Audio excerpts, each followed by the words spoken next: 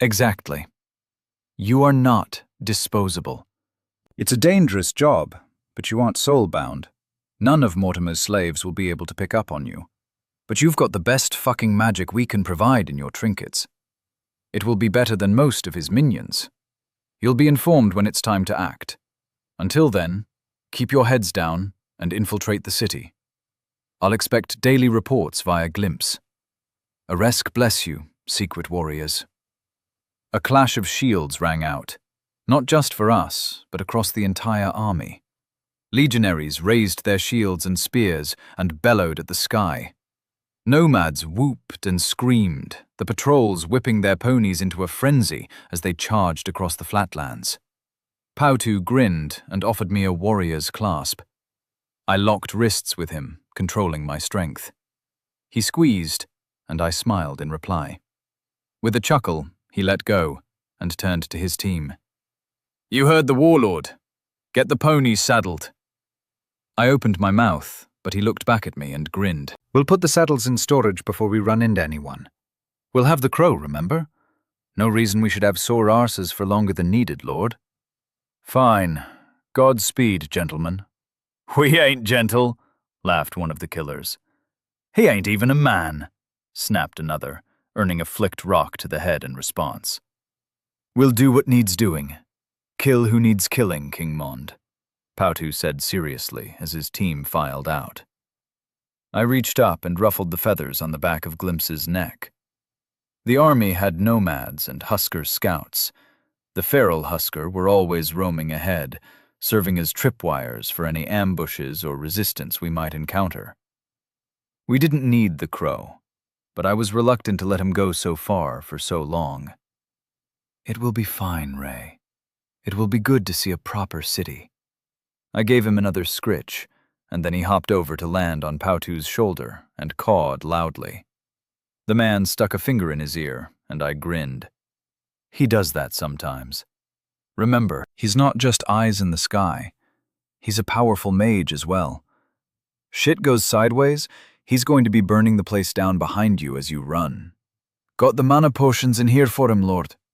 Pautu tapped the string of simple beads under his tunic. I nodded, and we stood to watch them mount up to ride south. Standing silently with the Fangs and Krill took me back to simpler times. Our journey back to Areskit from the mammoth hunt had had many such moments. It seemed like years ago. I'd been an outsider, struggling to find my place among my new people back then. Now they marched to my tune, and I reached for the vast spiderweb of bonds in my mind. Now, thousands were literally tied to my soul. I wouldn't let my people fall into Mortimer's empire of death. I'd kill every motherfucker, every monster he sent our way. The Sikareskan tribes, indisputable lords of the steppe, would become lords in truth as we conquered the South. Chapter 40. I loved it when a plan came together. The scenery around us changed as we moved south. The land became drier and arid. The thick grasslands of the steppe gave way to barren expanses, tufts of dry grass clustering around scraggly-looking bushes. The thick forests and verdant plains were now behind us, but along the river, a sense of that vibrant greenery remained. A few miles on either side of the river felt almost like home, and the carefully irrigated farmlands almost simulated the environments I'd grown used to since coming to Earth. I'd spent my souls to give us more casters. The amalgams couldn't be fought head-on. They had to be whittled down and then killed from within. I'd needed more mages, and, much to the annoyance of the tribes, I'd made the pragmatic choice. Humans started off with stats at F rank, maybe E rank if they were a generational genius. Huskar started at B if they were subnormal. That didn't mean I'd neglected my human followers entirely. The Fangs, Krill, and the Coven had all received significant boosts in power. The Fangs had continued to lean into their physical attributes, which enabled them to cut through normal enemies like a scythe through a meadow. The Coven had increased their magic potential. Grable, Faye's other old friend, had been leveled and sent north to make more golems. The rest of the ladies had embraced the newfound respect of the warriors, having stood toe-to-toe with Ashrot. None of the chiefs dared cross them. In fact, every single chief had petitioned to have their wives or daughters inducted into my cadre of witches. I'd swelled the coven's ranks a little. Krill had suggested half a dozen chiefs and kings who should be bound more closely to my emergent government. Such a dirty word. I was now the man.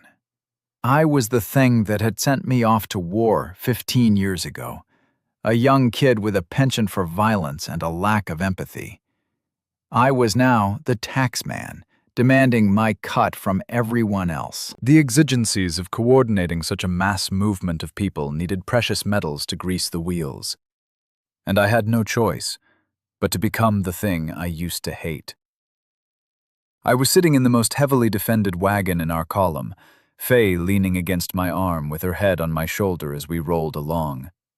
The lowing of the aurochs, so similar to cattle from Earth, provided a quiet background noise that left us content to sit in silence. I could feel the legionaries and the fangs who surrounded our vehicle in the webwork of strands, tying my soul to so many others. "Why not just get as many levels as possible?" Haylin asked from the other side of Faye. "It's a trade-off, Haylin. Whatever I spend on levels, I can't spend on magic or boosting up more casters." "You need to be thinking about keeping some souls for your son," Haylin barked back, and the rest of the coven in the wagon nodded firmly. I was very much outnumbered here. "He'll need to grow up normally to start with." Can you imagine a toddler who can snap spear shafts in his fingers? He'll get power when he's ready. In about 15 fucking years, if he's lucky. So you'd leave him vulnerable and weak. Some boy from a rival family could just kill him in training. Another member of the coven snapped at me. "He'll have the best care possible. Answer me this. Would you want our empire to be inherited by a spoiled brat who'd always been able to kick the shit out of anyone who pissed him off? You weren't part of the eerie skin. Hakuban's spawn was a bully and a shit without any kind of power.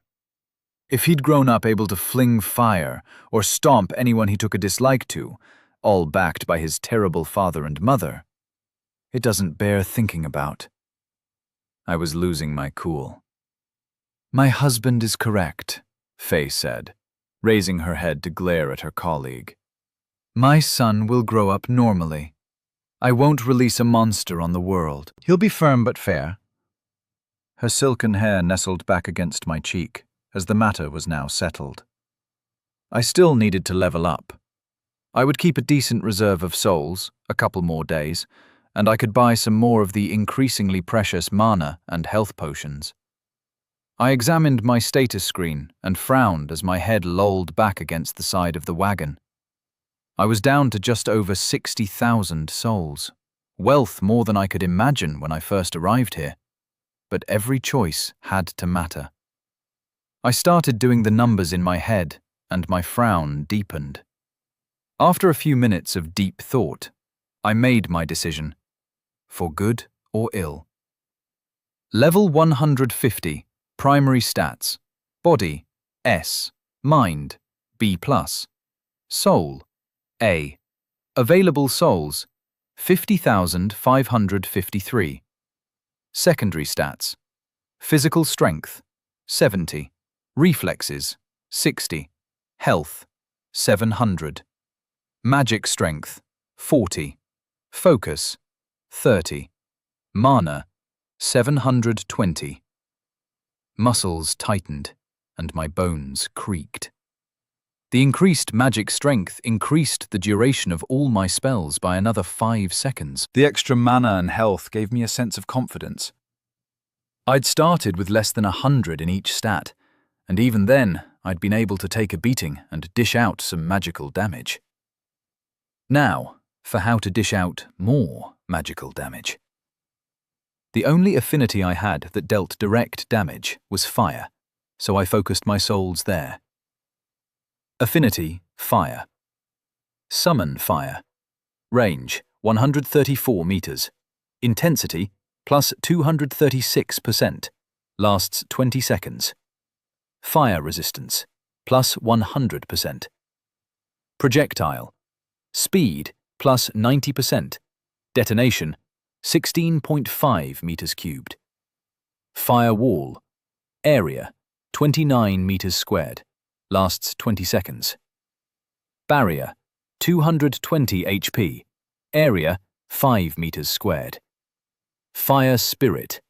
Duration, 110 seconds. Burning skies. Area, 140 by 140 meters. Duration, 20 seconds. Combustion. Self. Duration, 19 seconds. Cast once per day. Wildfire. Duration, 19 seconds. Cast once per day. Affinity. Life. Heal, self, 20 HP and 156% increased recovery rate for 1 hour. Seals moderate wounds. Enhancement, self, 98%. Resistance, all, 60%. Projectile. Speed, plus 156%. Heal other. Rapid growth. Area, 20 meters squared. Projectile. Speed, plus 156%. Enhance other. Shapeshift, minor. Duration, 110 seconds. Shape. Soulbound servant. Permanent. Maximum 2 shaped servants. Shape vegetation. Range. Touch. Duration, 10 seconds. Major shapeshift. Self. Duration, 14 seconds. Cast once per day. Affinity. Space. Size. Range, 54 meters. Intensity, 58%. Mass. Range, 54 meters. Intensity, 58%. Area, 10.5 meters cubed. Optional. Lasts 15 seconds. Resistance, 100%. Pocket dimension, 5.5 meters cubed. Spatial tear. Range, 11 meters.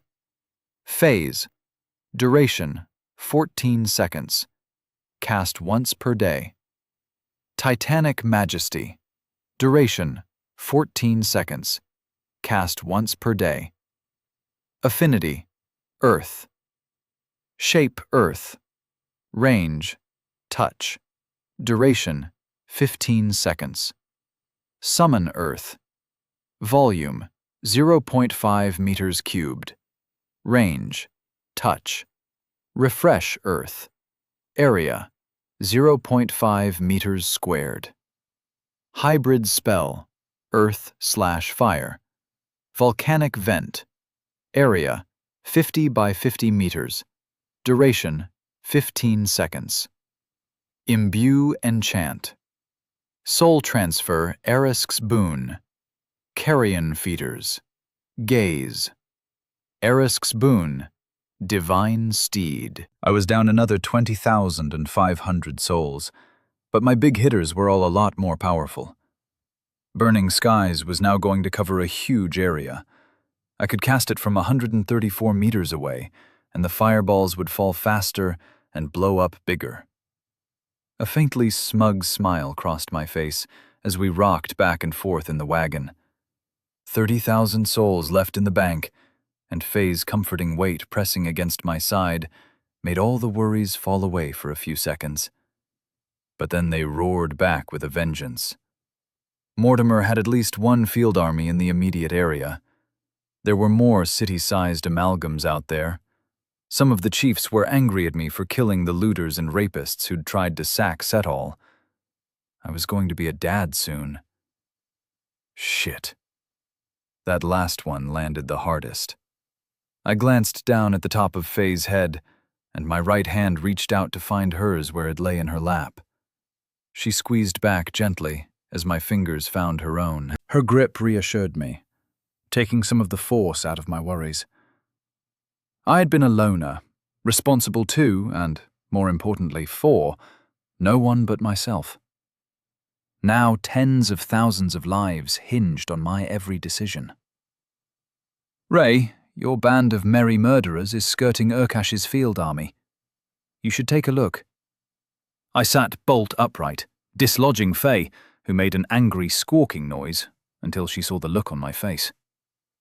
How far ahead of us are you? I sent Glimpse even as I reached out to borrow his senses. The sight made my face go pale, and Faye cut off what I think would have been an angry chiding. What is it, Ray? She asked quietly. Glimpse has found Mortimer's field army and... Jesus Christ. We'll smash the shit-sitters with magic.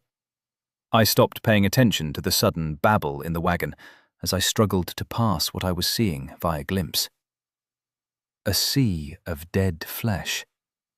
More bandaged men than I could have imagined were arrayed around a series of strongpoints. A row of low hills a mile or so from the river, and stretching 5 miles out into the uncultivated wasteland, had fortifications built on top of them. Crude things, to be sure. The wooden walls wouldn't stand against the feral huskers, let alone the legions. But human troops would struggle against them. The little forts looked like islands rising from the water of the undead. Each hill was lined with fields of sharpened stakes up its slopes to keep cavalry away. Tens, probably hundreds of thousands of the fucking zombies were standing like rotting statues in the dips and valleys between the high points in the landscape. On the far side of each fort, human troops massed, huddled around fires in rudimentary camps. Their numbers were less than the zombies, but they still outnumbered my entire force. Glimpse narrowed one eye and highlighted an array of war beasts, massive pigs and oversized elephants, lesser cousins to the mammoths for sure, but still formidable, all ready to be sent into battle. 2 hills, one at either end of the defensive line, weren't crowned with a fort or lined with stakes. They pulsed slightly, faint movements as the amalgams circulated gases within their bodies. They weren't of the same scale as Ashrot, but they weren't too far off. Big bastards. And we'd need to deal with the pair of them at the same time. How far ahead of us are you? I repeated. We've made good time. You're probably still 4 or 5 days away from the site they've picked out, Glimpse replied. But I could feel the edge of uncertainty in his thoughts. When you could literally follow a path as the crow flies, it became difficult to put the distance into terms a terrestrial being could understand. What about the assassins? Yanko and Hepatic are going to double back to try and infiltrate the human forces behind the lines. The rest will continue on to Urkash. Good. Stick with the main force. Yanko and Hepatic will have to operate independently for now, I sent back. I heard a caw of approval in my mind. When you deploy independent forces beyond your immediate command and control, you have to trust them to use their best judgment. If the pair were captured or killed, that was in the lap of the gods. They didn't know anything that wouldn't be obvious by now. The Horde was riding south, supported by the Huskar and Titans. They'd already know that despite our best efforts to hunt down their scouts. Despite my views on the gods, I sent a quiet prayer to Aresk for the lives of my infiltrators. Please let them succeed. Please let them escape afterwards. This attachment to my people had been normalized in my mind, but it still felt slightly alien, as though it had been implanted into me. I ran the numbers as best I could in my head. Mortimer's forces were positioned so that they could catch our scouts, and the main force would crest a series of low rises and walk into a trap. But he'd underestimated us again. Even without Glimpse, the nomads on their hardy ponies would have given the army enough warning, even if dozens of them died to bring back the information. He didn't know what he was up against. Did I? I thought I did, but that's the first step towards hubris. I needed more information.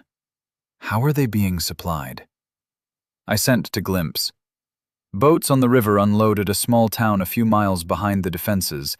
Then they shipped the goods overland to the forts. Send one of the assassins into the town.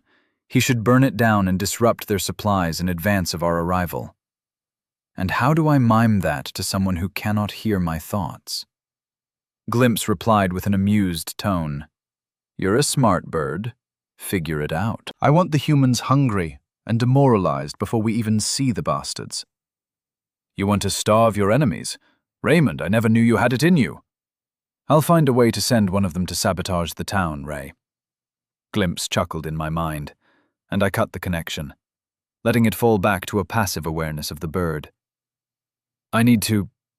I've got to go, I said to Faye, who was arguing with the other members of the coven.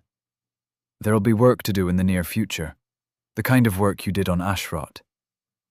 I passed my gaze over the ladies present, and something must have changed in my eyes. None of them, not even Halen, had anything cutting to say.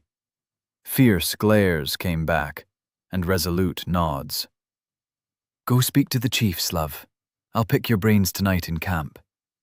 Faye planted a kiss on my cheek, and I rose to my feet. I leapt down from the back of the wagon and looked around. Pertabon! Fangs! I bellowed. Resk's hairy sack, Mond. We were right here, said Cause as the fangs condensed around me. Find Bon and the chiefs. If they're still pissy with me in a week's time, I'll eat my indestructible tunic. We've found them, I said with a smile. I loved it when a plan came together. The main army? Jandak said happily. Oh, this will be fun. No need to hide behind the women's skirts before we can face the foe. I heard that, Halen called from within the nearby wagon, and Jandak flinched. We'll have some fun, he said more quietly, with a wink. Chapter 41. The man was dead, he just didn't know it yet. I was busily sketching out maps of the enemy positions based on the visuals I had received from Glimpse.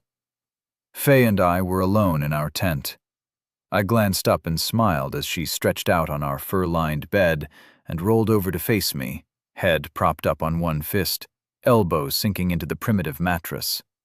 I was proud of the invention, although spring steel had recently climbed to the top of my to-do list. This is a lot more comfortable than our old bed, she said with a sigh. She hitched herself around, trying to find a position that eased the burden from her swollen belly. I moved over, pulled a cushion from behind her, and tucked it under her bulge. Thanks, love. So much better. How hard do you think the battle will be? I don't want to jinx it, but with a bit of luck, we should be able to bait out the amalgams and their cavalry. I'd bet my left nut our boys are better in the saddle than Mortimer's, and we've got plans to deal with amalgams now we know their weaknesses. Then we nuke the center and the undead, while the nomads encircle them and wear the flanks down. The Legion smashes them apart down the middle, and we destroy them in detail, I replied as I returned to my maps. You think it will be so easy? Faye asked with a skeptical tone. I glanced up and flashed her a smile. Nope. But good plans should be flexible. We'll keep the main camp well back from the front, so we've got room to maneuver. And the captains know what they're doing now, most of them anyway.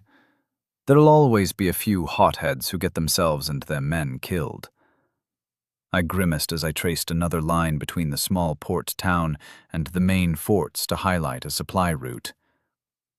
It's time, Ray, Glimpse sent. I'm going to zone out and watch the killers move into the enemy camp, love. Give me a few minutes? She nodded and rolled over onto her back, crossing her hands on her belly and trying to sleep. I'll be here when you get back, she said softly, but I suspected she'd be long asleep before my attention returned to my immediate surroundings. I closed my eyes and focused my attention through the borrowed senses of my crow companion. It was a dark night, and thin clouds were lit with silver light by the moons behind them, but all the stars were blocked out. More or less perfect conditions for what Janko and her Patek were about to attempt. Dark enough to be able to slip through the shadows easily, but light enough that they weren't operating in pitch black. The two men had chosen to approach a camp behind one of the western forts. It was a morass of barely clothed men huddled around thousands of campfires that stretched out behind the more heavily defended hilltops. My killers stayed low as they approached, flitting from shadow to cover and back to shadows. Glimps circled overhead, ready to warn them of any patrols. The pair had done their prep work. They knew where the sentries were and skirted between them. The wandering patrols were easily avoided by the occasional judicious caw from Glimps to tell them to hold or push on. They were sneaky bastards. I was impressed. Once they were past the outlying sentries and patrols, they set up an ambush by the latrine that was furthest out, and thus the least vile. The pair of them mobbed the first poor bastard who wanted to take a dump without smelling everyone else's shit. He was throttled. Not a nice way to go, but it's quiet. And when it's 2 versus 1, the one is shit out of luck. Steel wire garrots were mandatory equipment for my kill teams. The victim was stripped, and Janko put the stolen clothing on. He skipped the loincloth, but put the simple kilt-like skirt on over his own. His original clothes, as well as his body, vanished into a storage bead. The only thing marking him out from the norm was the simple necklace of stones, all worked smooth and no larger than a pea. While it was an anomaly, it shouldn't stand out too much in the dark. Rinse and repeat. 2 blokes who liked to crap at night were dead, and my boys were kitted up to blend right in. They abandoned stealth from that point and began walking in the open. God damn, they were professional about it. With a tidy suit and a clipboard, you can walk into pretty much any office complex on Earth, as long as you look like you know you belong and can smooth-talk the outer security. People just assume you have a right to be there. A knot of pride formed in my throat as they casually wandered through the camp towards the main supply dump. Glimps hopped from tent to tent ahead of them, a quiet caw letting the pair know when to stop or when to hurry on. They found the horses' fodder first. Bales of hay were piled up and left uncovered due to the warmth and lack of rain. Janko pulled out a series of jars from his storage, and the pair carefully threw the liquid in them across the huge piles of hay. Herbs I didn't recognize were added to what I assumed were barrels of oats, and the pair moved on, nodding happily to the guards they passed on the way towards the command section, and they were politely ignored in reply. Glimps knew where he needed to lead them, and they made a beeline for the officers' food supplies. "Halt! What are you two doing?" demanded a guard in a gruff voice. Glimps let out a double caw from above. "Looking for a pisser." "This place is fucking maze," grumbled Janko. "You two piss together, do you?" The guard narrowed his eyes at them.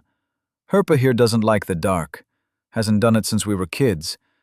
Gotta look out for your old friends, don't you?" Janko laughed as he pointed a thumb at Herpatik, who scowled in reply. "Hedesti lurks in the night, Jankit. You know that better than most," Herpatik replied. "I don't give a fuck what you do in the dark, but the latrines are back that way." The guard pointed back towards the edge of camp with the spear in his right hand. "That way?" asked Janko, stumbling as he turned and putting himself just beneath the spearhead. The guard growled and slammed the shaft of the spear down into Janko's shoulders. He did not get the response he expected. Janko must have burned a charge of enhancement. I'd enchanted those beads myself, so he had just become nearly twice as strong as he ought to be. The wood clacked on his shoulders, and he moved faster than should have been possible.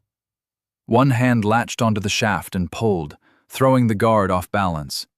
His back foot flicked out in a blur to smack into the guard's stomach, doubling the man over and winding him. Herpatik stepped in smoothly and wrapped a wire around the man's throat, crossing his arms quickly to yank it tight and make it bite into the throat through the cartilage. He shifted his hip, forcing the guard back upright and stretching him out when all his body wanted to do was curl around the pain in his gut. "A little help?" Herpatic asked, as he struggled with the guard, who was scabbling at his throat and trying to throw his weight around so he could snatch a desperate breath. It was pointless. The initial tightening of the garrote had crushed his larynx. The man was dead. He just didn't know it yet. Yanko struck the guard in the chest, and the man stopped trying to pull the wire from his neck and curled his arms across himself. Yanko broke the victim's nose with his other fist, then stepped back to rub his shoulder. You're going to have a rough time next, Herp. That situation still hurts. Not for much longer. If we survive, we'll get the bond and join the nobility. Stop moving! He shouted as the man struggled for air in his grip. And then we'll be a powerful force for our own little kingdoms to rule in Mon's name. We could found our own tribes. Yanko yanked the guard back into the shadows of a nearby hut, letting his body fall to the ground while the rope tightened around his throat. I admire your optimism. Yanko stepped forward and kicked the struggling guard in his leg. How big are your lungs? Glimpse gave a warning call, and a dagger quickly flashed toward the guard's chest to finish the fight. His body vanished into storage, and Janko assumed the guard's position as a group of enemy soldiers wandered past. Herpatic lurked in the shadow of the hut and seemed to fade from sight as far as Glimpse could tell. He'd used a trinket to create an illusion. I had no experience with the light, or maybe it was the darkness, affinity, but I could see the effects were impressive. He blurred out, blending into the background. It sparked a tickle of paranoia. Predator-stealthed assholes could be sneaking through our camp at any time. Note to self, figure out a countermeasure for those kinds of shenanigans. "Where'd Gruku go?" called one of them. "He's promised me a game of stones once he finishes his shift." "To the pisser! The bastard roped me in to cover for him," Janko called in a jovial voice, waving his snatched-up spear in the direction of the latrines. "Typical. Have fun standing there for the rest of the night for him, you dumbass." "He won't be back!" called one of the others as they moved away, laughing. "I don't like these shit-sitters," muttered Janko as Glimpse moved over to sit on the hut beside the assassins. "Me neither. Filthy fuckers. Arrests holy trousers. We need to get this done and get out. We can hit the other officers' stores tomorrow night. No point taking risks on our first run," said Herpatic as he emerged from the illusion he'd thrown up. "Yeah, what poison should we use? The horses are going to refuse water and die. What do we do to the captains? What did the dreamer call it? The shit-your-guts-out potions. Won't look like sabotage, just disease in the camp. This lot is so disgusting, they won't suspect a thing, but it does the job. If your patriarch is puking and shitting himself to death, he isn't making sure you're doing your job." The pair flinched as Glimpse let out a series of caws that sounded disturbingly close to human laughter. "The boss is amused, at least," muttered Janko. The pair moved quickly through the finer foods reserved for the commanders. Potions were pulled from storage and then added to casks of salted meat and grains. "Reckon we're done for the night?" Herpatic added as they went back past where they'd killed the guard, leaving the neatly piled stores infected and poisonous. The pair were walking along casually, a couple of locals moving around in the night. There was enough foot traffic between groups of soldiers wandering from fire to fire and the occasional more organized patrols that they weren't drawing any unwanted attention. "Yeah, let's get the fuck out of here for now. We swing east and hit the other end of the line tomorrow night. If the disease spreads inward, it would look normal, right? How long have these fuckers been camping here?" "A few weeks or more, I reckon. The latrines near the camp were overflowing," Herpatic replied. "Shit-sitters, brother. How there are so many of the bastards escapes me." The pair nodded amicably at a random soldier who looked up as they passed a campfire. "Hey, mate, how's the food in this part of camp?" called Janko, receiving a series of grumbled complaints in response from the men sitting around the fire. "It's gonna get fucking worse," chuckled Herpatic quietly. "You know, I think you've got a bit of a mean streak." "That's what we got picked for, Janko. That's why we're here." I snapped back to my own body and smiled. The training and the equipment were paying dividends. I was confident that whatever nightmarish, dysentery-inducing potions and herbs Krill had loaded them up with would do the intended job. I marked a series of faint skull and crossbone symbols over the storage areas they hit, and sketched a loose outline over the portion of the camp I expected to be affected. Despite the shit-tier levels of organization the human forces in Mortimer's army displayed, it was, at best, a guess. Logistics was clearly not a high priority for Morty, so while I was generous, I lowballed the estimates. A pessimist is often pleasantly surprised. When I was finished, I laid a piece of leather, soft side down, over the parchment to help it dry and hopefully avoid smudges. I looked over at my wife. Faye was laid out on her back like a corpse at a wake, but the steady rise and fall of her chest assured me she was still alive, despite her vampire-in-a-coffin pose. I took a sip of ched, the bitter tea now more familiar than any taste from Earth, and stripped down. I threw my underthings into a pile, laid the impervious tunic over a wooden chest, and slipped into the furs next to my wife. I gently pulled them up over her as I burrowed beneath the animal skins until our skin was touching. She sighed and leaned into me, leaving a long line of skin joining us from breast to toes. I liked my space in the night, enough room to move about and cool down, but I didn't pull back. Her hair tickled my nose, and I suppressed a sneeze. My hazel-eyed goddess, mother to my soon-to-be-born first child. She leaned in, raising her face for a kiss. "Not asleep yet, then?" I grinned as I leaned down to brush my lips against hers. "Sleep now, love. I'm here. I'll always be here. We've got armies to organize tomorrow, and enemies to slay soon." "How did the killers do?" she murmured as she nuzzled into my neck. "Well enough. Professional. I'm proud of them." "They lived," she whispered casually. "Oh yes. Going to do some more damage tomorrow night as well, from the sound of it. Good lads." "We'll need to find good wives for the survivors," she muttered. "Good night, love." What savage people. But I loved them almost as much as I loved the woman pressed against me. Good night, Faye. Chapter 42. War suited me. We left the wagons a few dozen miles north of the enemy fortifications. No point risking the non-combatants and the herds against the amalgams. We'd likely have to give ground while we whittled the monsters down enough to let the golems attack them from the inside.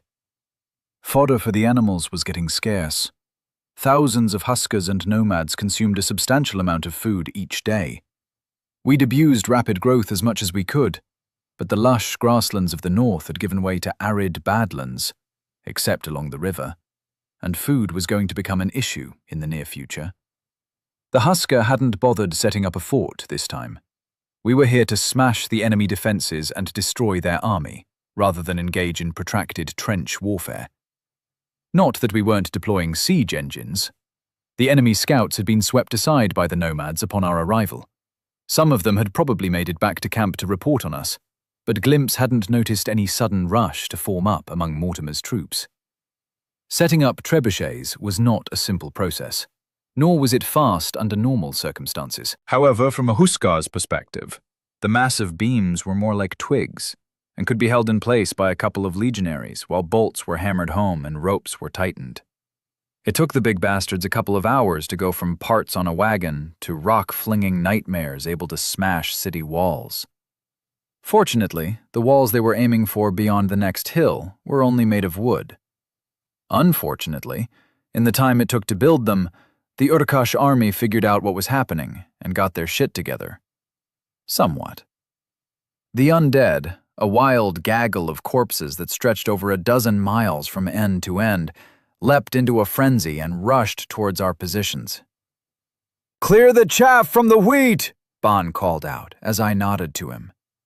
A series of horn blasts rang out, and the nomads poised just below the lip of the hill trotted smartly to the crest and unleashed arrows and javelins, enchanted with firewall spells, down into the gray mass as the zombies struggled up the hill. Lines of fire ripped through the horde, reducing bandaged men and women to charred remnants that collapsed into ash as their bones cooked. I nodded at Bon again, and the horns rang out. From Glimpse's eyes, I watched as 3 lines of dust tore up the hill we were sheltering behind. 3 figures blurred across the slope, then flew into the air to slam down in the midst of the enemy's disposable troops. Blurs of violence spread out around them as my fangs finally got to have some fun. The nomads peeled away on their fast ponies, falling back to the sides of the 3 legions we'd planned to hold our center, as the giants marched steadfastly up the hill. They reached the peak before the zombies could recover from the sudden and extremely violent arrival of my 3 friends. Shields slammed down, locked together, and a colossal roar went up from the Huskar. Short swords poked through between the wall of laminated wood, as spears were leveled over the leading troopers' shoulders from their mates behind them. Beams of power ripped out across the enemy, as the 3 legions, barely 3,000 in number, unleashed the magic of their artifacts. Elemental beams cut through the horde, but with enough bodies you can soak any amount of damage, and the horde slowly drew closer to the thin line of giants holding the ridge of the hill.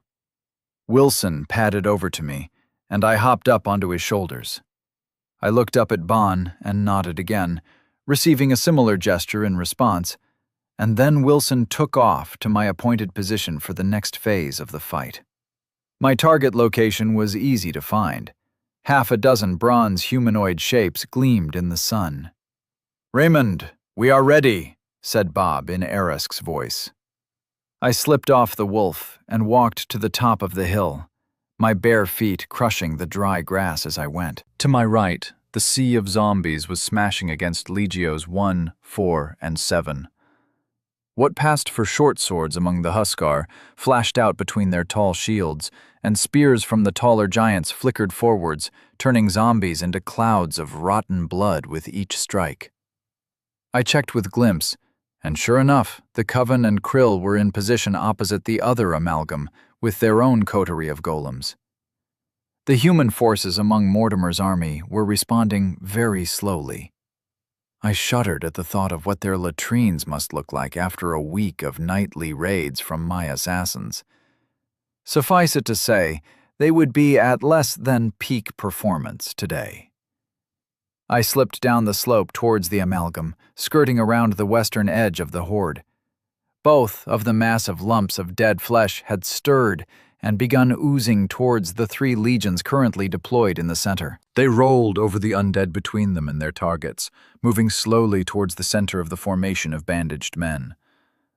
I sent a command to Glimpse, and he stooped like the falcon he definitely wasn't. His blazing flight took him directly over Bon, and the bird let out 3 sharp caws before wheeling back into the sky to resume his overwatch. Horns rang out. A more complex pattern this time, long and short notes interspersed with each other to create a staccato pattern of noise that issued a specific set of orders. As the crow resumed his station, he sent me a message. "The nomads are moving to encircle them, Ray. You heard the order. Make me some snacks. Your desire for eyeballs is duly noted, bird. I'll try to only nuke their bodies," I sent back, and got an amused sense of hope and appreciation in reply. I stopped skulking and started sprinting towards the amalgam. The nearest wall of flesh suddenly grew eyes pointed my way, and the bulk pivoted in my direction. It sped up, rushing at me like a mobile building, then froze and skidded to a stop, throwing up a shower of dirt. Dozens of eyes formed and dissolved, some the size of my body, others as small as peas. 1,000 voices screamed in the distance, discordant, male and female, united in a wail of agony. The Coven had begun their task, raining elemental damage down on the other amalgam. The one barely 200 meters from me twitched, peristaltic movements echoing up its blob-like body. Yeah, bloke, you know you fucked up, I called happily as the clouds above me thickened and turned blood red. This was the first time I'd used my upgraded spell, and I was impressed with the changes. The area was massively increased. 50 by 50 had seemed massive, especially as it could be shaped as I wanted. Now it covered a vast area. The fireballs barely even registered to my senses. They simply appeared at ground level without seeming to cross the intervening space. They weren't white anymore either. They were almost colorless, balls of energy that evaporated everything within an area the size of a house. Ashrot would have been easy if I'd had this power level before. No chance to swat the fireballs from the sky with disposable pseudopods, just a rolling line of incineration. One cast was all it took. The amalgam started running. Well, it was more like sliding, away from me as fast as whatever it used for feet could move it. I had a nightmarish vision of tens of thousands of human legs flexing in unison behind the skirt of dead flesh that made up its exterior. Bronze blurs shot past me, flowing down the slope like liquid metal death to hurl themselves into the thing, burrowing in to seek out the shard of the god of death's power that animated the monster. Glimpse confirmed the other amalgam was falling back, having also received multiple bronze enemas. The coven was withdrawing back to the legions, as we had planned. Oh shit, Glimpse sent as he suddenly strove for altitude. Huge rocks, a couple of 100 kilograms apiece, were sailing through the air to smash into the crude fortifications, protecting the human element of the enemy. Release the Titans. Let them have a little fun, I sent. Glimpse swerved to the west to get out of the line of fire from the trebuchets, and dove down to caw at Bon as he passed. Brilliant light erupted from the ballistic masonry as it smashed into the wooden walls. They had enchanted them with the projectile version of the light affinity. It turned the already terrifying impacts into eyeball-melting explosions that blinded anyone nearby permanently, and even those further away would be partially blind and disoriented. The next two rocks smashed against a vast shield of ice thrown up by the soulbound and wizards among the enemy. Good. They were wasting their mana before we even closed to engagement range. Mulius and Marbo stomped through the undead, pausing occasionally to kick apart any of the lesser amalgams that might pose a threat to the legion behind them. The fangs fell in around them, cutting lines through the gray horde until they formed a trio, fighting back to back, covering each other's flanks and letting the zombies wash against them like waves against a cliff. I glanced at the badly mauled amalgam running away from me and briefly wondered what name the nightmare had taken for itself. Corpse grind? Decay blob? I shrugged. Who cared? The fucker was toast. I drew my sword and glanced down at the silvery blade and smiled faintly. It needed a name as well. All the best swords had names. I was sure I'd heard that before, back on Earth. Stabby McStabface? I could do better than that. The ground blurred beneath me, and I sliced a path through the fangs. Horns rang out again. My commitment to the main assault was the start of Phase 2. On the hill behind us, the Legion stamped forwards, shields bashed forwards, and turned zombies to mist. Any parts that were left were ground to paste beneath their heels. The 1st, 4th, and 7th Legions began their advance. "Having fun, lads?" I asked as I dodged a whirling spear. "Easy, Jandak. Friendly coming through." "You're a bit gory to be able to identify easily, Mond. Maybe put your armor on. Faye will get cross if you don't," said Mune happily as he lunged and dodged, a steel dagger in each hand. I glanced down and realized I'd painted myself red in the mad dash across the battlefield. I pulled my armor from storage, and it appeared over me, midnight metal coating me from head to toe. "Good point. Mulius, Marbo, don't piss on them, put the fucking boot in! I want those walls taken in 10 minutes!" I yelled at the Titans, who glanced back, then lurched into motion, ignoring the lesser zombies they'd been picking at like fat men at an all-you-can-eat buffet. We moved forward in their wake, like dolphins chasing a pair of ocean liners. None of the gray hordes could hurt us. The only elements of my army that were at risk of anything but dying from exhaustion while fighting these angry undead were mounted on sturdy ponies and circling around the enemy positions to chase them down when the bastards broke. Which they should be doing in about 20 minutes, give or take. Bolts of fire lashed out from the crude ramparts, but the Titans had learned from previous mistakes. They wore oversized rings loaded with defensive spells. Marbo opened spatial tears, sending the attacks flying back at the defenders as the cat-like Titan moved gracefully closer to the terrified defenders. Mulius loped along, his broken tusk catching the light, discs of ice appearing in front of him to take the worst of the damage in his place. One blast of ice slipped in low, and his left foot became caught in a 3-meter-wide ball of ice, making him stumble and slip. A cry of joy went up from the battlements that quickly fell silent as the oversized giant snarled and punched the ice until it broke free from his foot, and he charged on.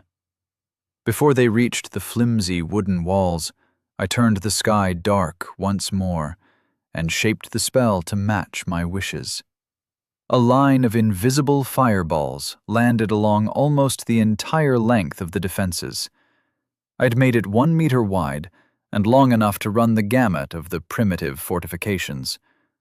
Wood dissolved to ash, humans were vaporized, and in one cast, I'd cleared away their defenses and killed most of their troops who weren't busy shitting themselves to death due to the poisons Janko and Herpatic had slipped into the food and water supplies. As the first 3 legions advanced behind us, the rest of my main force, another 4 legions, emerged and began tramping forward. 2 legions marched on each flank of the leading 3, who had fallen into a slight V formation as they pushed deeper into the horde. Marbo sailed gracefully over the jagged remains of the walls and threw up a huge cloud of dust as he landed in the midst of the little fort. Something so huge should not be able to arc through the air like an Olympic pole vaulter. The sight was disturbing to me, and the big bastard was moving away from me. To be on the receiving end must have been terrifying. Mulius just kicked his way in and started stomping and punching at the relatively tiny beings. Spells flashed against his thick metallic fur, but he just bellowed and moved faster. We arrived on their heels, but the Titans were already crushing the humans ahead of them. Jandak shot ahead, spear a singing blur as he began cutting apart men who'd been lucky enough to avoid the passing Titans. I skidded to a stop and took a deep breath. The armor wasn't heavy for me, but I could notice the difference in my endurance while wearing it. Find the commanders. I marked their tents on the maps. Take them alive, if possible, I ordered. What about him? Cause waved a hand at Jandak's retreating form. Let him blow off some steam. Bring the commanders here if they survive. I sat down on a stump that had once been part of the wall and pulled off my helmet. They sped off in the right direction. The briefings had been very thorough. I watched through glimpse as the horde was crushed by the legions. Out of the flanks, the feral Huskar under Nook's command were hitting the human forces, while the nomads swept around to pincer in from both sides behind the lines.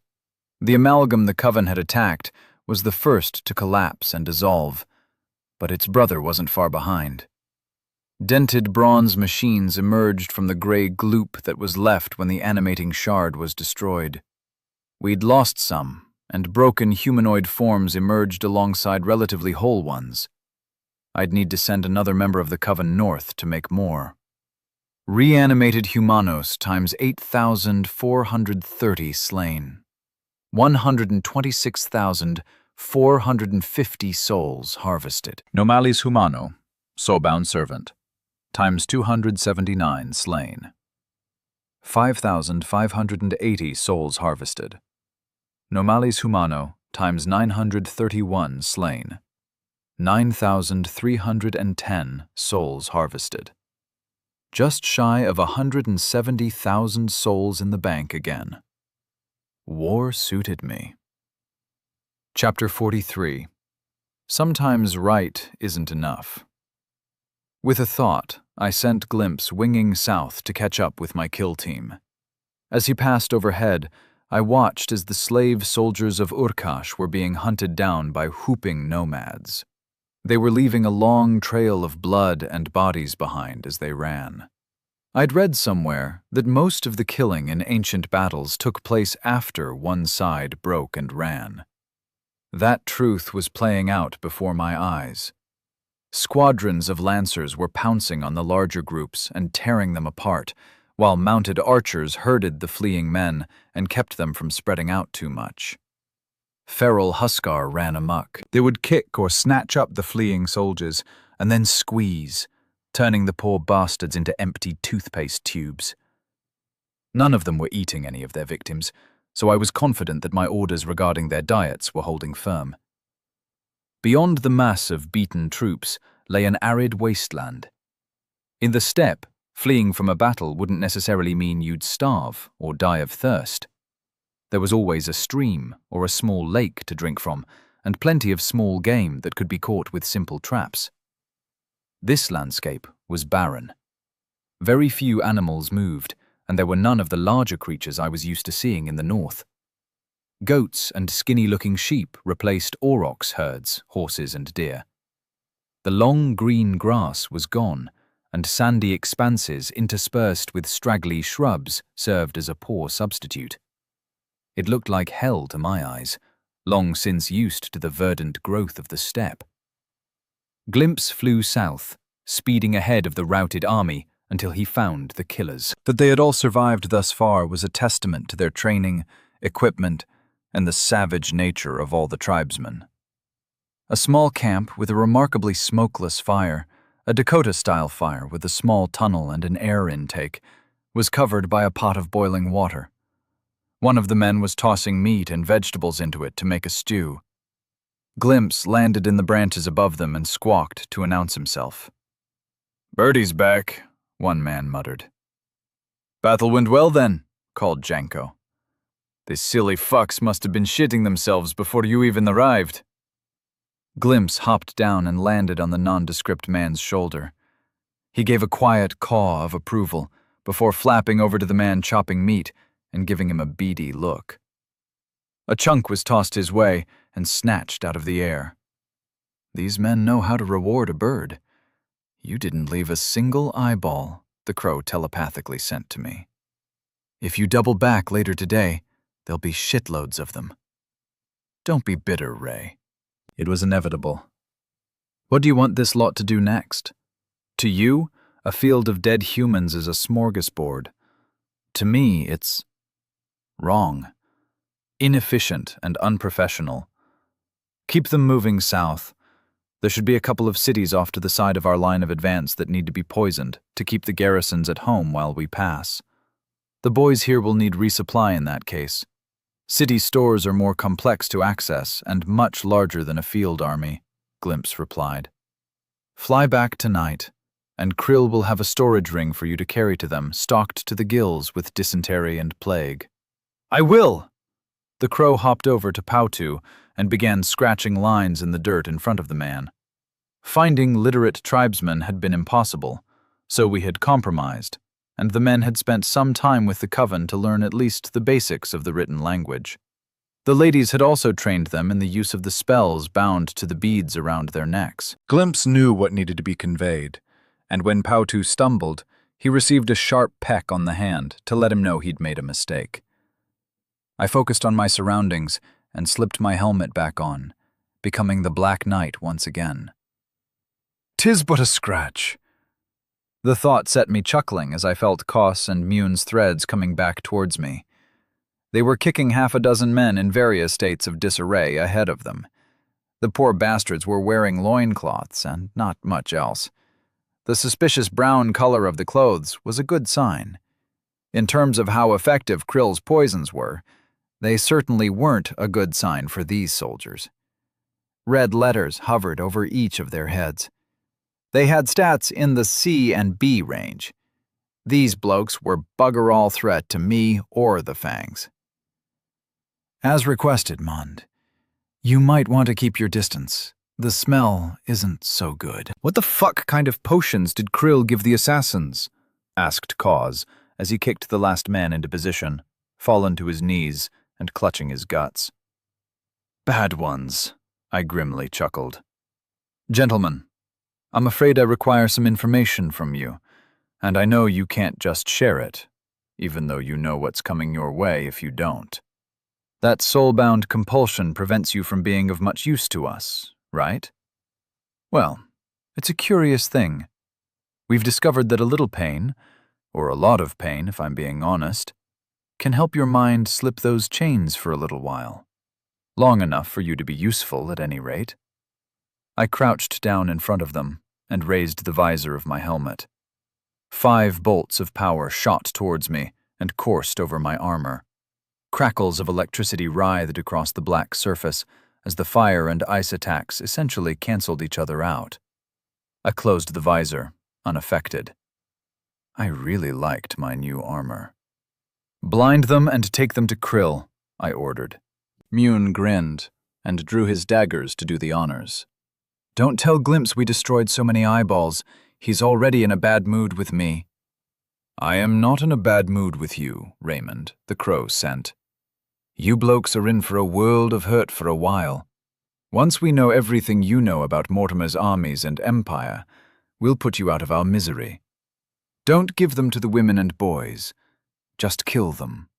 Mune had already blinded half of them, quick slices that cut into the bridge of their noses as he pierced both eyes. The man at the end of the line glanced to his side and vomited noisily. I turned and headed back out into the battlefield to meet the legions. They weren't far off at this point, a few hundred meters from the ruined walls at most.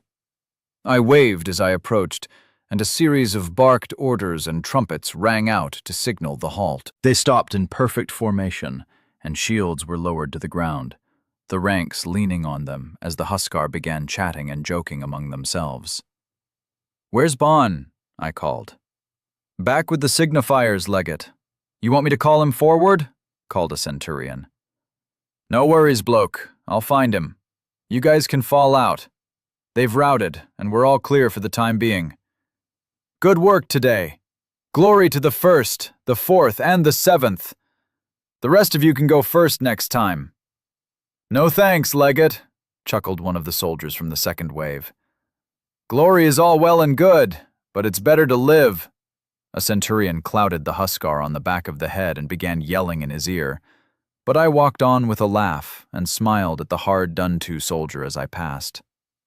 The signifiers, our horn section, were where I'd left them, just behind the crest of the hill we'd used to cover our initial approach. They'd fallen out. Horns were being carefully wrapped in waxed linen sheets and made ready for storage. "Bon!" I called as I approached. A Huskar appeared from nowhere next to me and fell into step, marching along like an oversized shadow.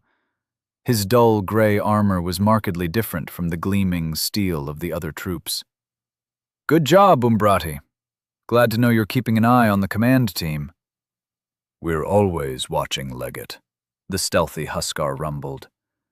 "Any problems I should know about?" "No, Legate." So he wasn't a conversationalist. Probably an advantage in his line of work. "Legate!" Bon slammed a fist against his chest, then crouched down to converse more normally. I was not going to get stilts so I could look the giants in the eye while we talked, so they would have to kneel. I briefly worried that power was going to my head. I'd just casually ordered the blinding of 6 men so we could torture them without them flinging spells around. We'd have butchered tens of thousands of humans, setting aside the poor shits turned into bandaged men, before sunset this evening. And none of it bothered me. I was concerned about our losses, about my kill teams hitting the flanking cities fast enough for us just to leave token forces to guard their garrisons, about where we would find enough fodder to feed the vast herds or aurochs and mammoths we were dragging south behind us to feed the army.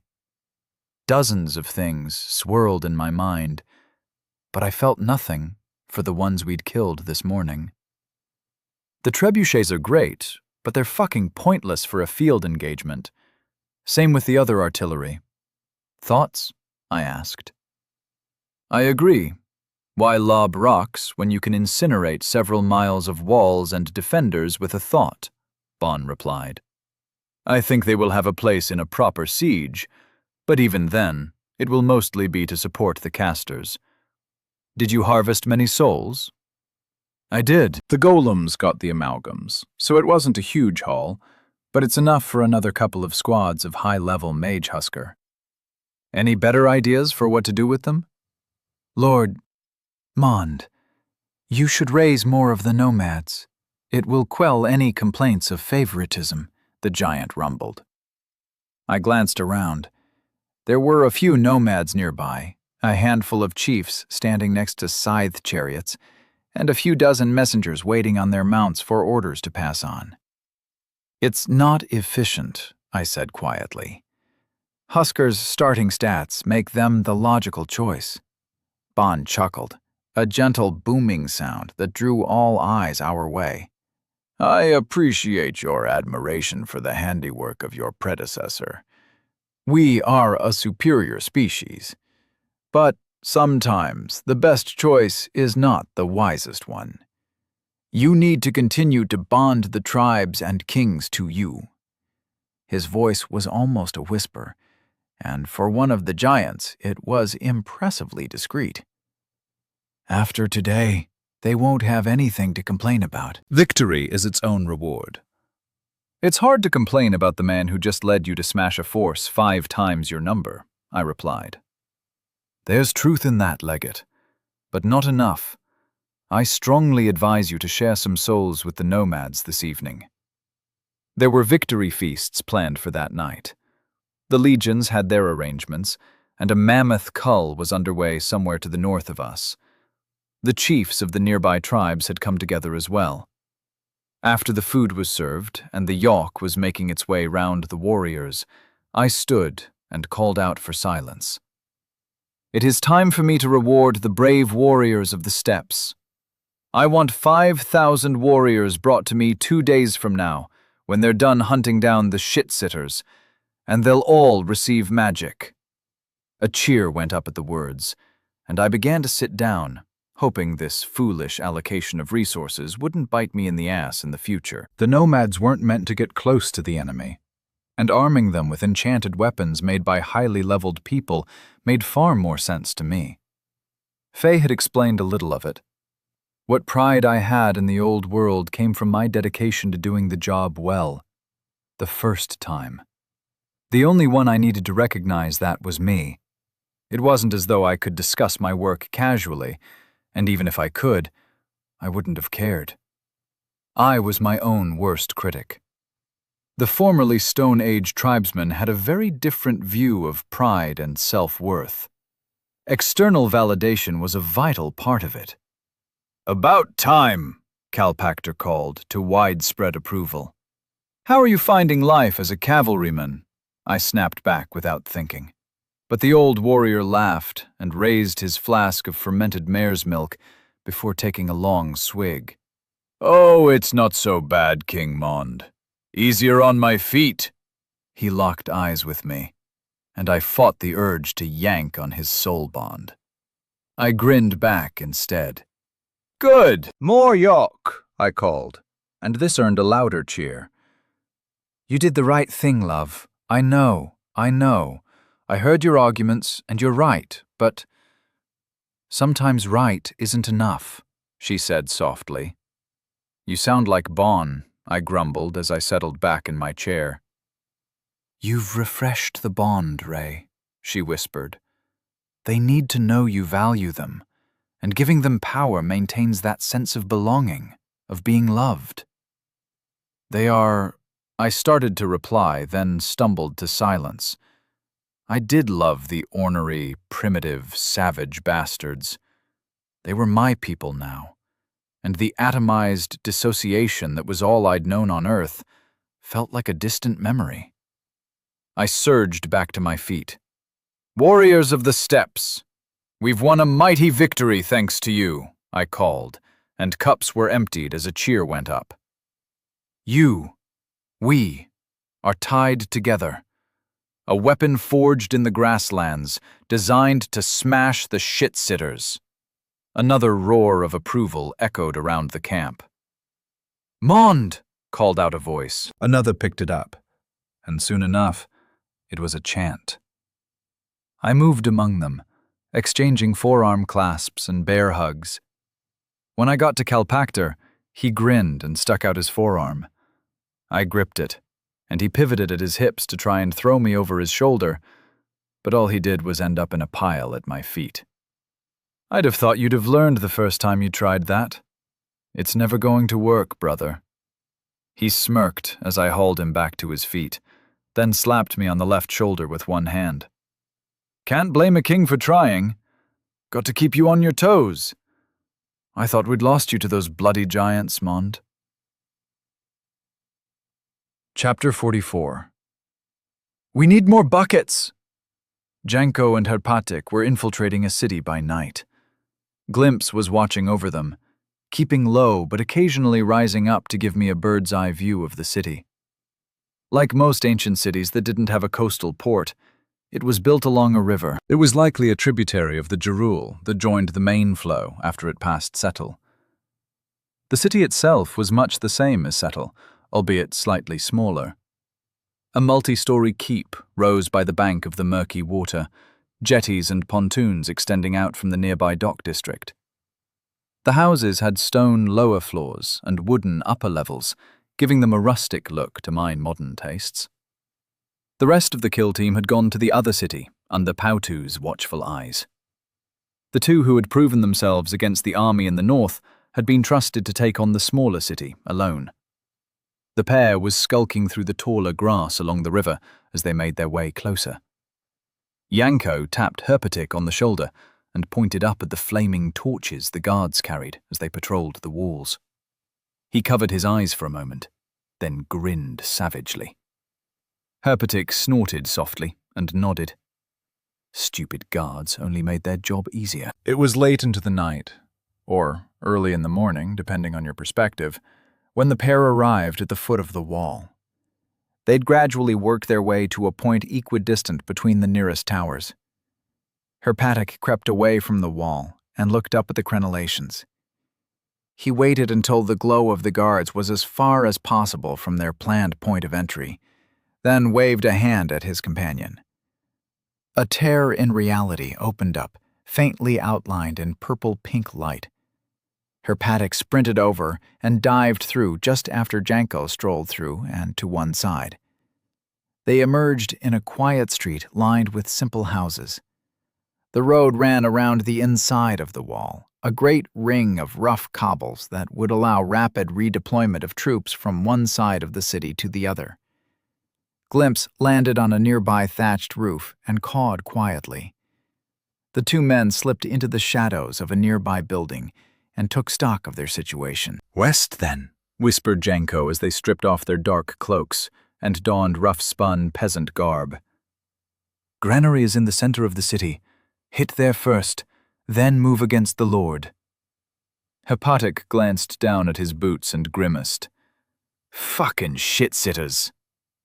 "Birdie, keep an eye out for us," called Janko softly, earning another quiet caw in confirmation. "Right, let's go. Getting out might be easier than getting in." "Don't beggar fate, you idiot!" The pair moved towards the center of town, creeping and slipping from shadow to shadow. The moon was gibbous, but it was low in the sky. Despite the lack of clouds to soften the night, they had no trouble passing unnoticed through the sleeping city. The granary was a large, tower-like building nearly 4 stories tall and made entirely of stone. Fire was always a danger when you stored grains.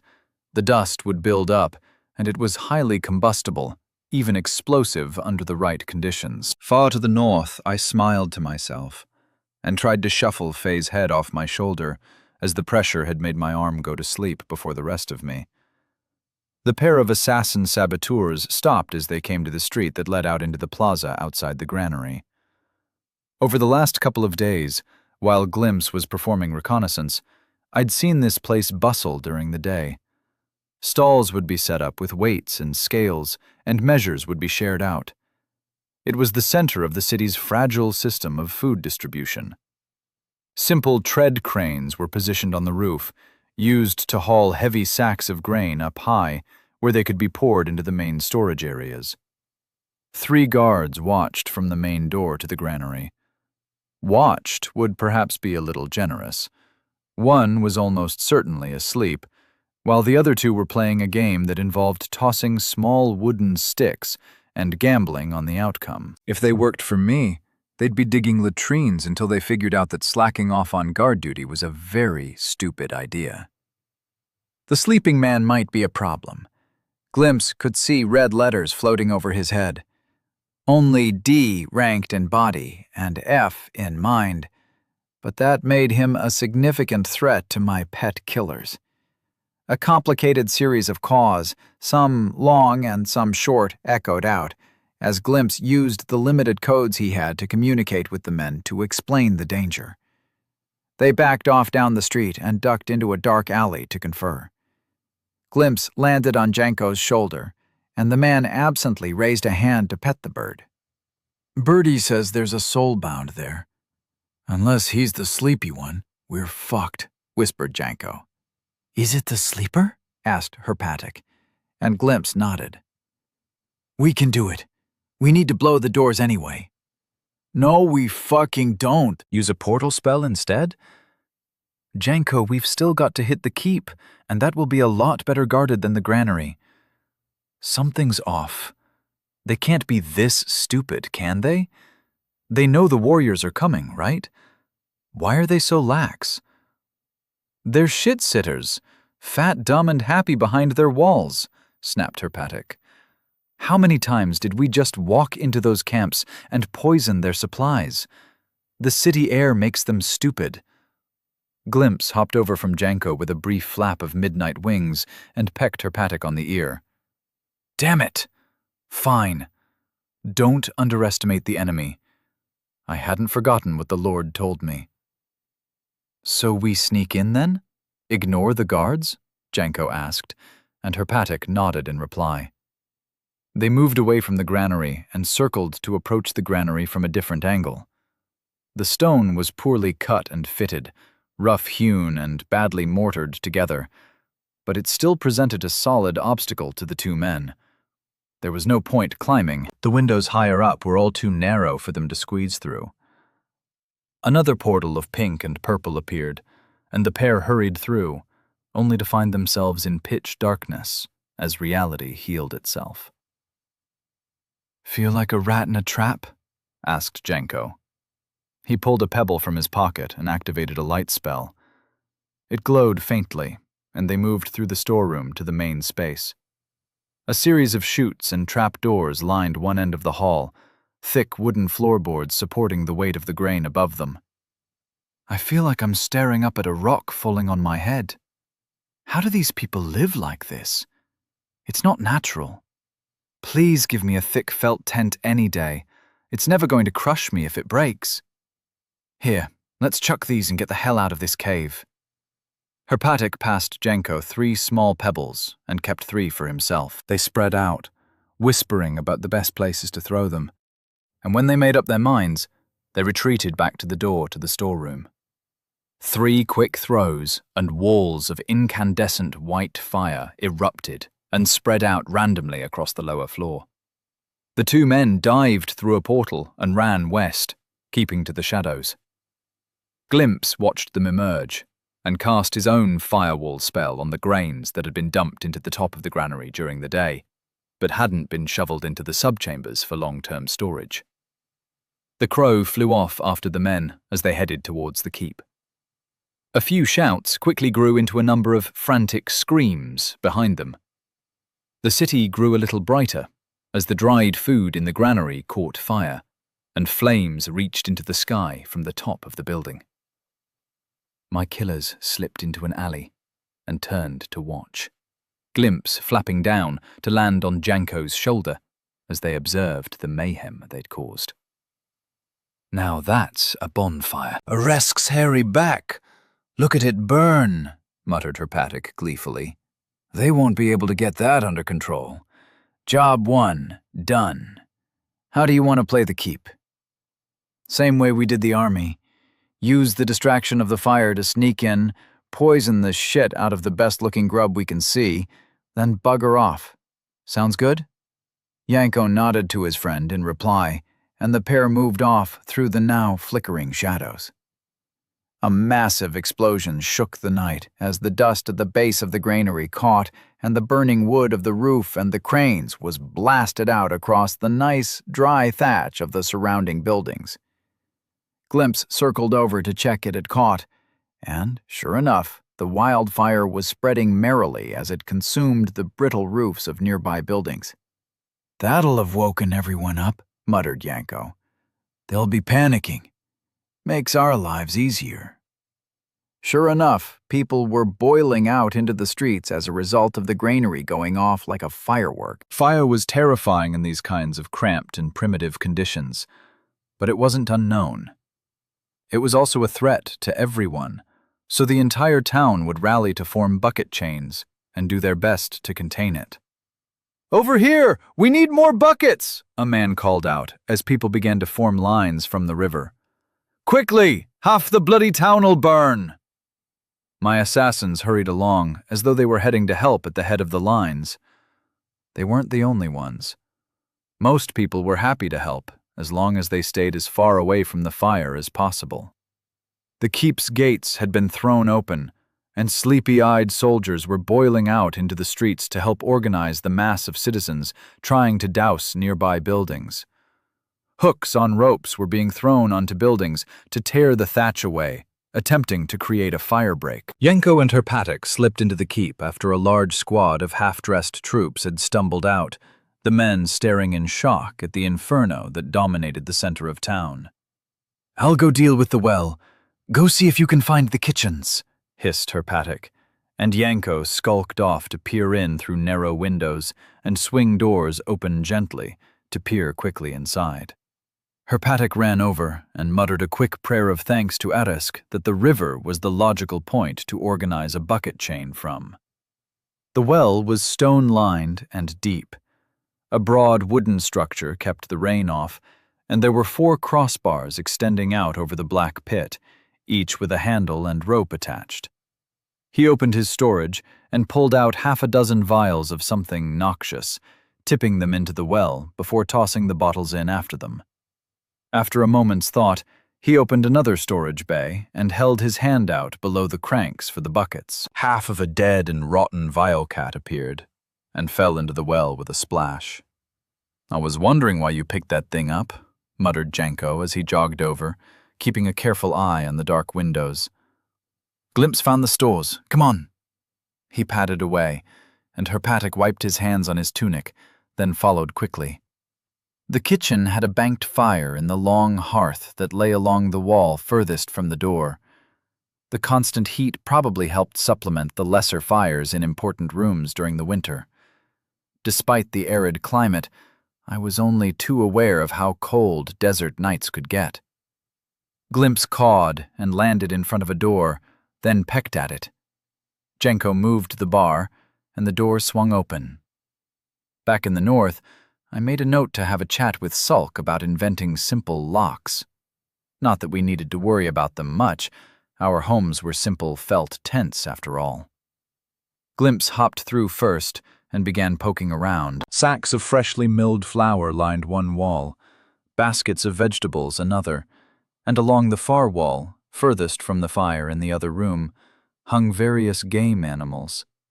They were mostly wild fowl, pheasants and such, with a couple of bunnies at the end. I sent an order to Glimpse not to peck at the meat.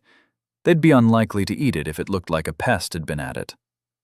"I am not a pest," the bird sent back, with overtones of annoyance behind the thought. The vegetables and unground grains all received quick sprays of poison as Herpatic shook a series of small bottles over them. Janko looked into the open sacks of flour and began shoveling handfuls of the powder into his storage space.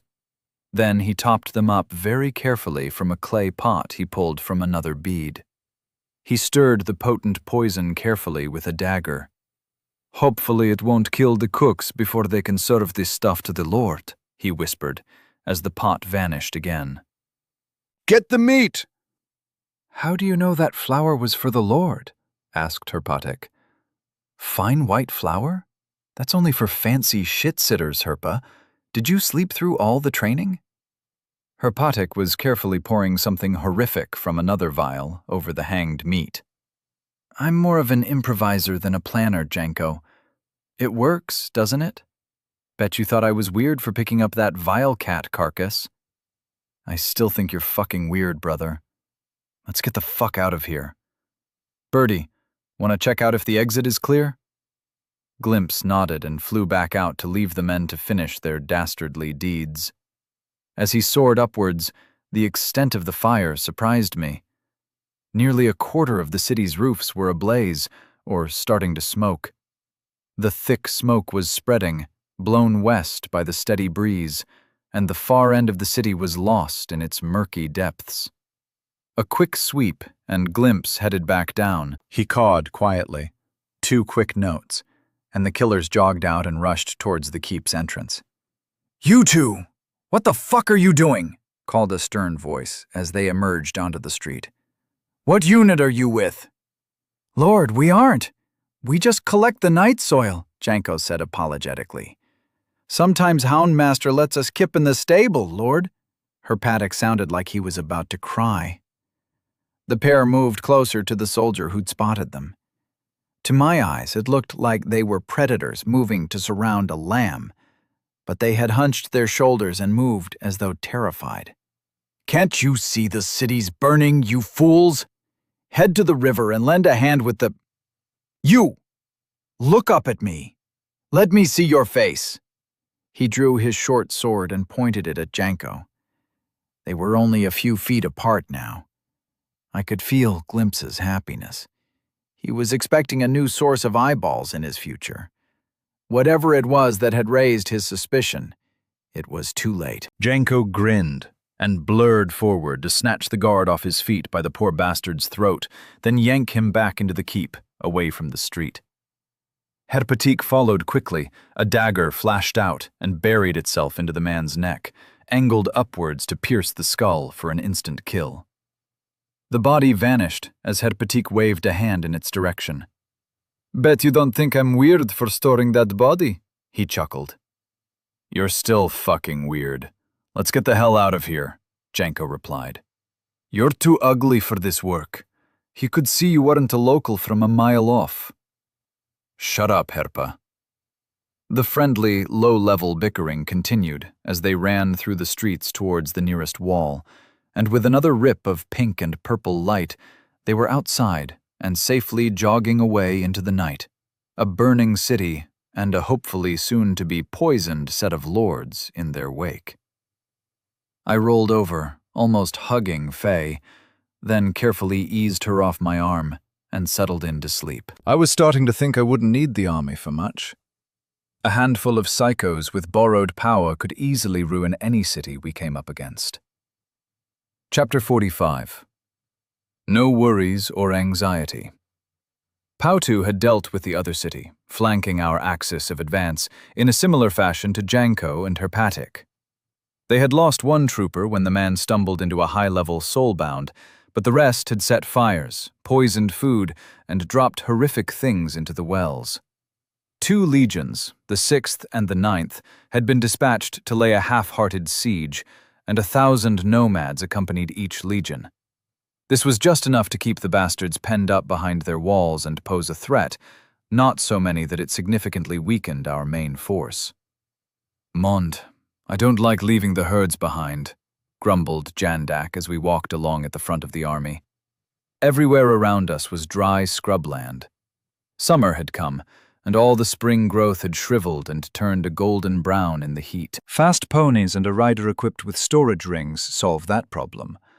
We've got a constant flow back and forth now, but the further south we go, the more riders we need. Kaz muttered before taking a long drink from a water skin. That's the other problem. We will have to leave the river behind when we push east. Where's the bird? Krill asked. He's guiding the kill team onto Urkash and doing a little spying while he waits for them to catch up, I answered. Urkash was a mess. It had once been a mighty city with a population in the hundreds of thousands. Now it was an empty shell, filled with undead and guarded by the biggest damn amalgam I'd yet to see. Rings or stones stuffed with meat are fine, but water? We need more barrels, Jandak said. Need wood for barrels. Any of you lugging lumber along?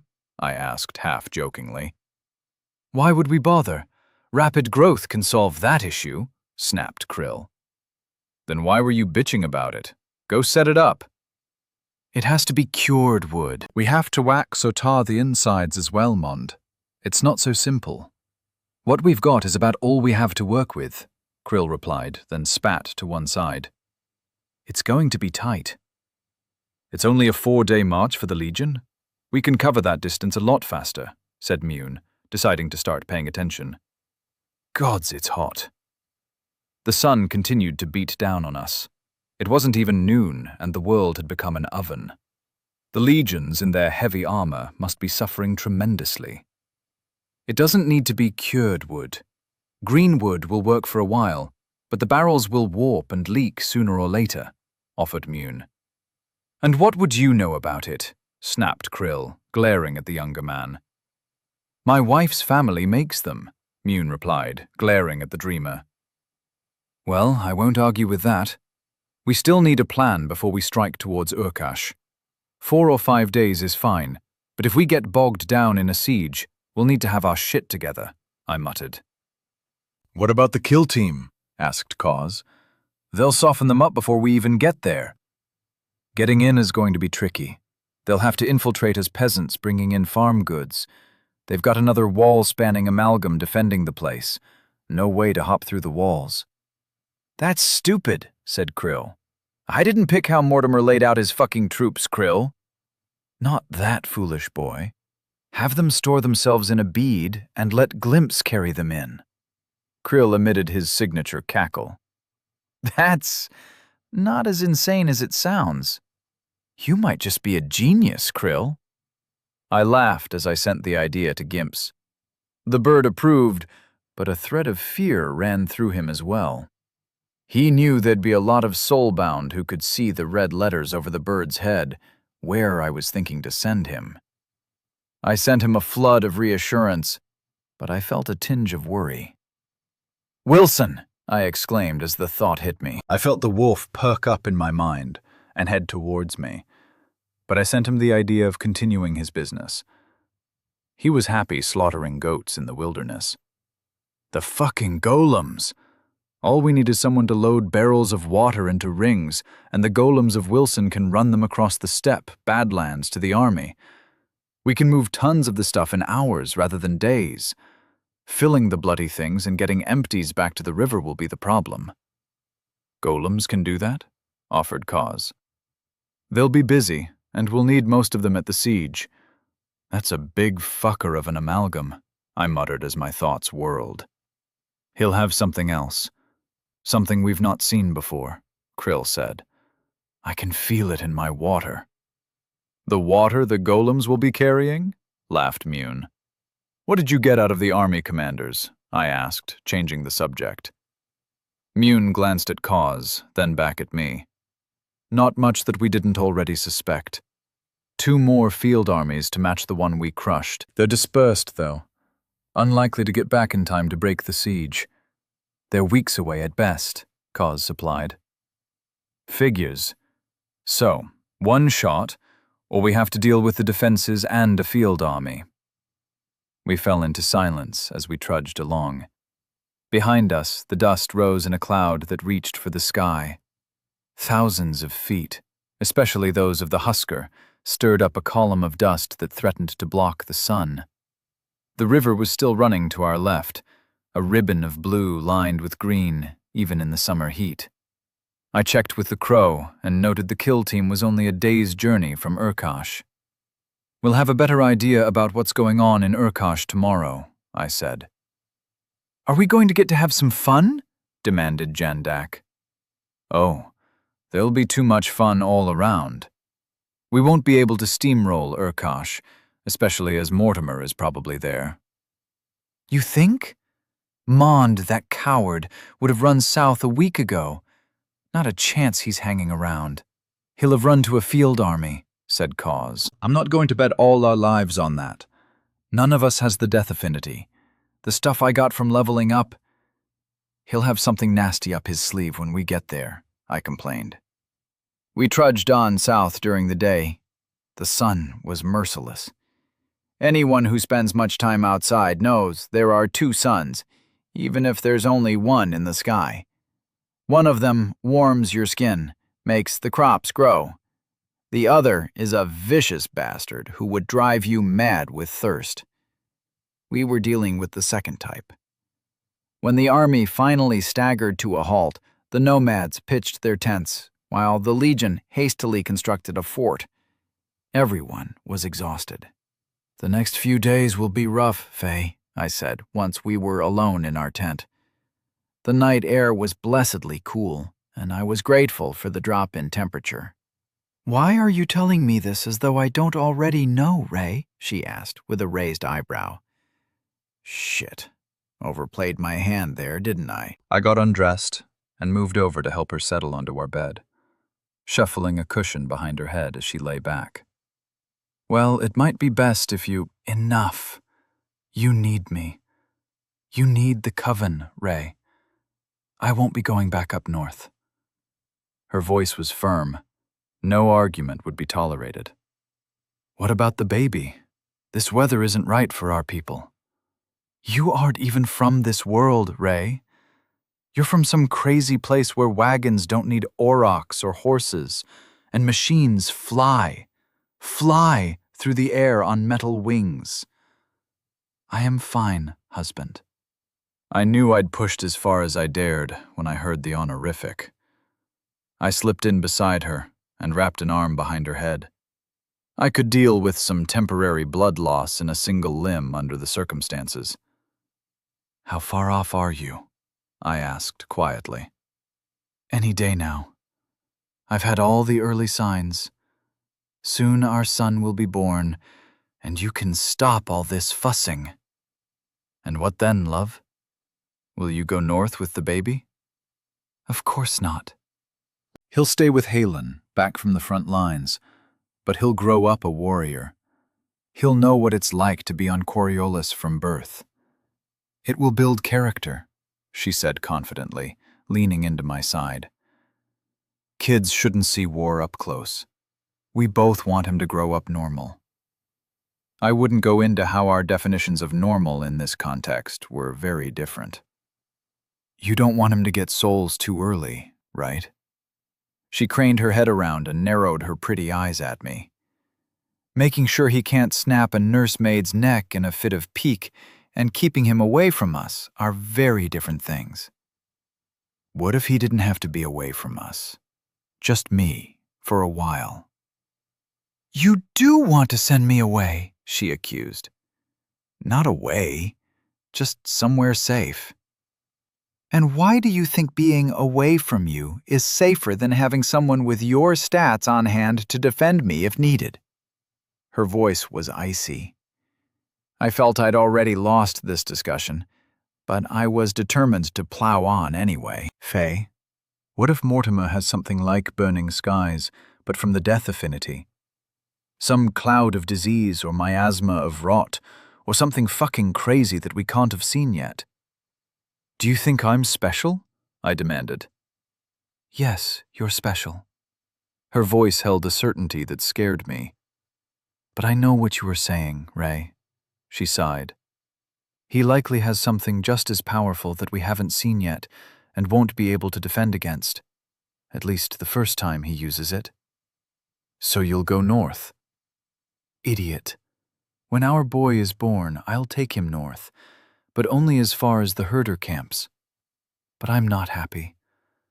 I expect to wake up with your arm around my shoulders tomorrow. No more of this rolling me off in the night. I agreed readily. Getting Faye and my soon-to-be-born son away from whatever bullshit Mortimer had waiting for us was worth irritating my wife. As her breathing settled into the steady rhythm of sleep, I smiled. It impressed me how easily she dropped off. No worries or anxiety kept her from the sweet embrace of the Sandman. Out like a fucking light as soon as her head hit the pillow. I turned my attention away from my immediate concerns and surroundings, sending my thoughts down the link to Glimpse. And I found a whole new set of worries when I looked down from his eyes. Urkash was an ancient city, even by the standards of this world.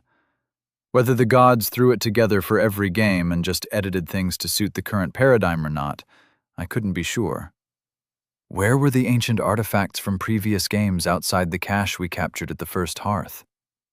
There should be magic swords that could slice through stone, armor that could weather any blow, and rings imbued with powerful magic. But I'd seen none of them. It was as though this world sprang into existence, complete with a history and flourishing societies, when the fish-tits murdered us exiles. Was any of the history here more than a figment of some god's imagination? Urkash certainly looked as though it had a history. It was Settle on steroids. The walls were taller and thicker.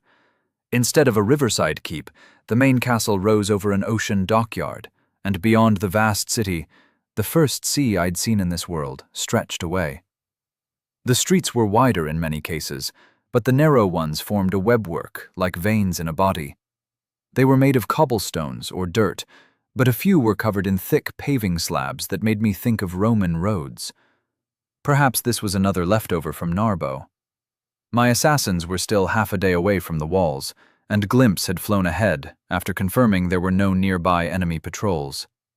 Gray flesh oozed slowly along the walls, an amalgam even larger than Ashrot having been left as a guardian. Swarms of the undead roamed the surrounding hills, enough that I wasn't confident my kill team would be able to infiltrate the place without somehow convincing the warriors to hide in a ring to be transported over the walls by Glimpse. I was pretty confident they'd do it. They were crazy bastards. There was no reason why I couldn't deploy other troops in the same manner as well. A squad of mage huskers packed away in stasis, suddenly appearing behind an enemy's lines or walls. We could go air mobile with some of my most potent forces. My mind spun and turned as I guided the crow in a slow orbit of our target. I kept him far enough up that no one would notice. I was concerned that a soulbound might be looking in the wrong direction at the wrong time, dooming the plans forming in my mind. Chapter 46. Mostly for your own good. "Get out of my way," I growled. The rest of the army had marched on. Only a handful of yurts and a single legion remained with us. Having 1,000 giants and a few hundred nomads around me felt strangely lonely on the blistering hot plain. A pained scream came from within the nearest tent, and I clenched my fists. "It's not done, Mond.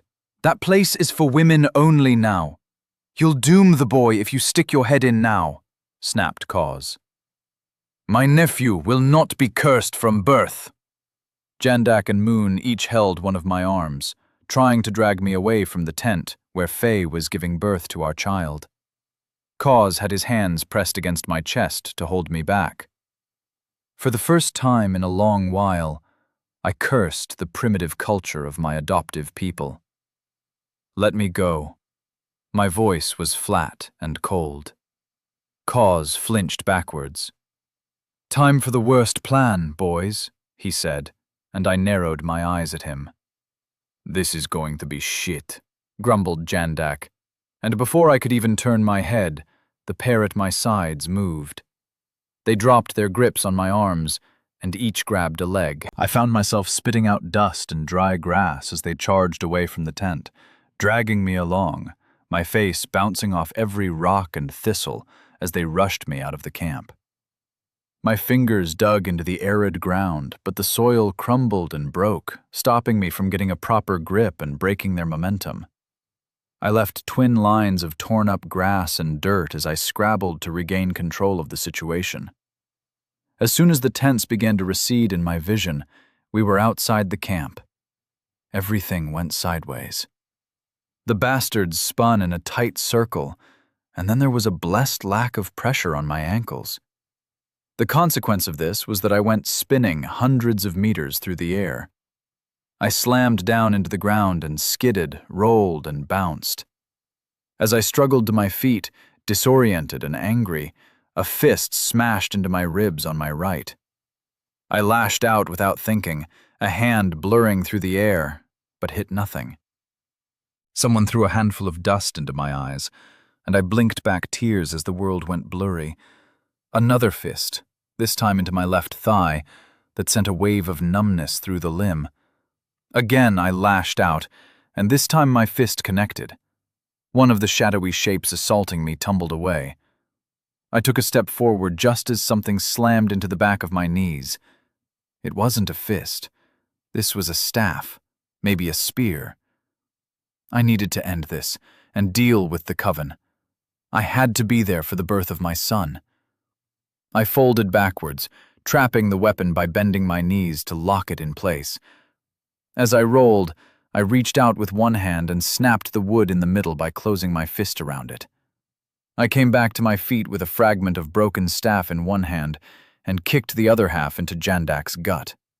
He gasped as he was winded, but lunged for me anyway, launching a blistering series of attacks aimed at disabling my arms. Joints and muscles took a battering for a few moments before my improvised weapon cracked into his skull and he fell away dazed. Mune took his place. My man had some kind of brass knuckles, clearly made from some of the fancy metal Salk was producing, that hurt like hell and made my bones ache with each blow he landed. Someone, I assume it was Kaz, leapt onto my back and wiry arms lined with ropey muscle clamped down around my throat. As a big fan of the garrote as a quiet way to dispose of an opponent, I had something of a fear of being choked out. I caught Mune's arm as it blurred forward to slam into my temple, a blow that would potentially kill a baseline human, and squeezed. There was a loud crack, and my friend fell away, clutching his broken wrist. I rolled forward, crushing Kaz beneath me and breaking free of his chokehold. I kicked him hard in the side, heard his ribs creak, and backed away. Jandak had regained his senses by this point, and was slowly advancing on me, far more cautious now that he was temporarily alone. You see why this was the worst plan? Fighting you is like trying to swallow an aurochs in one go, he said with a bloody grin. Enough! I activated Shape Earth, and the dirt around my friends flowed up, encasing their limbs first, then it spread across their torsos. They ended up looking like stone snowmen, with a pissed-off face in the center. Not fair, coughed Mune. We didn't use magic. You were all boosting throughout the whole fight, I ground out. I'll come back and let you out later. I need to be there when my son is born. Footsteps approached from behind me, and I spun, expecting another attack. Krill raised both hands and moved steadily closer. Easy, Mond. I'm not a fighter like that lot. I'm here as your spiritual advisor. And you're going to at least listen to my advice before you do something rash. I glared at my mentor, but nodded and lowered my fists.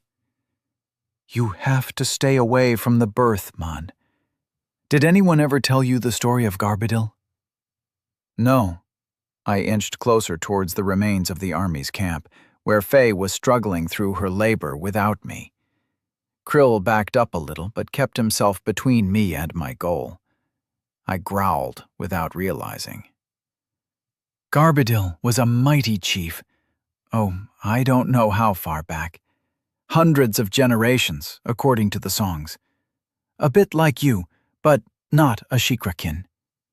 Krill put his hands behind his back and moved a step away every time I advanced. He had a dozen tribes sworn to serve him. Called himself the Lord of the Steppes, if you can believe it. Hubris, man. He defied tradition. He had 6 wives at one point. You know how that works." "I imagine it's a lot of stress," I muttered, taking another step forward. "No doubt." Not only did he break tradition by taking multiple wives, but he also made the worst mistake a man can make. He had a favorite.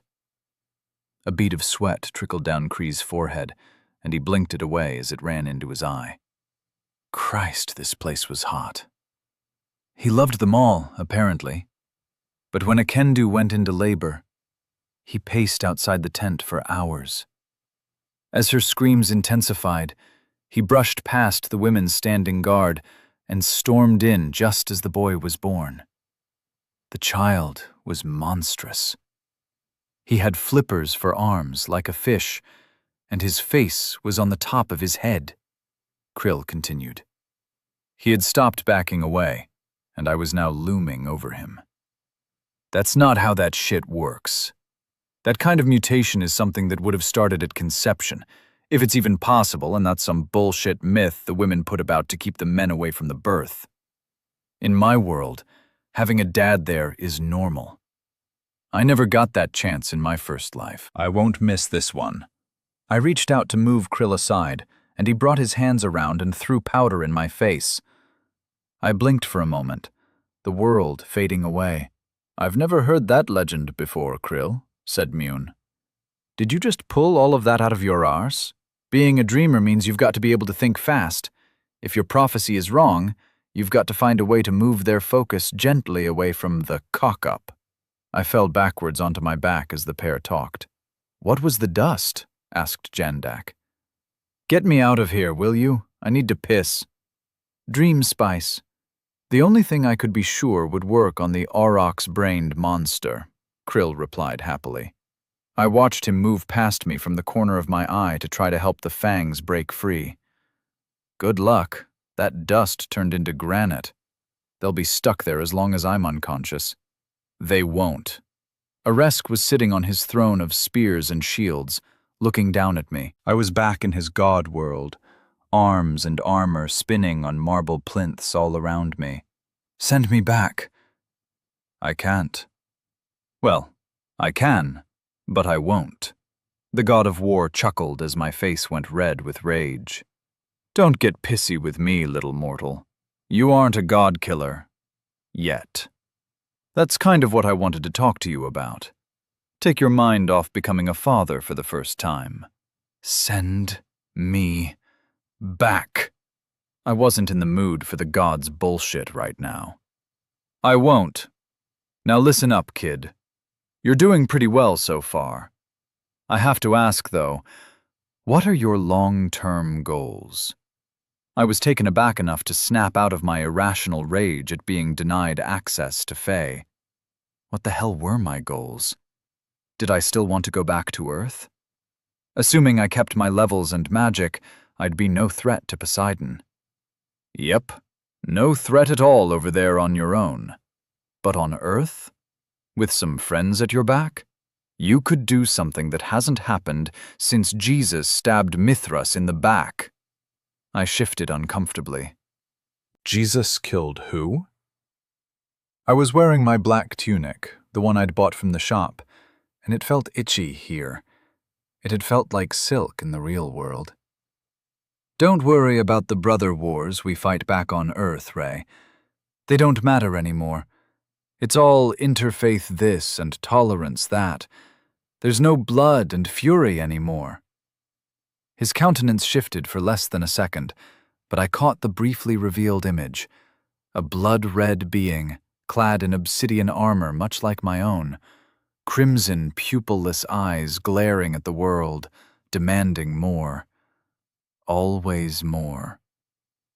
"What do you want me to say so you'll send me home?" I said, suddenly cautious of the avatar of war I'd come to think of as something of a friend, as far as that was possible. "Better!" He flashed me a smile, and his teeth were sharp points like those of the Koprig tribe. "You see, we're mutable, frail, subject to entropy. All of us, except Kronos. The rest of us? We fail, As our sphere of influence comes and goes out of fashion, we wax and wane. I loved the 20th century. I've got high hopes for the 21st as well. Those of us who are left, we embody something timeless. Man's natural urge to conquer, in my case. The capricious waters are Poseidon's realm. Hades, well, you can figure out the themes. The point is that the only way to kill one of us with true immortality lies on Earth. I told you there were stakes for playing the game. Why would we bother if there was nothing at risk? We need some spice to make things interesting. My mind spun. I didn't have to go back to Earth to get my revenge.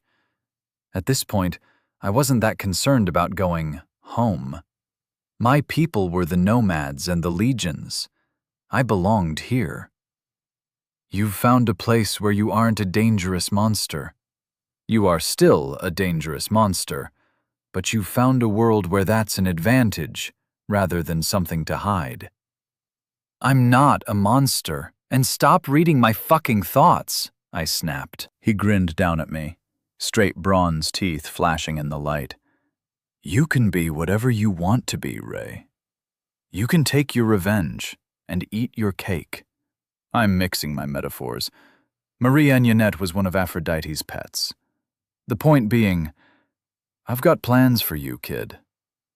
Do you know why war hates the ocean? I shook my head. Because that bitch would swallow my armies for fun. I had to bargain with her so the Aegeans could land at Troy. Then she fucked me over on the return trip.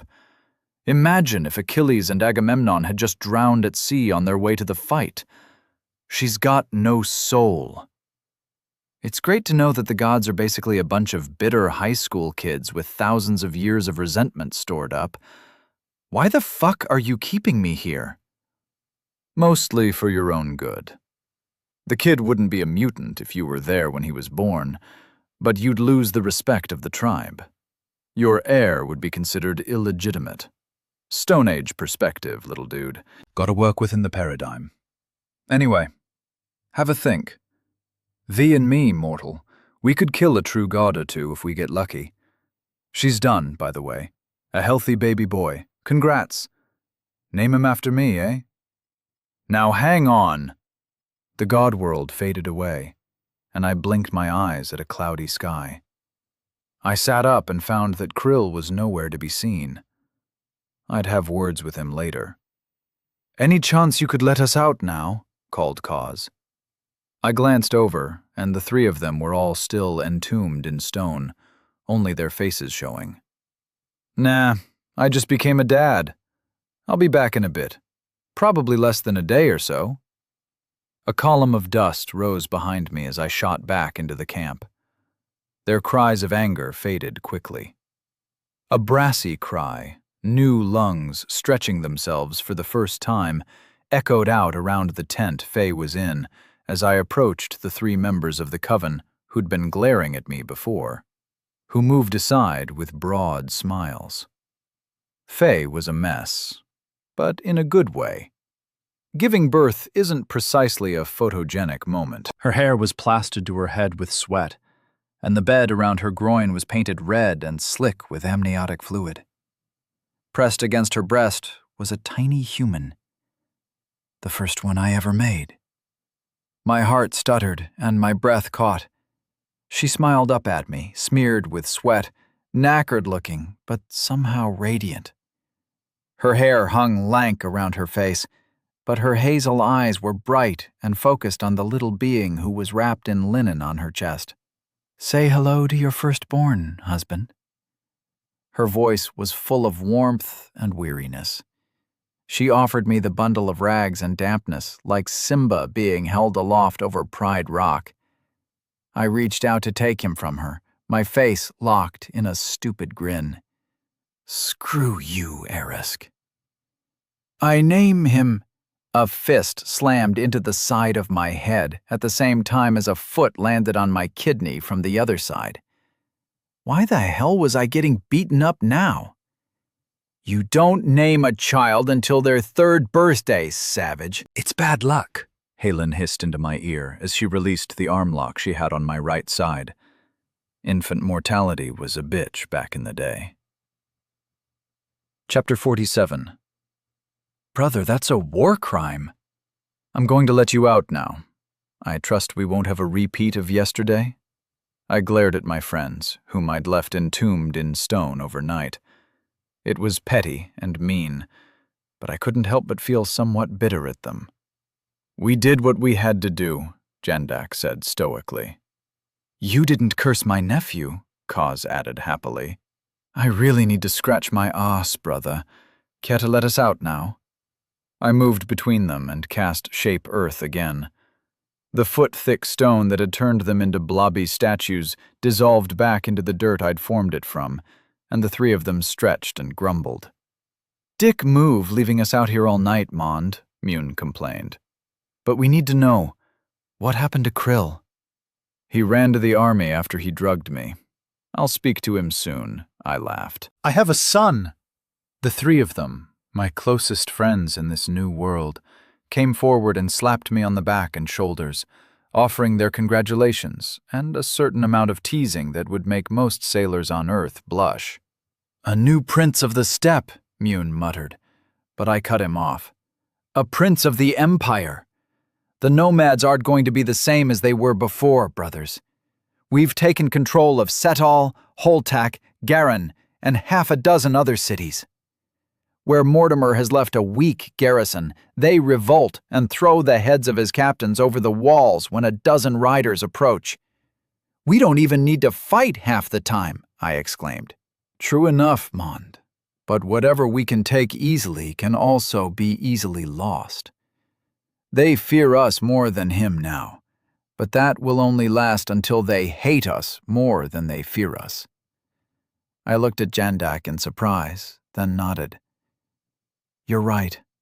The primary issue we face is the amalgams and the bandaged men.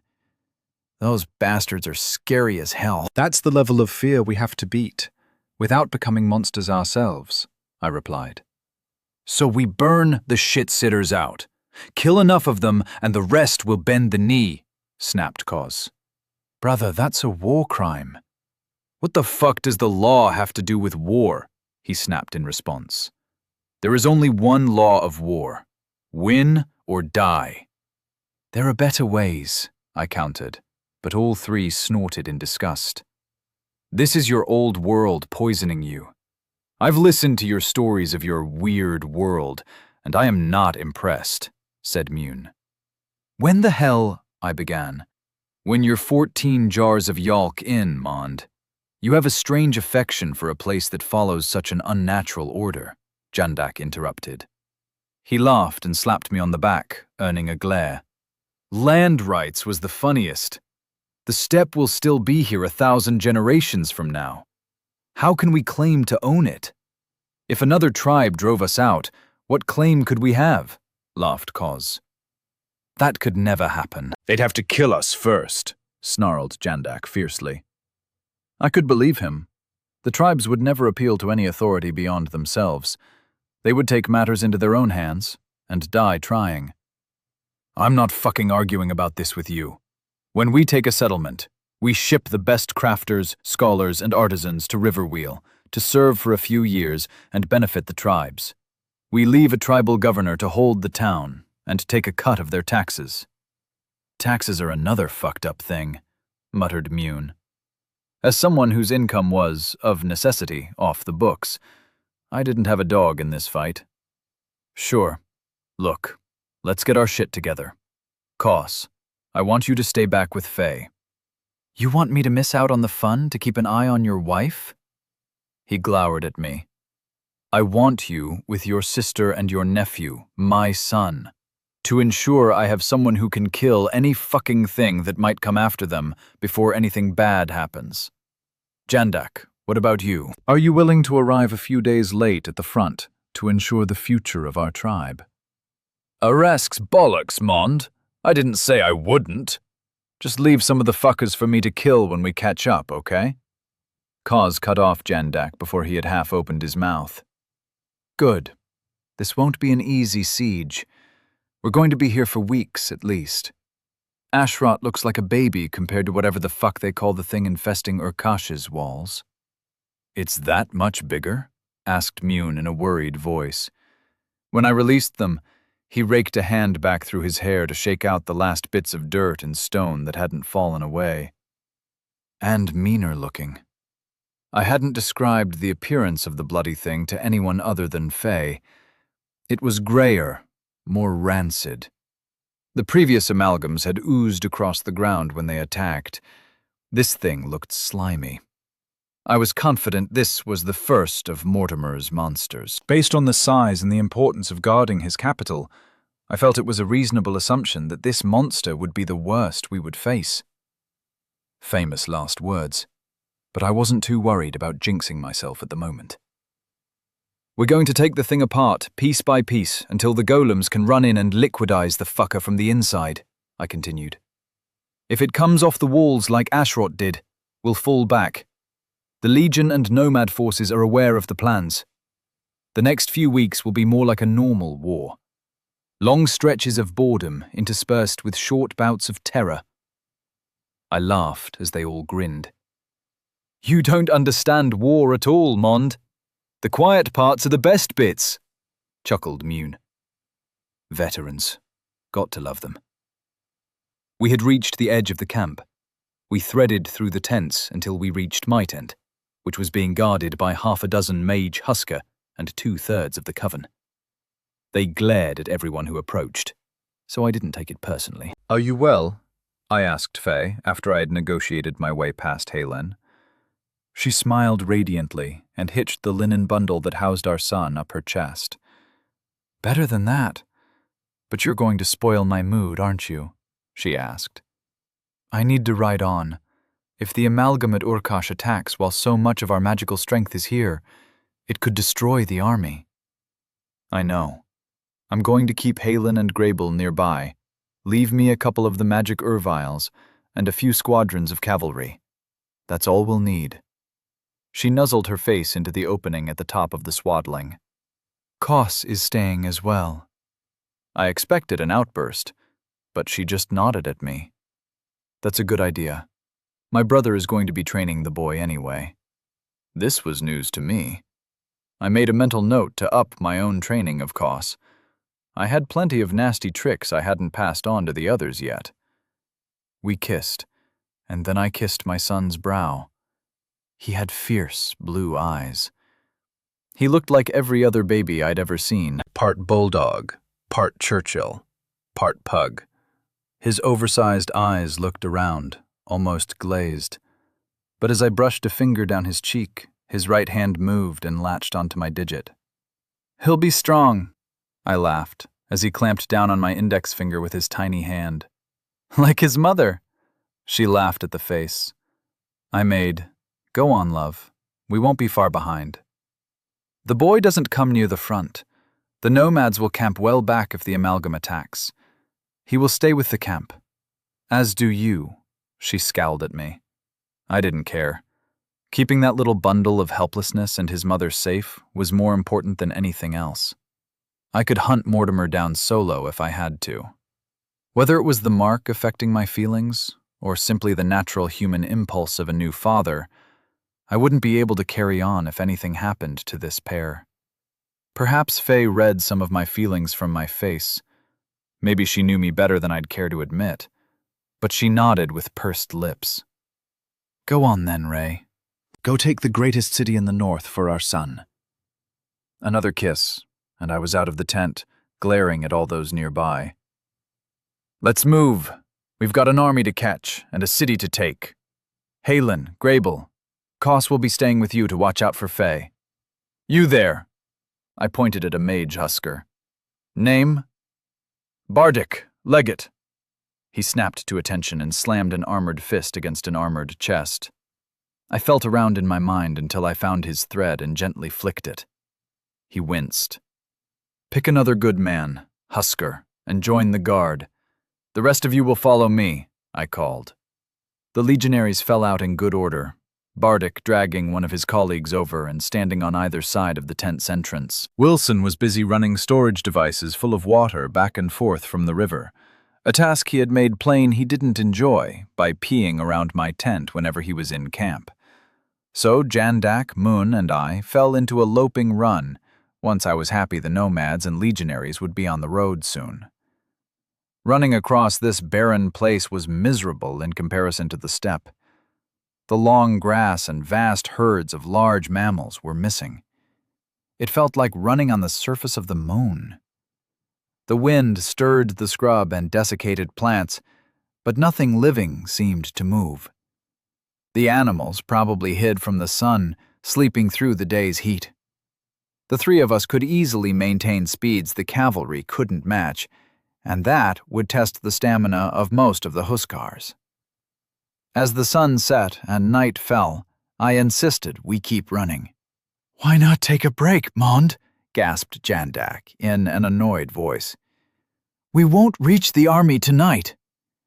"I need to have a chat with someone before we get there," I growled. I was starting to tire a little, but not so much that it would be a problem. A spot of fire appeared on the horizon. I knew where it would be. I wasn't following any physical trace. I was running down a thread that led from my soul to someone else's. As we arrived, Krill looked up and pointed to the pot over the fire. "Help yourselves," he said, spooning broth into his mouth. "Here, congratulations." He tossed me a stoppered skin.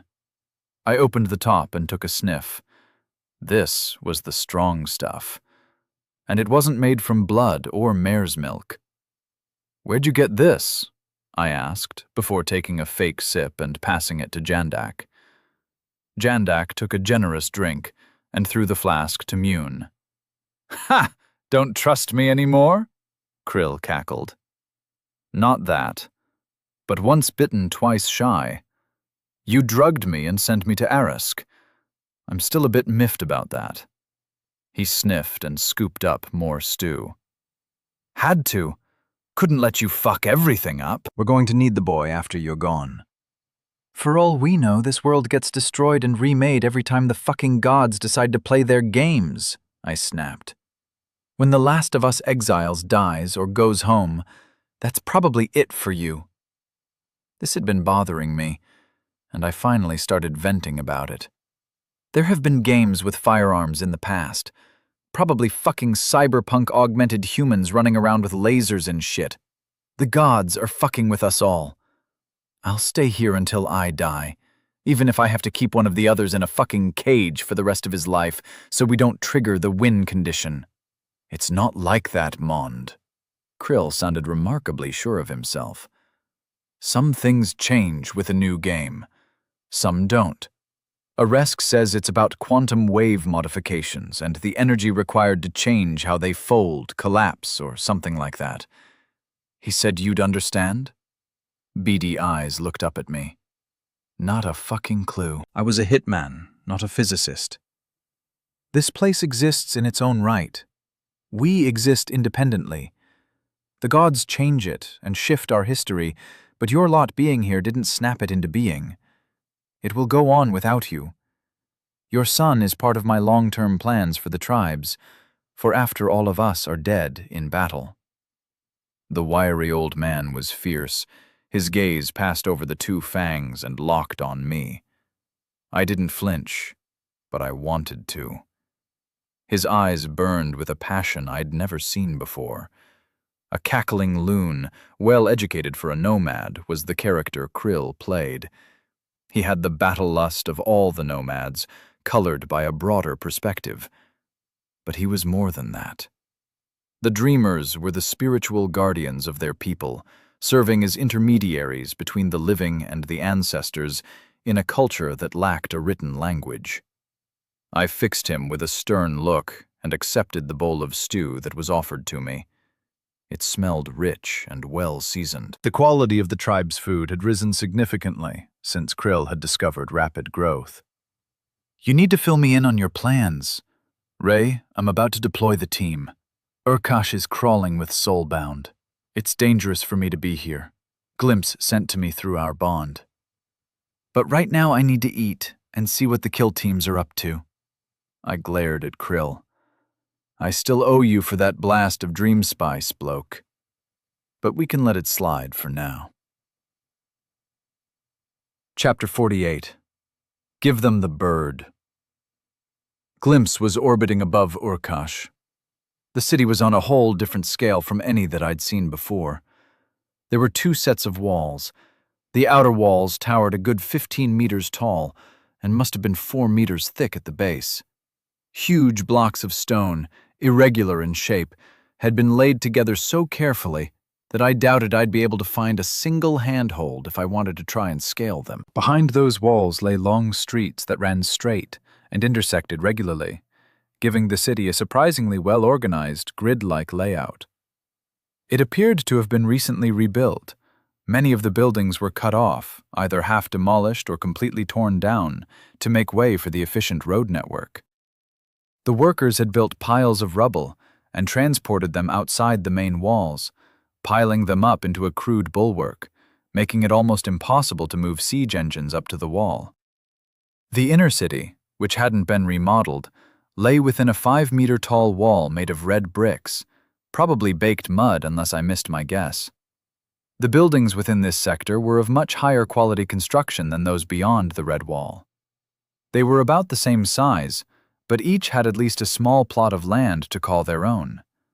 Some had decently sized grounds that included fountains and ornate gardens.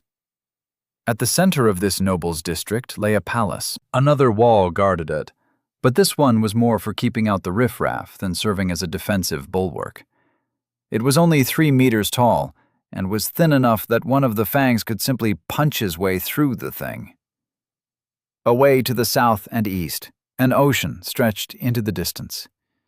The sunlight sparkled on waves as they rolled in and out. An arm of stone, possibly artificial, or at least a partially enhanced natural formation, curled around to create a safe harbor against storms. Glimpse could see dozens of ships at anchor, and half a dozen moving slowly under sail in the distance. In one claw, my crow held a single stone bead. Within that bead, my kill team were all in whatever strange stasis living people entered when inside a storage space. Glimpse was looking for a good place to put down and let the boys out to play. The city seemed underpopulated to me. Some sections were bustling, like any city, with thousands of people flowing from place to place. They looked like ants from up in the sky, but the seemingly random movements clearly showed some patterns of behavior. The market districts around the granaries were the busiest. Still, the industrial area, which was choked with clouds of smoke from the forges that partially obscured my bird's-eye view, also seemed to be a focus of the citizens' activities. The docks stretched out into the water, small skiffs moving back and forth to the ocean-going vessels. The smaller boats were filled with goods, either being loaded onto the ships or offloaded onto the shore. That was going to be a problem. I had no navy for a blockade. I made a note to check with Pertabon to see if the Legion was capable of seafaring. We'd still have to build a fleet from scratch. Shit. The amalgam guarding the outer wall was ashrot on steroids. Or fertilizer. I still wasn't sure what the right way to think of the huge constructs was. They seemed almost fungal in their ability to grow and move, but were closer to a mammal than a plant. The thing dwarfed all the amalgams we'd faced before. It was large enough to encompass the much larger walls of Urkash. Its body pulsed and shifted as whatever internal processes that fueled the thing took place. "What do you think?" Glimpse sent. "Plenty of empty spaces to let them out," I grumbled, while the scale of the amalgam absorbed me. "Not about that. About the defenses." I scowled, and Krill winced, spilling the refill of stew he was passing me into my lap. "Bad news?" he asked, before moving back to the pot hanging from a tripod over the fire. "Urkash is not going to be fun," I growled, as I swept the mess off my impenetrable tunic. I switched back to glimpse and phased out the quiet conversation of my friends. Where are the bandaged men? There's no zombie horde. I can see the guards, and I'm assuming that complex just to the east of the palace is Mortimer's academy for his soulbound.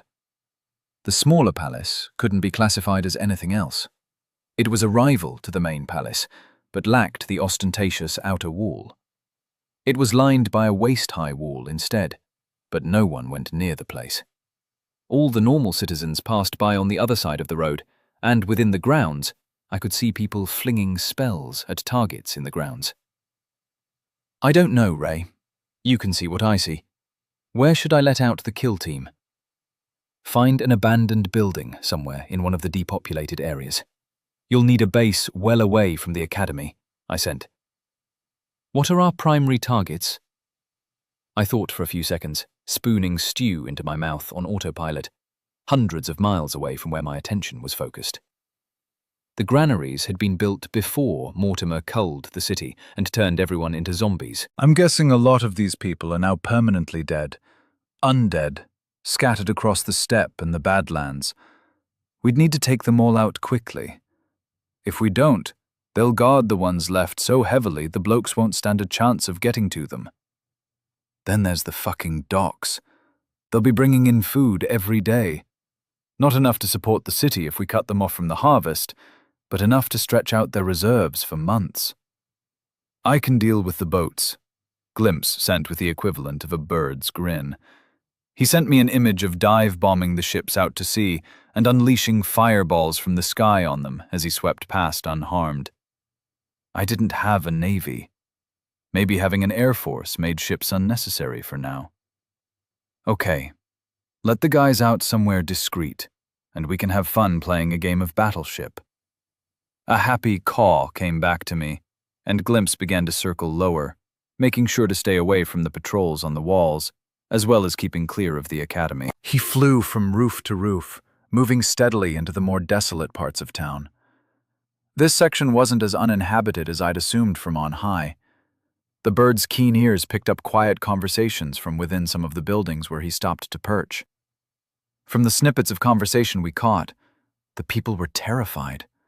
Squads of ascendants, I assumed it was the moniker that the soulbound servants had been given, or picked for themselves, would sweep through and select people, either for training with trinkets or to be fed to the thing on the walls. Neither option seemed popular. Despite being given access to trinkets and the power to cast spells, none of the people left in the abandoned, slum-like sections of the city were enthusiastic. It meant another member of their family would be taken hostage by the servants at the academy, and the unlucky bastard who got picked would be sent off to one of the front lines in the wars. The partially demolished buildings turned out to be our safest option for letting my dogs out of their cage. Glimpse found one on the edge of a new road that the demolition teams had more or less sliced in half. The section that connected to the rest of the terraced construction seemed solid as far as we could make out. It had easy access to the rooftops, although I suspected that would be less valuable than in other cities. Jumping the wide roads would be challenging for a baseline human, even if they used the enhancement trinkets I had crafted myself. Glimpse flapped down to land on the floor of a room littered with broken furniture. Someone had smashed apart the tables and chairs, and the shelves were broken, left scattered on the floor. It was perfect. I sent Glimpse a mental nod, and the bird rolled the stone bead away from him and looked at it for a moment. "They won't survive this, Ray," he sent, as we both stared at the bead through his eyes. "They might." "I don't fancy their odds, my friend." I sighed. The bird was right. It was no different before. They knew what they were getting into. "They live for this shit," I replied. "I can feel your mind, Ray. You know that's a lie. Not that they didn't know what they agreed to, but this is different from before. Getting out of here won't be possible unless they get back into the bead. That option will remain open to them. What had to be done wouldn't be pretty. It would be barbaric, even by my standards. We needed to sabotage, kill, poison, and cripple this city. Most of the people here weren't Mortimer aficionados. The team knew what they had to do. Feeling my resolution, Glimpse leant forward and rested his beak against the bead. A moment later, 12 men appeared in a group around the bird and the bead. They didn't speak, merely exchanging a series of nods and looks. 3 moved to the doors and windows, checking outside before making quick hand gestures back to Pautu, who had remained where he appeared and watched his team fan out around him. "We're clear," whispered the man who checked the windows. Pautu waited stoically until the guy who ran up the stairs came back and nodded to him. "Right. Bird, we're in a safe area?" Pautu asked, once he had confirmation that the immediate surroundings were clear of threats. A single, quiet caw was his reply. "Easy to move about?" Another single screech came from Glimpse. "The chief is watching?" Caw. "What's the plan, Lord?" Pautu said, nodding his head to Glimpse. I fired over a series of rapid instructions that Glimpse scratched into the brittle floorboards, creating simple, rune-like writing that Pautu was able to read. "Boys, you're going to school. I think that's what," he spelt out the letters, "means." Glimpse cawed in confirmation. "Yanko, Herpatic, you two can go take a look at the granaries." "Don't get too close. We all need to switch to shit-sitter garb, Kraten. Have a spy out the window and find some gear in your storage spaces that matches what the peasants wear here." Glimpse flew onto Pautu's shoulder and pecked him gently on the cheek. "You're leaving us?" he asked. My vision was filled with a close-up of his brown eyes, and I could smell his musty breath. A single caw came out in response. He nodded. "We'll do you proud, Lord." Glimpse took to his wings and shot out of the abandoned house, striving for height as quickly as possible to avoid accidentally being spotted by another soul-bound servant. Once he was several hundred meters into the air, he turned south. Our bond became smug with anticipation. "Time to have some fun?" "Yes, Glimpse. Time to have some fun." "Just be careful," I replied. I made him wait until we were comfortably out of sight of the city, and then we started hunting.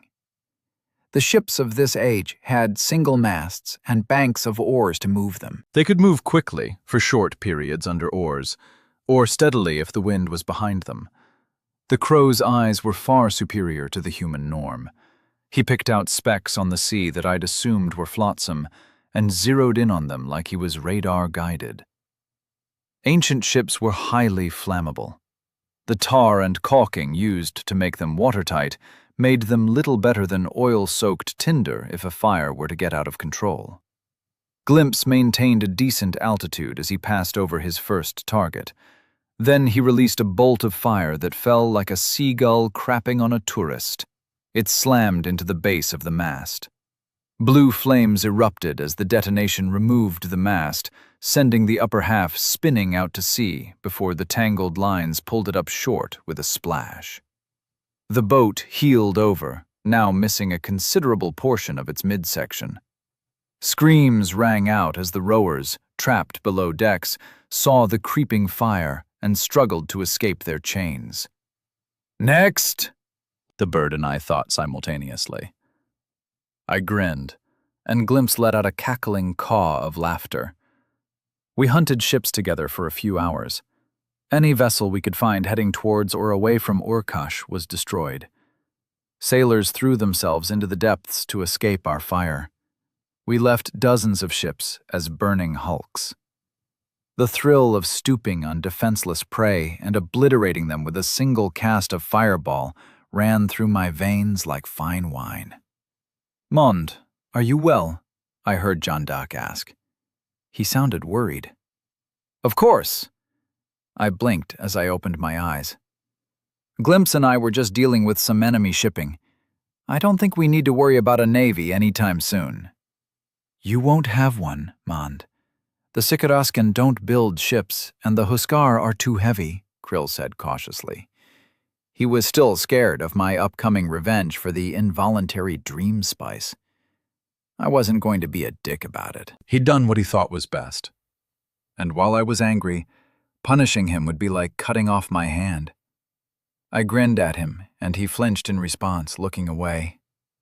"Never fear, wise old sensei. We'll just give them the bird." "What the fuck is a sensei?" the old man snapped, followed by his signature cackle. Chapter 49. You stay the hell away from me. I appeared inside a dungeon cell. The air was rank with rot and filth. I looked up and nodded to Glimpse, who cawed quietly. "I don't like this plan, Raymond. It is too risky," he sent telepathically, pulling back the metal band I'd have been stored in for our flight. "It'll be fine, bloke. I'm hardly alone," I whispered back. The kill team had taken a beating over the last few weeks. They'd had to switch hideouts a dozen times. After the first few nights of mayhem, destroying food supplies, poisoning water sources, and assassinating Mortimer's soulbound, the locals had cottoned on. The local soulbound had actively hunted my men, to the point that less than half of them remained. "Go get Powtu and the ones that are left. Get them out of the city. Krill knows what to do. They'll get their souls when I'm done with this little job. Then get back here and be ready to pull us out if shit goes sideways," I said softly, reaching up to rub Glimpse's forehead through the metal bars of the cell. He gave me a beady-eyed glare and flew off without further comment. It had been Krill who'd figured out we could stack storage spaces. We could store a bead or ring chock full of food or water within another ring. It had revolutionized our supply chains from the river and the herds in the north. Naturally, my rings weren't full of food. I held out a hand and began pulling out my warband. "That's fucking weird," hissed Jandak as he moved to inspect the heavy wooden door. It was bound with iron and looked capable of holding even one of the fangs if it had to. Moon and Koss both moved over to join him, Koss peering through the narrow slit at the top. "It's quiet out there," he muttered. "Too quiet." "Infiltration successful. No worthy targets within sensor range," said Bob, as a pair of other golems appeared beside him. "Keep it down, bloke," I hissed. I made my way over to the door and snorted. I activated Shape Earth, and the stone to the right of the heavily built portal flowed and melted into a passage even Bob could fit through without squeezing. I stuck my head out and listened carefully. I couldn't hear anyone, or, more importantly, anything moving nearby. "Stealth not required. No nearby targets of note," the godly golem replied in Arask's voice. "If there are any fucking targets nearby, shut the fuck up. Once the killing starts, it won't stop till we're away from here, so let's delay it as long as possible," Moon snapped quietly. "We need to split up to cover more ground. The source is down here somewhere, but Janko couldn't find out where before he died. Koz, Moon, take your bots and head left. The rest of us will go right. If you find the thing, send a bot to find us and hold tight. I'll deal with Hidesti's pearl, okay? Do not attempt to access it yourselves." I reiterated their orders once more and got eye rolls in return. "Yes, Father. We'll be good little warriors and won't try to steal your fun," chuckled Koz. "Taking the locus of the god of death's presence in this world is not going to be fun, you ass. Just trust me on that." My mind flashed back to my struggle to get to Poseidon's pearl at the source of the Violeth River in the north. Fun was not the word I would use to describe the experience. "We know, Mond, don't worry so much." Moon grinned, and with a nod to Koz, the pair slipped away silently into the dungeon complex below Mortimer's palace in Urkash, followed by their golems. Jandak and I went in the other direction, followed by our golems. I peered through the slits in the cell doors and caught glimpses of emaciated bodies, lounging dejectedly in a corner of their room, through a few of them. "Not as many as I'd have thought," muttered Jandak. "Shit-sitters love to lock each other in boxes." "He's probably used most of the criminals to make whatever he calls the monster on the walls. I expect these people are valuable in some way," I muttered. We neared an intersection, and I waved my friend and the golems back as I went forward. I paused before looking out, held my breath, and listened. The quiet and steady beat of my heart was all I could hear, so I took a quick glance in both directions. Lights flickered to the right, and the left led into darkness. "Into the light or the dark," I whispered. "We're hunting for the god of death, Mond. Darkness," Jandak whispered firmly. I shrugged. It was a coin flip anyway, and headed to the left. We found a set of narrow stone stairs and slipped down them silently. I was impressed by how quietly the golems could move when they wanted to. Their metal-tipped legs made no sound as we went deeper into the dungeon complex. The next floor was below ground level and was lit only by a handful of torches at intersections. We moved from darkness to brief light. Then we had to pause to let our eyes readjust to the gloom. "How many people do they keep locked up like this?" muttered Jandak. "So many tiny boxes to lock free humans away in." We had paused just past a torch, having moved back into the shadows with the light behind us to wait until we could see properly again. "This is pretty extensive for a prison, mate," I whispered. We explored the rest of this level and found that all the cells were empty. We discovered another staircase and headed down to find the same on the next level. I checked in with Glimpse for a moment. He had successfully extracted Pautu and his men, and was just dropping them off within our siege lines. Krill was in the process of bollocking them for something, but I came back to my more urgent reality and switched back to my own senses. What's the fucking point? We're ascending demigods, and the city is surrounded by nomad rabble. We shouldn't be fucking stuck down here, cursed a voice in the distance. The stairs were too long for each floor to be only a few feet below the one above. We were at least 100 feet below the surface now, and the layers of stone between each floor must have been thick.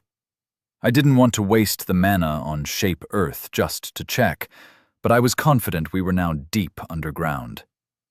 "The champion told us to guard her," came another voice from the shadows around a corner. "We ain't been told to guard her, just to kill her if that one comes anywhere near us." A third voice, harsher than the rest. "You know that ain't right. She's nursing a baby. Juliper will curse you for murdering a nursing mother," the first speaker argued back. As I crept closer to the voices, I motioned for Jandak and the bots to stay behind me. I began to creep closer to the guards, whose voices came from around a corner ahead of me. Not watching the stairs was unprofessional, so I had no qualms about killing these amateurs. "We're gods in our right now, Laston. Soon we'll parley with the deities on an equal footing, like King Mortimer." Number 3 again. Morty had been fibbing to his minions about how he interacts with the gods. Last time I saw him at the Conclave of the Gods, he'd looked like he was about to shit himself. Naughty Morty. I would have to disabuse them of this notion. I made to move forward, slipping my dagger into my right hand when I felt a poke on my arm. I glanced back, and Jandak flashed a series of hand signs in the tribal raiding language. The literal translation of the gesture was, "Try to steal the female aurochs." But I took his meaning. I shrugged and shook my head. There was no chance I was trying to escort a woman and a young baby out of here before I had found the source. "Later," I replied with flickering fingers. He shook his head at me angrily and pointed at a ring on his finger. "Okay, we could stash this woman and her kid in a pocket dimension while we got on with the mission and figure out why this champion they'd mentioned was important enough to take his loved ones hostage. He must be someone worth controlling. No, I wasn't going to ransom his wife and child. I'm not that evil. Sometimes, even in my line of work, doing a good deed and paying it forward pays dividends in the long run. Even if rescuing this damsel in distress brought me no benefit, it would still be the right thing to do." I thought for a moment of Faye and my as-yet unnamed son. Jandak was right. I nodded and slunk closer to the corner. I had no mirror or miniature camera to let me sneak a peek around the corner, so I waited for a moment, then cast Fire Spirit in the middle of the passage ahead of me. The conjuration spun and lunged towards where I'd heard the voices a moment before. Startled shrieks rang out as I ran round the corner and threw myself at the nearest man. My dagger flashed, burying itself in his throat. As the blood spurted out over my fist, I snatched it back, causing a torrent of crimson to flow down his chest with every beat of his heart. I pivoted, swaying my body aside in anticipation of an attack from my victim's companions, but Jandak and the golems had rushed them and put them down quickly. Bob dropped his target's severed arms to the sides and assumed an innocent position of parade rest. Soulbound servant slain ×1. 20 souls harvested. "Oh my God!" cried a woman's voice from the cell that overlooked the table and chairs the guards had been using. Easy, woman. We won't harm you, Jandak said, raising his hands defensively as he moved to examine the door. You stay the hell away from me and little James, she snapped, and I heard her shuffle away from the door. Jandak looked at the door and glanced at me. I moved forward and then paused. Bob, I'd rather not waste the mana. Can you get the door out of the way? I asked. The golem looked it over with its multiple glowing blue eyes. His shoulder tentacles swung over and dug into the wood by the hinges. Splinters flew, and his more human arms buried their fingers in the lock and handle. He leaned back and tore the door from its frame with a loud crunch that made me wince. They're dead, Mond. Doesn't matter if they hear us. Jandak moved into the cell and spoke quietly to the woman, but she became increasingly hysterical. No, stay the hell away. My husband will kill you if you lay a hand on me. Her baby started bawling, loud infant sobs ringing out as it responded to the mother's fear. I heard Jandak sigh. A slap rang out, and then the sound of the baby crying cut off. I raised an eyebrow as he emerged from the cell alone. He tapped the ring on his finger and shrugged. With our kidnapped innocents safely stored away, we explored the rest of the floor and found nothing. None of the other cells were in use. The next set of stairs led to a much rougher-looking set of corridors. Whereas above, the walls were lined with cleanly cut stones, this floor was rough-hewn, seemingly from the very bedrock of the city above. Wooden supports lined the walls, and the thick beams reinforced the ceiling to prevent a collapse. It felt newer than the previous floors. The only lighting down here was from faintly luminescent fungus beginning to populate the walls and Bob's glowing eyes. We moved down the single passageway in the eerie blue light of the golem's gaze.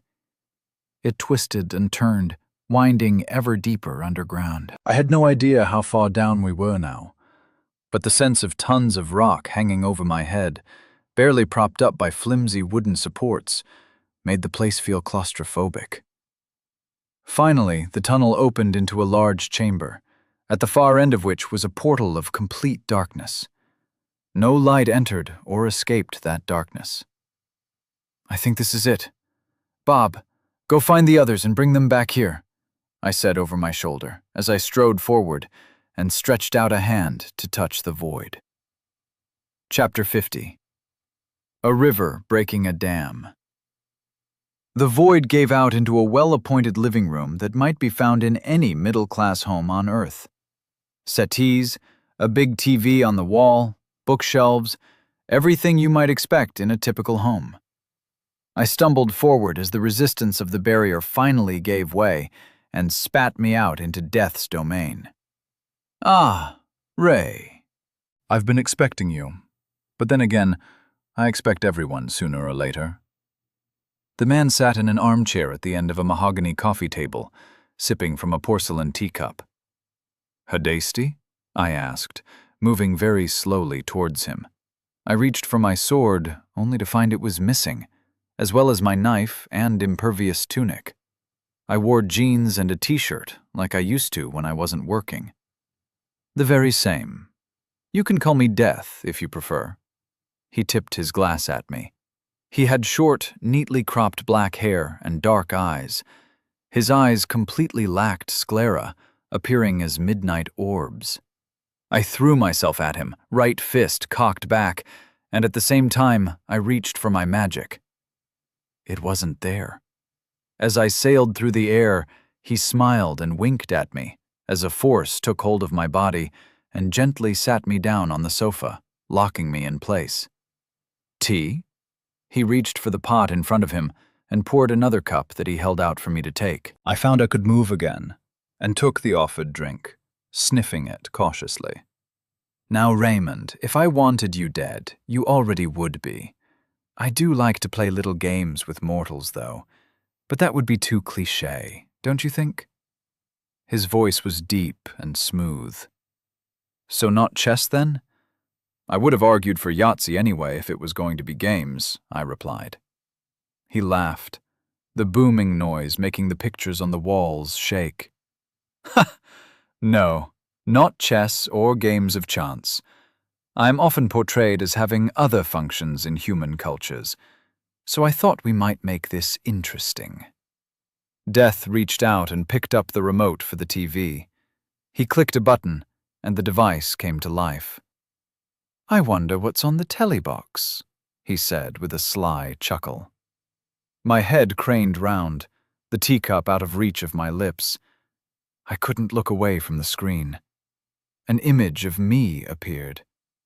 I was arguing with the tribal and legion leadership. I couldn't make out the words, but that there was a profound disagreement between me and the chiefs and kings of the nomads was clear. Eventually, I threw up my hands and stormed away, accompanied by Faye and the Fangs. It cut to Krill joining us later on, and an argument with the Fangs. Mond, we cannot retreat now. The other tribes won't stop, and without you, without the Mondin and the legions, they'll be slaughtered, Krill yelled at the simulacrum of me on the TV. I could see myself looking down at my son in Faye's arms, and I noticed that she was pregnant again. Is this meant to be the future or something? I asked Hadesti sharply. I could move again, and took a careful sip of tea as I glanced at Death. A possible, perhaps even probable future, Death replied as my head was forced back to face the screen. I got my way in the end. My tribe withdrew to Riverwheel. The nomads gradually became more civilized, and with the legions constantly on the march in the south to secure the steppe, we lived a long life of peace. I saw the naming ceremony for my first son, whom we called Arismond, and watched 8 more children grow up to become powerful tribal leaders. Over the first few years, stragglers from the other tribes filtered in. Without us and the Legion, the other nomads were reduced to raiding parties, a mere nuisance to Urkash, and gradually hunted down by the undead and Mortimer's regular forces. The Sikareskin became a tame people, no longer wild, full of vigor and danger. New trade routes were established to the west and east, and long caravans of wagons carried goods and magical trinkets where once they would have carried warriors on raids. I watched myself grow old, surrounded by my family and friends. We burned Krill when he died, and I performed the simple rites of the funeral, the same way he had for Gedrick all those months before. After many decades, I became sick and died as well. A mighty funeral pyre was built, nearly 10 meters tall. My body was laid on it, and Erismond used summon fire to set it alight. Faye wept, comforted by our children. The scene panned back to reveal a vast and successful tribe of skilled traders and artisans, secure from enemies and at peace with those who meant them no harm. Riverwheel had grown to become one of the premier cities in the world, revered for its libraries and craftwork. Beautiful, isn't it? You could truly be a force for good in this world, Death said with a faux sniff. Imagine how much better life would be for so many people if you walked away from your war with the other 5. They would be happy to leave you in peace. Poseidon did you no favors when she sacrificed you to the game. They all fear you. But if you were to back off, live a peaceful life, and raise your people up to be civilized, rather than the savage barbarians they are today, you would be remembered as one of the finest leaders this world had ever seen. Why are you showing me this? I ground out. Seeing Faye mourn me had been brutal. Despite, or perhaps because of, the many years the video had shown us living happily together, the sight of those tears had cut me to my core. I come for all things, so eventually I see all things. Sometimes things that don't come to pass, sadly. Perhaps that wasn't to your taste? Another one might be more to your liking. My head was forced around to stare at the screen. This time the camera was watching from over Urkash, set at the present time as far as I could work out. My forces were massed in a ring around the coastal city, and the Legion's trebuchets were raining down enchanted blocks of stone on the amalgam guarding the walls, and occasionally inside the city. For some reason, the camera's POV was particularly interested in the rocks that missed the wall. Tiny figures ran around, pulling at people buried in the collapsed houses. Women wept as they cradled their partially crushed children. I fought down my rising gorge as it showed gruesome injuries inflicted on civilians, both young and old. Then the amalgam, large enough to make Ashrot seem like a baby, dissolved into gray goop and dripped down the walls. A cry rose, a barrage of spells flew at the suddenly vulnerable defenders, and my horde rushed forward. The Legion beat the nomads to it. Half a dozen of the mage husker got to the gates first and simply kicked them out of the way. A river of horsemen and huskers flooded in, killing their way across the city. Very few were spared, mostly the women and children. Fighting-age men were slaughtered out of hand. They usually had some trinkets to throw spells, or were soulbound themselves. Fire and death washed over Urkash, leaving ruin behind. I flinched as my troops stormed the palace, cutting through the terrified nobles hiding within its walls. They found Mortimer's harem, and what I presume were his children, all younger than 2. Half a dozen men from Kalpakter's tribe, recognizable by their mohawks, murdered the babies by dashing their brains out against the floor and walls. I did vomit this time. Death didn't let me move my head, so I launched a stream of bile and semi-digested food across his lovely coffee table. Ha! The puke vanished as soon as it touched the wood. "Not so easy to watch what happens in your name, is it, Ray?" Hadesti said in a solemn voice. "This isn't certain either," I forced out, even though he was still refusing to let my jaw move. The words pushed more spittle and stomach juices out to dribble down my chin. Oh, but this is much closer to happening than the first story. It's a lot easier to predict this version of events. Are you sure you want to walk the second path? My head was freed, and I turned to look at Hadesti. His black orbs were fixed on me, a faint smile lifting one corner of his mouth. How about you show me what Mortimer has done to make those monsters with shards of your source? I snarled. You think what I've done is bad? That what I might do is terrible? What happens if he gets to continue feeding people into his monsters? Hadesti shrugged and set his teacup on the table before speaking. Darjeeling. So much better than Ched, no? To answer your question, I don't care, Raymond. Mortals are always being foolish and cruel, but they all step into my parlor, whether noble or vile. I am inevitable. You, however, are not. After what you've seen, do you still wish to walk your chosen path? Or will you reconsider? The sight of a long and happy life with Faye ran through my mind at the same time as the slaughter of Mortimer's children. My heart felt torn in two. Should I, could I, just walk away and live a long life as a normal man? I choose the second path.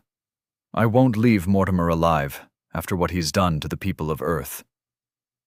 Death smiled, and his human form flowed away. I was no longer seated on a finely upholstered settee. I was perched on a pulsating mushroom, and the living room descended into a fungal amalgamation of rot and decay. The skin on his face melted and ran as dark robes replaced his neat suit. A learning skull glared down at me as the god floated into the air and swept towards me. He stopped a few feet away, and a cold, bony hand raised my chin and forced me to look into his black eyes. "You have passed my trial, little mortal." His voice was tombstones slamming together now, and I flinched at the sound of it. His other hand lifted a black orb, a mirror of his eyes, and extended the source of death for me to claim. I reached out and brushed a hand against it. It fell to the ground as Hidesti and his world disappeared. I found myself back in a rough-hewn dungeon, cold stone replacing the cloying mycelium and stench of death. I snatched up the orb and tried to store it away in a ring, but it could not be hidden away, so I clutched it in my left hand as I headed back to my friends. "Took your time," muttered Jandak. The rest of our party had come back together, although Mune and his golem were currently fighting a rearguard action against a pair of Subblebound who were not happy about our intrusion below the palace. "You brought friends?" I asked Koss. "They just keep coming, Mond. Tell me we don't need to hold this place?" Koss snapped at me. "No, let's get the fuck out of here." I waved the source at him. "I've got what I came for." "Raymond, you must see this. Glimpse sent to me, panic and delight coloring his telepathic message." I switched to looking down from his eyes and saw the amalgam that had guarded the walls melting away into gray slime. A roar of victory went up from my troops, even reaching the birds' ears high in the sky. The nomad horde charged forward, but the Legion beat them to the gates, covered by a hail of spellfire. Mage Husker kicked the thick wooden planks into splinters, and my army burst into the city like a river breaking a dam. "Glimpse, meet me where you dropped us off. I need to stop them." Chapter 51. Bad Company. Normalis Humano times 14 slain. 140 souls harvested. "Get in the stone," I ordered. The Fangs and our golems rushed to let Glimpse snatch them out of the world and into storage. I collapsed the corridor behind us with shape earth, burying half a dozen more of Mortimer's minions. Soulbound servants slain times 7. 140 souls harvested. "Glimpse, let us out at the entrance to the palace," I said, as I reached out to enter his range so I could enter stasis as well. "There are powerful guards there," Glimpse replied. "Not powerful enough." I vanished. The next moment, from my perspective, Glimpse let us out on the broad stone steps that led up to the palace entrance. The compound walls were bristling with archers and casters. A hail of arrows flew towards me, and I threw up a fire shield while I chugged a mana potion to get back to full. The arrows flashed into ash, and most of the spells were stopped. A couple of fireballs came through, but I let them hit me in the chest to cover Glimpse and the newly released Fangs. I was blown backwards, unharmed by the fire, but unable to ignore the concussive blasts from the low-level spells. I rolled to my feet and released a stream of fireballs to annihilate the archers and the casters, who seemed to have assumed I was dead, as they were now taking aim at my friends. Incandescent balls of almost colorless fire from my rings deleted them, and a series of sections of the wall as I threw fireballs at them. Soulbound servants slain times 24. 480 souls harvested. Normalis Humano times 41 slain. 410 souls harvested. The Fangs leapt into action, running to engage the guards at the gates in close combat. They launched blasts of fire and ice, but the defenders threw up their own shields, walls of ice and lightning intercepting the bolts. The Fangs just battered through them, and spears flashed as the armored men met my battle-mad friends. Shit. The idea had been to stop the nomads from committing atrocities in the palace, but when I looked back behind me, I saw smoke starting to rise across the city. The vision of the babies being broken against walls had fucked up my priorities. "Jandak!"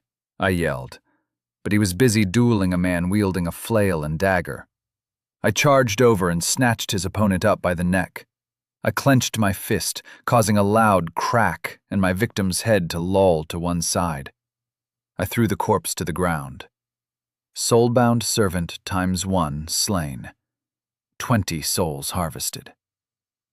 "Jandak, go and intercept the nomads. They're slaughtering innocents. Get them to turn back. I want them back outside the city." "Hey, he was a worthy foe. That would have been a good fight." "Why, we've broken the walls. Whatever happened to the amalgam, now is the time to run wild." His eyes flashed with something that bordered on madness. "Killing soldiers is fine. Anyone who fights back can die. But they are just killing. Do as I say." I yanked the thread connecting our souls, and he grimaced. "Very well, warlord. You said you'd never do that." Jandak spoke bitterly as he turned to do my bidding. "Why not use the threads to the nomads and legion?" he called back angrily as he sped off. God damn it. I assessed the spiderweb of thousands of links that flowed out of my soul and mind. I started plucking the closest ones, excluding the fangs, compelling them to turn back. I moved in concentric circles, as far as I could tell, sending more and more of the army back towards the gates via the soul-bound link. Each time, I sent a compulsion to leave the non-combatants alone, while leaving them free to attack any armed resistance as they liked. Glimpse had resumed his oversight, and I could see that the troops were falling back to the wall. The fires they had started were spreading rapidly, but there was nothing I could do about that. The usual rapid response to fires in a city in this world was impossible, while terrified by the marauding armies cutting through. The fact that those troops were now falling back wasn't something the locals were aware of, so they didn't start trying to organize a firefighting effort. But I'd already broken free of Hadesti's vision. The troops weren't going to storm the palace and murder babies in my name. I'd escaped that future. "Mond!" yelled Mune as he threw himself past me and summoned another ice shield between us and the palace. Cause slid under it and shook off his spear, which was black with blood, as he rose to his feet. "We've got company, Mond. Bad company," Cause hissed as his badly burned arm glowed green for a moment. I leapt to snatch a glance over the top of Mune's shield, which was now ringing and cracking as blasts of magic slammed into it. The fuckers had got themselves organized quickly. 3 groups of casters were moving as a group around a central formation of soul-bound servants wearing heavy armor. It was closer to the medieval style, as opposed to the metal dresses the northern elements of Mortimer's forces had favored. "Glimpse, need some close air support, bloke. Nuke the casters." A sense of confirmation came back down our link, and I backed away from the shield. "Danger close, blokes. I'll deal with this lot." I charged forward and leapt, soaring through the air to land 15 meters beyond the rapidly failing ice shield. I summoned a pair of fire elementals as distractions, and they flanked me as I ran towards the group of armored fighters. I moved too fast for the casters to react, and before I reached my own targets, blasts of fire fell on the casters, blowing them into red mist or reducing them to ash as Glimpse barraged them from above.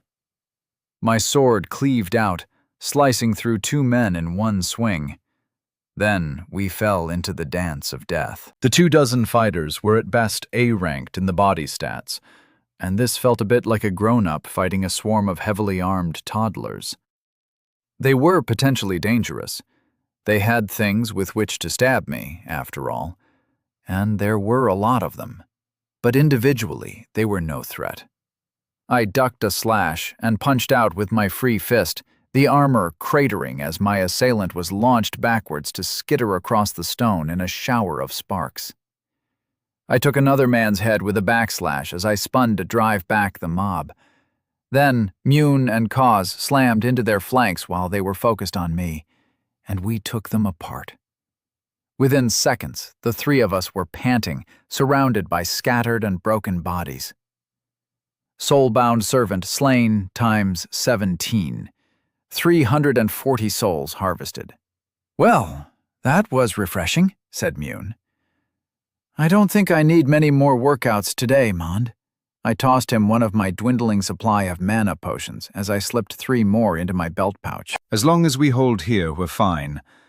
Jandak is pulling the army back. We can probably negotiate with the civvies. It's just Mortimer we need to kill. And his slaves, I added bitterly. Was I any better? I scanned around, and we were clear for now. No new formations were rushing towards us. I'd abused my power over my friend and pissed him off. I had been desperate to avert the kind of shit I'd seen in Death's second vision, and I had done one of my oldest friends on Earth a disservice. Damn it. "Where's Jandak?" asked Cause, still cradling his badly burned left arm. I threw a heal other at him. "I sent him to call off the army, get them back outside the walls." "Well, that's fucking stupid. We've broken through, why pull back?" snapped Mune from where he leant with his hands on his knees. "We can do this with a decapitation strike. No need for indiscriminate killing. It's fucking unprofessional," I snarled.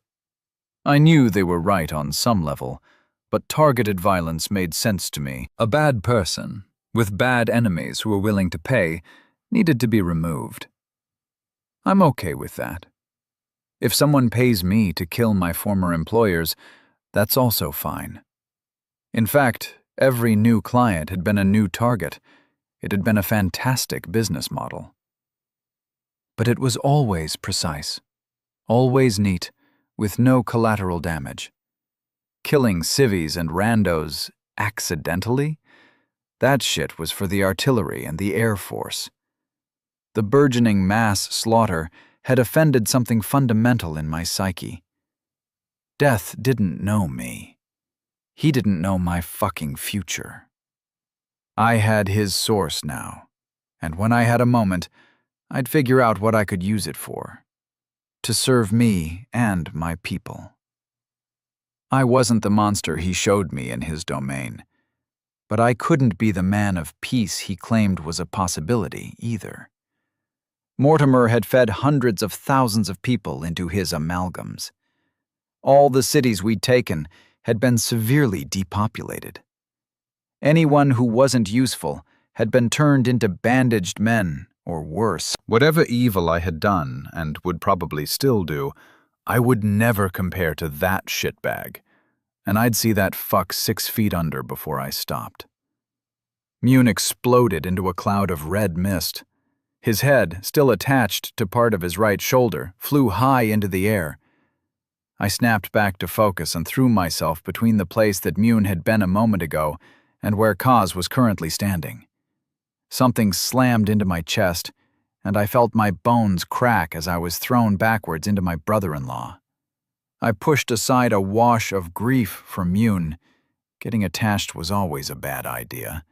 And pulled Kaz into my storage ring before he was crushed between me and the wall I slammed into. As I landed on my feet, I summoned my armor and pauldron from storage. They appeared around me as I cast heal, and my health ticked up. I chugged another mana potion to top me off. "Mr. Cobbler, you shouldn't have come here." He was a tall, muscular man, wearing simple iron plates over his vitals that were held in place with gleaming leather straps. He had a pair of short swords on his hips.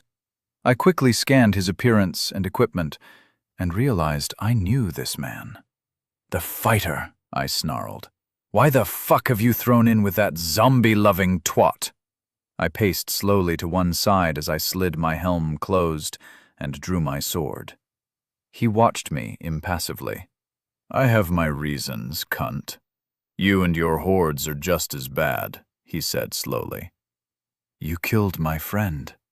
I began inching closer to him, blade held ready at my side for a rising slash. His stats were worrying me. While his mind and soul stats told me his magic wouldn't be powerful, and that he didn't have a reserve of souls available to suddenly power up, His body stat was SS, a single rank beyond myself, and I had no idea what kind of magic he had chosen. If I were a gambling man, I'd say life and time were solid bets. As to the third, I had no fucking clue. Gallagher, if you hadn't killed my friend, I'd have let you walk. My beef is with Mortimer, but now you're right at the top of my shit list. Chapter 52. A Worthy Enemy. We stood and stared each other down. His body stat was SS, a hair higher than mine. He was a professional fighter who had spent years of his life building muscle memory and reflexes intended to let him win in melee combat. That was a disadvantage in a way. Killing a man in the octagon was frowned upon, to put it mildly. He was trained to win, but I was trained to kill and get away with it. Mune. Shit. Rage boiled through me as the stain that had until recently been my friend caught my eye. Mune's golem didn't appreciate this bullshit Western-style standoff. There was a horrific screeching noise as it tore its way out of a building, throwing bricks and dust ahead of it as it charged its master's killer. Gallagher pivoted with inhuman grace to keep me in sight, while presenting a defense to the enraged bot. No one ever accused me of fighting fair, so I activated enhancement and blurred to his left, forcing him to split his attention further, and then rushed forward to attack at the same time as the mad robot. Bronze fists flicked out as the machine engaged him. He twisted and dodged, moving too fast for the bot, and launched an open-palmed slap to wipe away Mune's golem like he'd wiped away my friend. I caught his hand. The bot struck him in the face, and he whirled, taking me off my feet and using me to swat away Mune's former companion. He didn't let go of my arm after he used me as a bot swatter. He swung me to the ground with a thud that knocked the wind out of my lungs, and there was a blur that made my head ring. My helm was faintly dented over my nose, and the eye slits had deformed slightly. My sword swept round and he leapt back, deftly avoiding the awkward cut. I clanked back to my feet and faced him again. He was loose and relaxed, oozing confidence that I intended to disabuse him of. He looked at me blankly and drew his blades. Very well. A worthy foe. It's been a while. His swords blurred through a complex swirling pattern for a moment, and while he was showboating for a crowd that wasn't present, I kicked a cloud of dust into his face and rushed him. I grew to nearly twice my normal size, using double the mana to shift my armor at the same time. My sword went from a bastard sword to an oversized dagger in my right mitt. It didn't matter. I was leading with my left foot anyway. He snapped his swords into a crossed guard as my giant foot slammed towards his chest, but the blow still sent him skittering away from me, bouncing across the dirt. I chased, looking to stab him while he was still lying on his arse, but he recovered his feet in a fluid, serpentine motion and rushed back towards me with a grin on his face. We dueled. His blades couldn't pierce my armor, but he knew his stuff. I was constantly forced to block and dodge as a point reached out from my armpit or groin. He sped up again, and a blade nicked through and caught me under the left armpit. Despite his sudden speed and weight, he must have taken the space affinity as well. I managed to parry his left-hand blade slicing towards my danglies, and then I burst into fire. Wildfire spread out around me, catching his legs, and he threw himself away to roll across the ground as he tried to put the flames out. My wildfire didn't give up easily, though. He dropped his swords and began patting at his smoking legs as the flesh began to bubble and burst. His fat and muscles were cooking. His entire body glowed green for a moment, and his legs were healed. Fucking healers. He was still on fire, but before he could cast another heal, I swept my blade at his knees. I'd like to see him grow his fucking legs back quickly enough to stop me from ending him. He grabbed one of his swords off the ground and it grew to 3 times its former size as he sank the tip into the ground to anchor it. My own blade bounced off with a loud clang, and while he had saved his legs this time, I wasn't fighting fair. My free hand flicked my impossibly sharp dagger towards his heart as my back foot swung through to scramble his eggs. His other short sword flicked across and knocked my rising foot to the side. It clanged against the blade he had planted in the ground. As a result, my dagger didn't slice through his ribs and pierce his heart as I'd intended. It sank up to the hilt in his left bicep, the point stabbing through to cut into his ribs. He lurched backwards, but I was already spinning the other way, pirouetting like a deadly butch ballerina. My sword blurred as I used a charge from the haste bead Krill had made for me all those months ago. Gallagher loomed over me. He went from 6 feet tall to nearly 15 in an instant, and instead of removing his left arm as I'd planned, my blade just left a deep gash across his thigh. As soon as the cut landed, the injury glowed green and knit itself shut. Fucking healers. Then a massive foot swept forward, and I went bowling away across the flagstones. I rolled back to my feet, blade held out to my right-hand side, and grinned behind my visor. Bob had arrived, and taking down the big bastards was very much in his wheelhouse. He scrambled up Gallagher's back, whirring tentacles and angle grinder hands ripping divots out of my enemy, while pointed spider legs dug into his flesh with every step. The warrior from Earth screamed and spun, trying to swat Bob away, but a bronze tentacle snaked around his face and stabbed into his left eye. When he did manage to cast my golem off his back, there was a wet, sucking sound as his left eye was pulled free. Bob flew through the air, clutching his prize in a metal fist. Moon's bot reappeared, battered and barely functional, seeking to use Bob as a distraction. It lurched like a bad stop-motion animation as it jerked its way to embrace the giant's knee. The thing went from a dull, battered and blood-splattered bronze to a red glow. In less than a second, the light shining from it ran all the way up the rainbow until it was pulsing with an intense, faintly purple light. The bot was melting its way into Gallagher's leg. Burning metal closed tight, fat liquefied and trickled towards his ankle, blue flames licking up as lipids turned to a gas, and the blood sizzled as it hit the red-hot golem. Bob slammed into me and bowled me away from Gallagher just as the world went white. Fire no longer damaged me at all, and my armor's magical absorption combined with the resistance I'd gained from the life affinity made almost all magical damage negligible. It still hurt, though. As I blinked my eyes and began to get a clear view of the dirt pressed against my visor, I fought down a curse and rolled back to my feet. A plaintive wail rang out. A gigantic human foot, still clad in the charred remains of a leather sandal, stood forlorn and alone. Behind it, Gallagher rolled back and forth, screaming like a hungry baby. I took a step forward, but had to yank my foot from the ground. The armor was hot enough to melt its way into the stone flags. I plodded slowly closer, pausing to pick up my sword that had fallen to the side as I was thrown backwards by Mune's golem's suicidal revenge. Bits of glowing bronze were scattered around me. Gallagher shrank back to his normal size, but his leg didn't grow back. The bot had crippled him, and I limped forward to finish the job.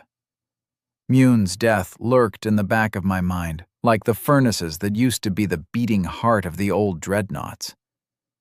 My friend. His wife.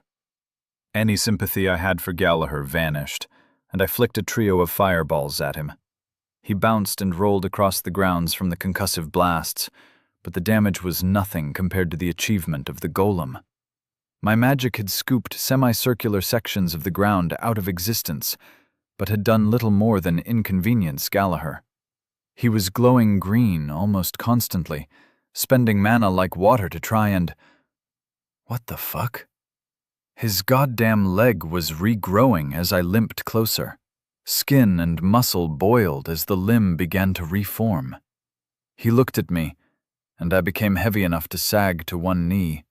I used enhancement, rose carefully to my feet as the stone flags cracked beneath me, and took a step towards him. My sword swung back, ready to flash over and cut him in half. "Don't!" he cried out. I'd broken him. "Let me go. You'll never see me again." He dragged himself away from my vengeance as his leg slowly regrew. It had been severed at the knee, but he already had most of his shin back. Another 30 seconds and he'd be back on his feet.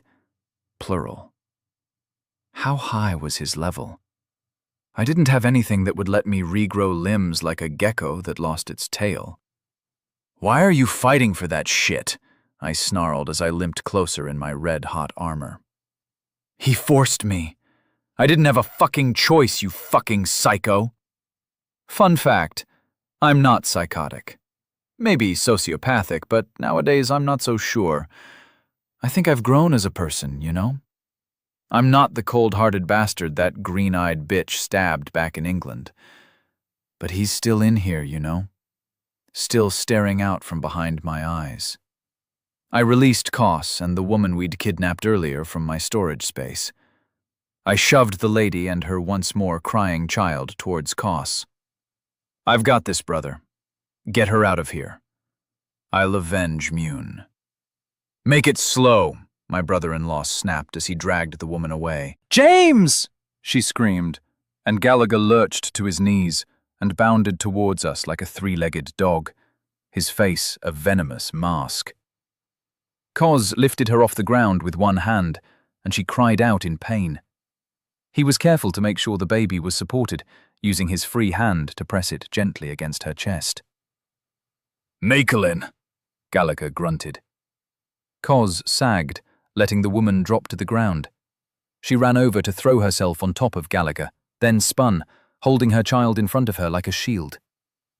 Perhaps I was being unfair, but I couldn't help but notice that the crying baby stayed between me and my fellow exile from Earth.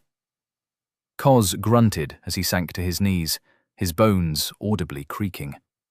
I threw a heel other at him and rushed towards Gallagher. I'd lost my sword somewhere in the fight, but my dagger, the partner to my wedding gift to Faye, was protruding from a flagstone. I snatched the blade out of the rock as I passed. "Fuck off, you savage!" snarled Nakelin, using her free hand to pick up and wave one of Gallagher's blades at me. "I won't hurt you, woman, but you need to get out of my way," I growled. "Go fuck a horse, you fucking—" she began, but Gallagher pulled her round and put his hand on her arm. Whatever she was to him, he shoved her round behind his body and raised his free hand in my direction. "Leave them, cobbler. They've done you no harm, man. Call it the last request of a worthy enemy." "You killed my friend." I moved forward slowly as the woman's screams rang out across the entrance to Mortimer's palace. Chapter 53. I can't control you. "Stop! He was only here because that asshole was holding me hostage," Nakelin yelled at me, as Gallagher struggled to stop her from moving back around to interpose herself between us. "Damn it!" Koz snarled from behind me. I glanced back at my brother-in-law. A high body stat clearly didn't do much to stop getting kicked in the nuts from hurting. I slid my visor back so the woman could see my face. She was scrambling to break free from Gallagher's hold. I cast Shape Earth, and the stone rose up around the woman, carefully shaped to avoid harming her or her baby, but it curled around her and pulled her away from my enemy. Gallagher went insane. His leg had regrown down to the ankle, but the missing foot didn't seem to slow him as he surged to his remaining foot and lunged at me. I had triggered my haste amulet the instant he moved. He flashed forward, growing in size once more, reaching out to me with fingers curled into claws. I danced sideways, and my dagger flashed, leaving his right hand dangling, only held onto his arm by scraps of muscle and tendons. Something blurred past my left side, Then a spear sprouted from his overgrown shoulder. It had sunk into the gap between his collarbone and his neck. He reached up to yank it out as the wound glowed green. I hurled myself into the path the spear had taken and barged Koss out of the way. Even crippled, one hit from Gallagher would send him to join Mune on the moon Hellas, where good warriors go when they die. I'd lost one friend. I wasn't about to lose another so soon. "Leave him," I growled as I threw Koss away from the man. "The nomads have a code," I said as I stalked around him just out of reach. "The shit-sitters don't understand us. Stupid savages, what's to understand? But we take vendettas very seriously." "Us? You've gone native as well, then. Figures." He coughed a scarlet lump up and spat it onto the floor. "Let them go and I won't fight," Gallagher said. I glanced at the woman and child. She was trying to break free of the stone, but wasn't strong enough. "You took someone precious from me, bloke," I growled. "So fucking kill me, you moron! Don't kill them!" The pain of losing Mune was boiling inside me. I wanted to make this man suffer for what he'd done. My code, my shitty, annoying code, overrode my impulse to take something precious from him out of spite. "Koss, get the woman and child out of here. Find Krill and tell him to get his ass over here." "Mond, you can't," Koss began. "I can. Go find Faye and your nephew. Keep them safe," I growled. He glared at me, but did as I asked. I used Shape Earth to move the stone covering the woman, setting her free, and then I sculpted a prison for Gallagher, locking him in place. "Don't hurt her!" he shouted at me. "The nomads aren't the savages in this world. That title belongs to my feral huskar." "Where is your boss, asshole?" I replied, in an amicable tone that offset the harshness of my words. "He's not my fucking boss! Why do you think Nakelin was in his dungeon, you ass?" "If I could get that deep into the dungeon, you could have." "I was being watched, you prick. If I so much as looked sideways at the guards, they'd have iced them." "I won't lose a child!" "You just robbed a wife of her husband and tried to leave my child without a father. Koss, take the woman away. Make sure she's treated well." He snarled and tried to break free from the stone prison I'd shaped around his limbs. He failed. Koss dragged the shrieking woman and her child away. "It will be fine, love. Focus on little Petra. I love you," Gallagher called as he sagged, finally accepting that he was trapped. "How did you end up under Mortimer's power?" I asked. I wasn't willing to remove my armor quite yet. He could be faking not being able to break free, but as there hadn't been any further reinforcements from the palace, I was starting to relax. Koss was dragging the woman away, ignoring her hysterical screams and her attempts to hit him with another low blow. He was being careful to make sure the kid was safe as well, which softened my attitude towards him a little. Gallagher looked up at me and grimaced. I was painfully conscious, although the pain was metaphorical in my case, of his hand knitting itself back onto his arm, and his missing foot was almost regrown. "I watched you beat the shit out of Greg McConnor in the octagon," I said. "You and 10 million others. So fucking what? Just don't hurt my wife and son," he spat. "Wife, eh? I'm not the only one who's gone native," I growled as I circled him. "I started in some fucked up version of ancient Rome, cobbler. I fought my way to the top of the gladiator ranks without taking a single fucking level. I earned my place on skill alone. And then that cunt Mortimer caught up with me," he finished bitterly. "The bitch that killed us warned us about you. Everyone is waiting for you, cobbler. We've all been building our strength, preparing for the psycho to make a run at us. If you've an ounce of humanity left in your black fucking soul, just kill me and spare my family." He sagged as he finished speaking, his head hanging down as far as it could within the stone bonds I'd sculpted around him. What the hell was I feeling? Anger burned, an urgent desire to avenge Mune, but something akin to pity, to sympathy lurked at the back of my mind as well. I can't control you. You're a danger to me and my friends, I ground out through clenched teeth. Friends! Ha! Good one, he sneered. Mune, the man you turned to fucking paste, had been with me since I joined the Nomads. I was there at his wedding. I taught him how to fight. Not well enough.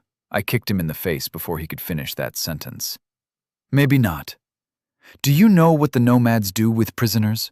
I asked, forcing myself to jump to a jovial tone of voice. Make them fuck sheep? Oh, I know. They have to dance the Macarena. I fought down the urge to kick him again. Not so much. The men will blind you and cripple you. They're more than happy to cut anything off as and when it regrows. Then the women will take your rod and your stones. And skin.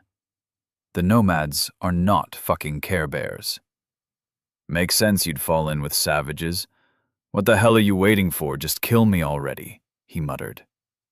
Why should I began, but he cut me off. Cobbler, quit fucking around. You think you're a proper roadman, a gangster, but you're just a fucking thug who got into the dark side of life. I've seen your like before. You don't scare me, cunt. Kill me, or give me back my wife, my son, and fuck off. His words threw me for a loop. I was never what he seemed to think I had been back on Earth. A quiet professional with a career that had to be built in the shadows, sure, I'd accept that. I didn't throw my weight around. I wasn't dug in with the criminal elements back home unless they had the money and connections to hire me. I hadn't been an evil man. I'd been a kind of garbage collector, a human recycling facility, to return to the worms that which was theirs. I wasn't what she told you, I muttered. Not a killer? Tell that to the empty cities from here to Crathan, he sneered. This shithole is the furthest south me and my forces have been. I called my troops back when they broke into the city, for fuck's sake. I came here for Mortimer's head and that thing. I stalked over and scooped up Death's source from where it had rolled to one side. This is the key to his fucking monsters. When I took it, the amalgams died. All of them. Without the shard of Hedesti, those fuckers melted away. And now, wherever that twat is, his army just lost its most powerful weapons. Those things were the mushed-together remains of all the dead people you think I've killed. Does he have some kind of psychic power to turn people into fucking idiots? I snapped. You're the dangerous one, he said slowly. After you. You were a champion, I barked in reply. He fought against his bonds for a second, then grinned at me. He swelled, and the stone broke away from his body. Well, that wasn't a smart thing to do, was it? I chuckled as he rolled around with broken limbs. He'd snapped free of the bonds, but done himself some serious injuries in the process. A green glow surrounded him, and I scowled. I moved forward to finish him off, but he held up one hand. No, stop! I don't want to go home, he pleaded. Stop fucking about. I can't send you home, I snapped, weighing the dagger in my hand. What do you think happens when we die here? We're dead already, you ass. Kronos spilled the beans. Father Time isn't quite as limited as the others. Thoughts of Faye, Kos, Krill, Jandak, and my as-yet unnamed son flashed through my mind. All I'd ever had to do to go home was die? Aresk couldn't tell me anything like that, you lying shit. He's one of the bound gods. Kronos, Hedesti, and Aphrodite. Who can question time, death, and beauty? He spat to one side and tried to push himself into a sitting position. You've been played, you fool. Who can question war? I'm not the one about to be iced, Gallagher. You watched my fights. You mentioned it before. So? That doesn't mean you can know that. Kronos told me. I'm not wrong, am I? He snarled. No, I admitted reluctantly. My mind was whirling. I could have just gone home. Not been tortured on the back of that wagon. Not cut that guy's fingers off. Not built an army that was hell-bent on burning down every shit-sitter city. He held them hostage, Cobbler. He was going to turn them into one of his monsters if I didn't serve. I fucking hated him. I do hate him. Maybe the green-eyed woman was wrong. Maybe you aren't a monster. Prove it. You've got my wife and son. I won't act against you. Would he, though? He could. That much I was sure of. I had a beaten tiger in front of me, spread out on the flagstones of Mortimer's palace. If I let the beast get back up, I wasn't sure I could put it down again. He'd know my tricks. Sure, I'd know his, but I got the feeling he had more tricks I hadn't seen yet. Shit. I couldn't hold his wife and kid hostage. I really want to kill you. You turned Mune into a fucking street pizza. My knuckles cracked as my fists clenched. I'll go. Give me Naklin and my boy. You don't want to go home, neither do I. I've got no beef with you. His eyes looked up at me, full of sincerity and desperation. We can just go our own ways. You won't be going anywhere for a while. Bob, cuff him, I called. My murder bot rattled over, trailing a wounded tentacle. Raymond, I'm not sure I'm capable of restraining him. Take a leg off at the knee. It'll slow him down for now.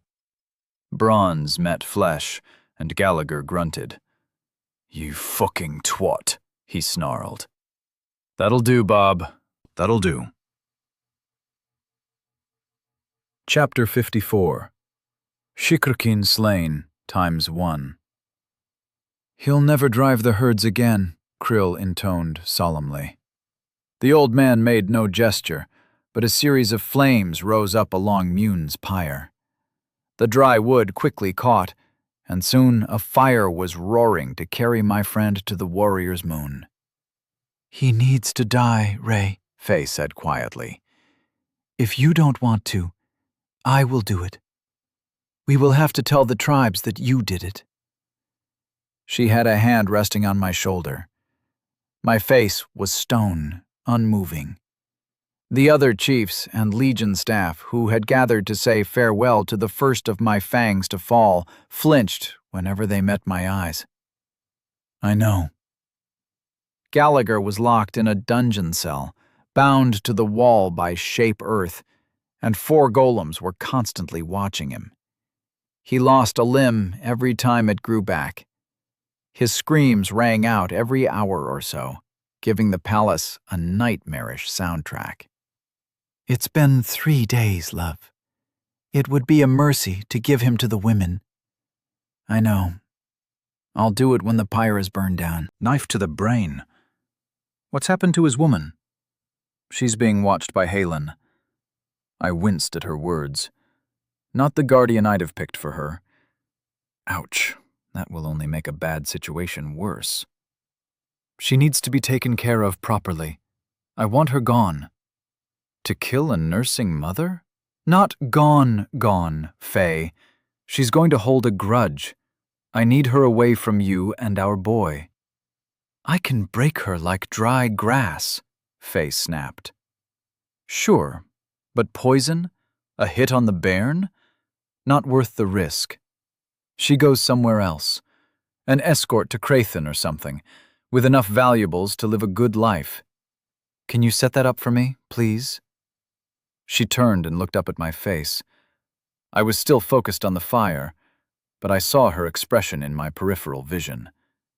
She didn't look pleased. Why not? No love. I won't make her a slave. Faye harumphed at my response, but turned back to the fire.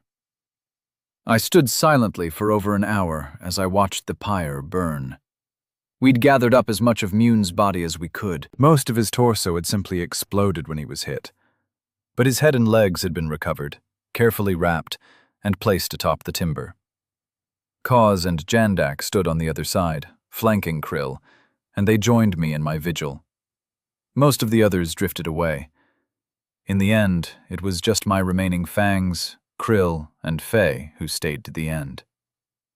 As the wood finally collapsed into embers, I sent a short prayer to Haydesti, asking for special treatment for my friend. There was no crashing aura of rot or whatever the hell death's presence felt like, but I hoped it was received. "Let me do it, Mond," Jandak snarled as we walked away. "Moon was one of us." "I would like the honor of avenging him as well, if it's an option," Kaz added.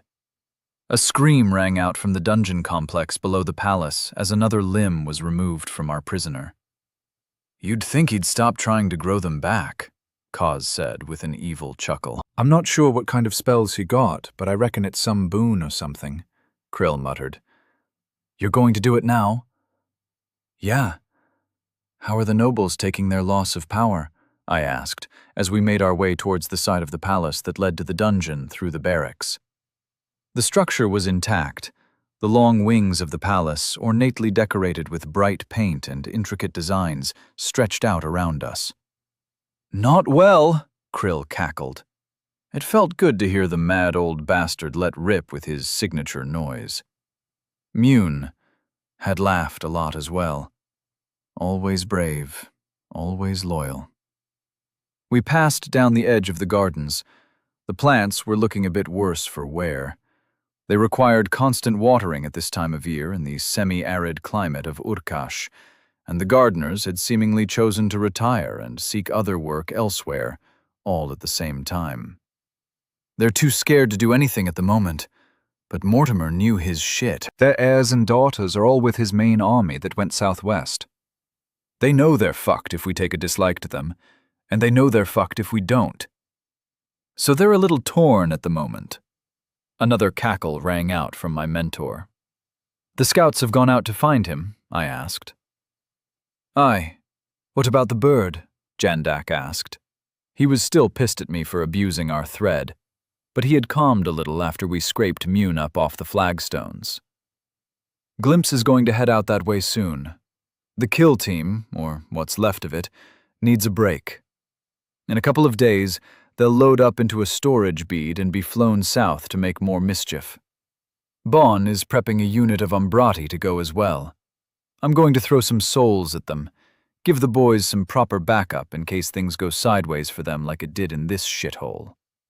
I shoved aside the door to the dungeon, and a dozen leveled nomads all pointed spears at me. "Easy, guys. "I'm going to make you sitting here in this stone coffin unnecessary." "Thank Eresk. Warlord, we're a hard people, but I've had to dispose of that bastard's legs 15 times, one of them complained. "It ends now." I brushed past them and moved through the barracks area into the dungeon proper. "Wait here," I ordered. "Brother, you need guards around that monster," Kaz argued. "He's been disarmed, literally and repeatedly. There are 4 golems in there as well. He's from my world. I want to do this alone." They didn't look happy, but they nodded reluctantly. Krill just leant against the wall, but the Fangs moved to flank the door to Gallagher's cell as I stepped within. "There he is," Gallagher gasped. "The monster in human skin." The man was braced to the floor with flowing stone that I had conjured to wrap him in place. He had exhausted his mana after the first few amputations. There was a pile of bloody limbs in one corner of the dank cell, and Bob and his friends were each standing to watch the limbs slowly regrow. In the end, it was as easy as any other killing. Humans are such fragile bags of blood delicately strung over bones. Thoughts of my friend's demise flashed before my eyes, his chest vanishing into a pink mist, his startled face and shoulder launching into the air. But they weren't what drove me to slide my dagger into Gallagher's brain and twist it back and forth.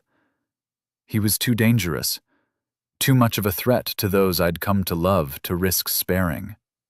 I stepped back and wiped my dagger off on my tunic before slipping it into the sheath on my belt. Sorry, bloke. You were a good fighter. Too good. For a resk! One of the 6 has fallen. Raymond Cobbler has killed James Gallagher, the first player to make a real kill. Raymond will have access to a curated selection of rewards for taking the first step on his true path. Shikrakin slain, ×1. No souls harvested. Choose one of the following rewards. Stolen power. You will inherit James Gallagher's regeneration boon. Efficient soul transfer. Loss of souls on transfer reduced to 10%. Hunter's gaze. You will know roughly where the other 4 exiles are at all times. The closer they are to you, the clearer your sense of them will be. Make your choice. I hadn't even had a chance to ponder the options before a cry rang up, all across the city. Nomad ululations echoed in through the tiny barred window of Gallagher's cell. "What did you get?" demanded Krill, as he shoved Cause out of the way to burst into the room first. The Fangs followed him and offered their congratulations. "You saw that notification?" I asked. "Sounds like everyone did. There's going to be a party tonight." Krill grinned at me. "So what did you get?" the irascible old man asked. I wasn't happy about this notification being some kind of universal ping. I briefly prayed that it wouldn't be for everyone, only those I had given souls to. It isn't. Everyone with stats saw that notification. "I'm proud of you, boy," Aresk's voice echoed in my mind. Shit. "Maybe we can help with the choice?" Krill offered with a gleam in his eye. "I already know what you'd pick, you old rascal." "No, give me a minute. Soul transfer would undoubtedly be the best option in terms of making the most of my souls. Stolen power would make me as tough as Gallagher had been. As long as I was literally disarmed, I'd be unstoppable. Hunter's gaze would let me find the other 4 easily, or see them coming if they came after me. Think, Ray. Do you need more powerful followers, more survivability, or an easy option to hunt down the rest of them? Gallagher had made it pretty clear what Poseidon's poisoning of the well had done to my chances of living to let live. I clicked on Hunter's gaze and screamed as my head felt like it was fracturing into pieces. I knew where they were. One was 100 miles or so southeast, a clear beacon in my mind. Way off to the southwest was another, their location much vaguer. I could point to them, but it could be 10 or 15 degrees either way. Far in the east, the other 2 sat there, amorphous blobs in the perception of this skill. Too far away to be an immediate threat. Mortimer must be the closest. Aresk only knew who the one at the southeast was. I do know, and so do all the other gods. Suddenly he's a chatty Cathy. I liked it better when he was quiet. I've taken the power that lets me know where the other Shikrakin are. I need to speak to the scouts. Actually, I need to get some letters written for the ones already on. They're fucking illiterate, aren't they? Damn it. Well, they're just gonna wander around for a week or 2 while the main army moves. I'm going to leave the Legion in charge here. Urkash is too big, despite Mortimer feeding so many poor bastards to amalgams, to leave it to a tribe. And if more than one tribe is in charge, they'll just fight for power and fuck everything up. How far? Krill asked excitedly. Maybe 100 miles or so. Less than a week's march for the army. So 2 or 3 days. We'll be marching towards them at the same speed, Mond, Jandak interjected. Yeah, we need to march now. Go get the tribunes and the chiefs. We're going to end this war. Chapter 55. And not die myself. It's hot. Damn hot. I muttered. Is the boy okay? Faye looked up from the baby wrapped in fine, and most importantly, thin linen sheets. She gave me a broad smile and winked. He's of the steppes. We aren't a soft people, Ray. Even our newborns are tougher than most shit-sitters, she laughed. Faye shifted the baby from her hip and held him out to me. I took him and held him up in front of me to peer into his face. The odd eyes babies seem to have when they're born, the darkened iris, had faded and been replaced with my own brilliant blue color. He still looked like a fat Winston Churchill, but I knew enough that even she understood the reference. Women rarely liked the comparison. I pulled him in close and held him against my chest as we walked south behind the army. I don't like it, husband. Uh-oh. Husband was usually a bad sign, especially when we were alone. You'll be alone and separated from the army. I'm taking half a legion and about the same number of leveled-up warriors, as well as Wilson, the Fangs, and Krill. I'm really not going to be alone, love. And that sick bastard will have his entire army around him, she snapped. The baby stirred at the anger in his mother's voice, then settled his head against my chest with a burbling noise. One tiny hand clamped surprisingly strong fingers around one of my thumbs. But he's no fighter. If I'd seen Gallagher coming, I could have... What's happened with the woman? I asked. I'd left the arrangements for Nakelin and her kid to Faye and the Coven. She has gone east. A small escort and far more wealth than you should have given here went as well. You can't be frivolous with money, Ray. We need to support our herds. I owed her that much at least, I muttered.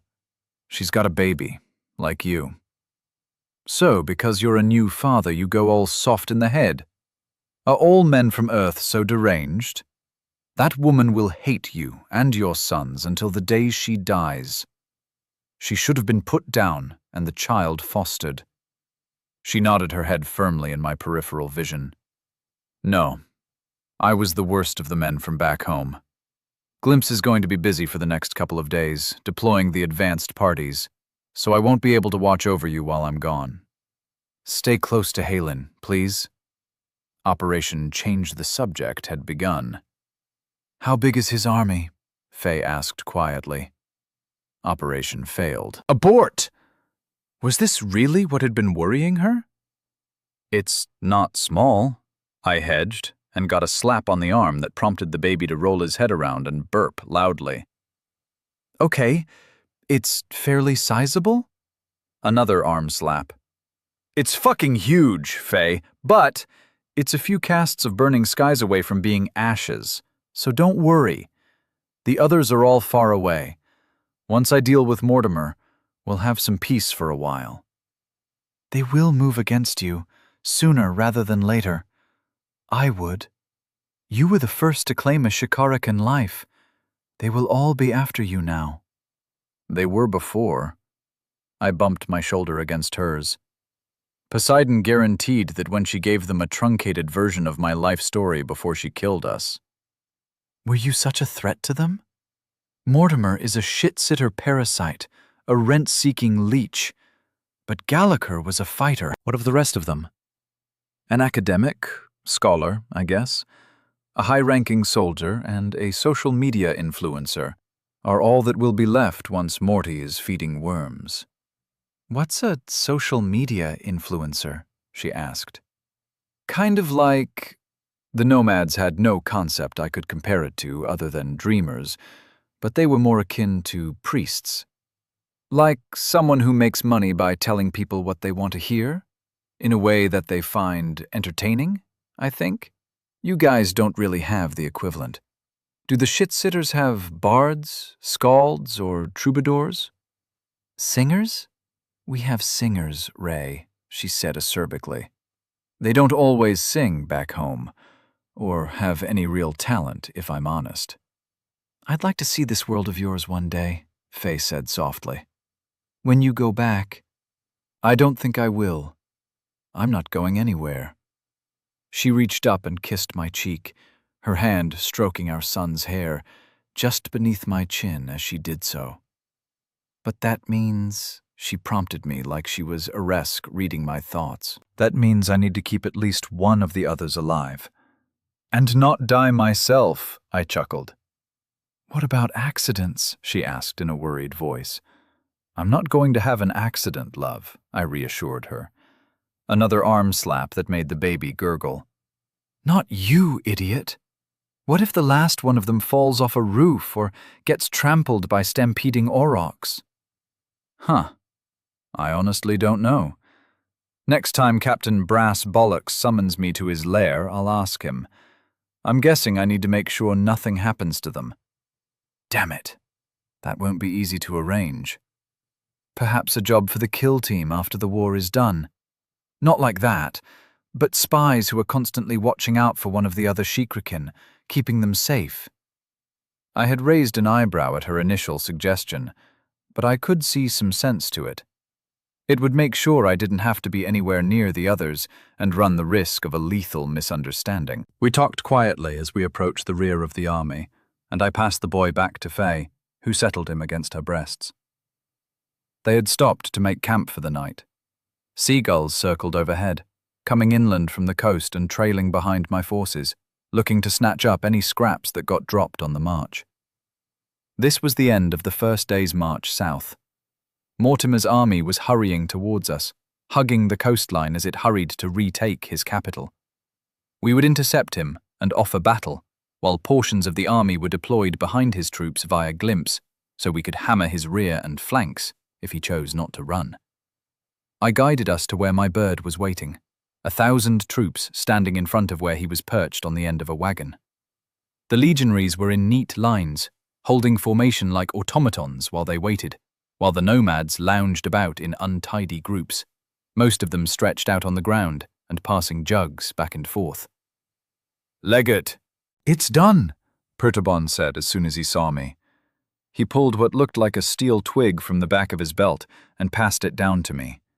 I took the 5-foot-long shaft of silver metal and examined how they had seated the black orb at one end. Bands of metal held Hadesti's source in place, turning it into the head of a very heavy mace. The other sources we'd found had all had fairly obvious uses or benefits. Converting the Huskar to my side and beginning the Legion on board, the God Forge and the Golem cores were all easy to take advantage of. I'd had no idea how to benefit from the God of Death's pearl, but the Huskars had come to my rescue with their ancient knowledge. Using it the same way that Mortimer had done was out of the question, not only for ethical reasons, but practical ones as well. I wasn't a necromancer. But if wielded as a weapon, it would inflict terrible effects on anyone it struck, if it didn't simply kill them outright. So Legion crafters had forged my new death mace quickly, using the enhanced metals Salk regularly sent south. I spun it in my hands, leaving a blur in the air as it twirled fast enough to hum. It was weighty, even with my strength stat. It would be a good weapon. "Are you ready?" I asked Bon, as I leaned on my new short staff. "We await your command, Legate," Bon replied with a booming laugh. I nodded and grinned up at him. "Mages in first, Umbrati next, then the line troops," he bellowed at the Huskar soldiers around us. Glimpse flapped down to settle on my shoulder and draped a necklace made of stone beads over my shoulder that he carried in one claw. It must have made for quite a sight. Long lines of giants walked towards me and vanished into one of the 50-odd beads slung on the bird's necklace. Then the nomads followed suit, joking and grumbling as they steadily vanished. "See you on the other side," laughed Kaz, as he and Jandak vanished as well. Krill just cracked as he stepped into the blank state of the dimensional pockets. "Be careful, love." Faye kissed me long and passionately, then turned and walked away without looking back. They weren't a sentimental people, that was for sure. I looked around for the final member of our party and realized he was hiding. I reached out via a particular soul thread and sent a gentle nudge to come and join me. There was a yip from behind a nearby wagon, and I moved to find my errant wolf. Wilson peered up at me from under the cart he was hiding beneath. "Come on, boy, time to go." He whined and slipped further back behind the nearest wheel. "What's got into you? You're usually all up for ripping some zombies' throats out." Another whine and a headshake. He sent me a mental image of darkness, fear, and urinating. Charming. "Look, Wilson, it's only for a couple of hours. We'll be let out before you know it." I don't experience anything while I'm in storage. Another yip, and the wolf began shuffling along on his belly towards the far side of the wagon. I leapt over the 3-meter-tall vehicle and landed facing where I started on the other side. Wilson jumped, and his back made the whole wagon bounce. "Shit! Sorry, bloke. Look, I won't force you. You could stay and guard Faye and the baby instead." His tongue lolled out, and he inched towards me, close enough that I could ruffle the fur between his ears. He inched his way out and shook violently once he was back on his feet. His nose came down to my face, and I got a lick of gratitude. I patted his shoulder. "I'll miss you, big guy. I could really use another friend to watch my back. But if you're scared of going into storage, I guess I'll just have to manage without you." I sighed dramatically as Glimpse landed on the wolf's head and let out a cackling caw of derision. Wilson shook the bird off and snapped half-heartedly at Glimpse as he jumped over to my shoulder. Big amber eyes looked at me from his bronze-furred face, and he chuffed unhappily. He glanced from the crow peering up at him with its head cocked on one side, and my face, which was desperately trying to suppress a smile. "It's fine, pup. Go find Faye. Make sure nothing happens to her." He wagged his tail and took off at a loping sprint in the direction she'd gone. "And then they were two," I muttered. "Never. Tens of thousands are praying for your success. I'll deploy the kill team first, then let the advance team out a little further away. Thanks, Glimpse. Maybe we will get a little peace after this is done." I looked around the army, troops bustling around as they ran errands or sat around cooking fires, working on their weapons and armor. I couldn't see it myself. This wasn't a force that could just retire. Endless conquest was what the nomads wanted. Revenge for all the slights the shit-sitters had given over the centuries. "Let's go," I said, and Glimpse hopped to my other shoulder. Then the world vanished. Right and proper. As agreed, Glimpse pulled me out of storage first. I scanned around quickly. From my perspective, it had been late afternoon a moment ago. Now the sun had set, and only a few rays of light lent the sky a purple tinge in the west. "We're clear?" I asked. "Yes, Ray. No one within 3 miles, and their scouts passed through here an hour ago on their way north. They won't be back." Glimpse sent. "Outstanding. Spit them out and let's get settled in while we wait for the main forces to sight each other." Men and Husker began to pour out of the necklace in Glimpse's claws. Blinking at the change in light for a second, they quickly began to form a perimeter, troopers spreading out to surround us as more emerged. "Lord, that's everyone. Can the bird scout for us now?" asked Pertabon. He was crouched down, like all Husker, as there wasn't much in the way of cover in this arid land. We'd been dropped off in a shallow depression, but the gently rising slopes around us didn't provide proper cover for the Husker, some of whom were nearly 8 meters tall. Watching the Husker do that awkward crouching walk to try to reduce their height by half made me smile for a moment. And then Krill arrived.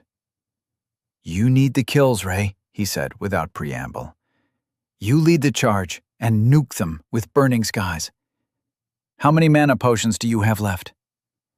I'd acquired a few more since the last time I checked, as the weekly refresh came round. I checked my personal pocket dimensions and grimaced. 49 left. "Use 'em and share 'em," he ordered me. I scowled at him in response. "This isn't going to be our last battle. I know where the others are now." I could feel Mortimer like a bubo in my mind. I could sprint to him in less than half an hour. He was gradually creeping away from me to the north, so if they'd noticed us, the man himself would not be paying us a visit anytime soon. Fuck them. This is the big high necromancer. How close are the others? Krill snapped. Not close. But that reserve of potions is 3/4 gone, and I won't be able to restock. The rest will have had more time to get stronger. I won't waste them just to save the lives of your warriors, Krill hissed at me. Mond, you'll need the strength of your warriors when the others come for you. Shut up, Krill.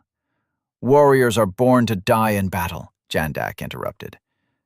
Perimeter scouts are in place. Where's Glimpse? Just dropping off the kill team, I said absently, as I checked in on the bird. They were pissed, chuckled Jandak, and Kaz nodded in agreement. They wanted souls already, but they're good lads, despite their oddities, my brother-in-law added. We're not hitting them until the main army engages, so we'll have surprise on our side. I glanced around. No fires. It's a cold camp tonight, I barked. The main Legion forces will draw fire while we eat them from the flanks. It's a good old hammer and anvil scenario. Krill grumbled and complained, but went off to join the mage husker and discuss plans with them. I pulled a pile of furs out of my storage and spread them out on the ground. Kos and Jandak did the same, setting themselves up on either side of me, spears and blades close at hand. Mond, thanks, Jandak spoke in a quiet and uncertain voice. I looked over as I snuggled deeper into my bed for the night. He had been angry at me, pissed off about Mune, furious that I'd abused my control over him. I'd hardly had a polite word from him since it happened. No worries, bloke. I wasn't going to push. I was angry, blunt as ever. I noticed, mate. I'm sorry I used the bond to send you away. Gah, this was getting uncomfortable. We were battle brothers. Feelings were not discussed. If you hadn't, I would have died against Gallagher. You couldn't have saved Kaz and me, so one of us would have died. And I'm faster than Kaz. I'd have attacked first. Faster to reach the stew pot, Kaz joked. I'm glad you survived, brother. But I want revenge for Mune, Jandak snarled from his bed furs. The fighter is dead. The necromancer won't be much of a battle, and he was in charge of Gallagher, Kaz offered. Don't count that fuck Mortimer out yet, I said gently. Without his giant beasts, he's goat feed. We've got the Legion, the Coven, the tribes, and we've got us. Kaz chuckled. Mond, Raymond. Jandak never used my proper name. I looked over at him. He was curled tight in a ball, the long back hair of his mullet sticking out of the nest of animal furs he was wrapped in. What? I asked. Let me lead the charge tomorrow. You and the casters need to soften them up and deal with the dross, but let me face his champions. You've got a kid, bloke. My son will be ashamed of me as I am. I need to cut through our enemies, to win back my honor.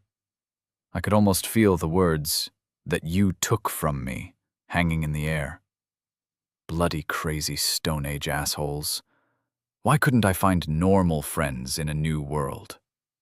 It's that important. Yes. His voice was flat and cold.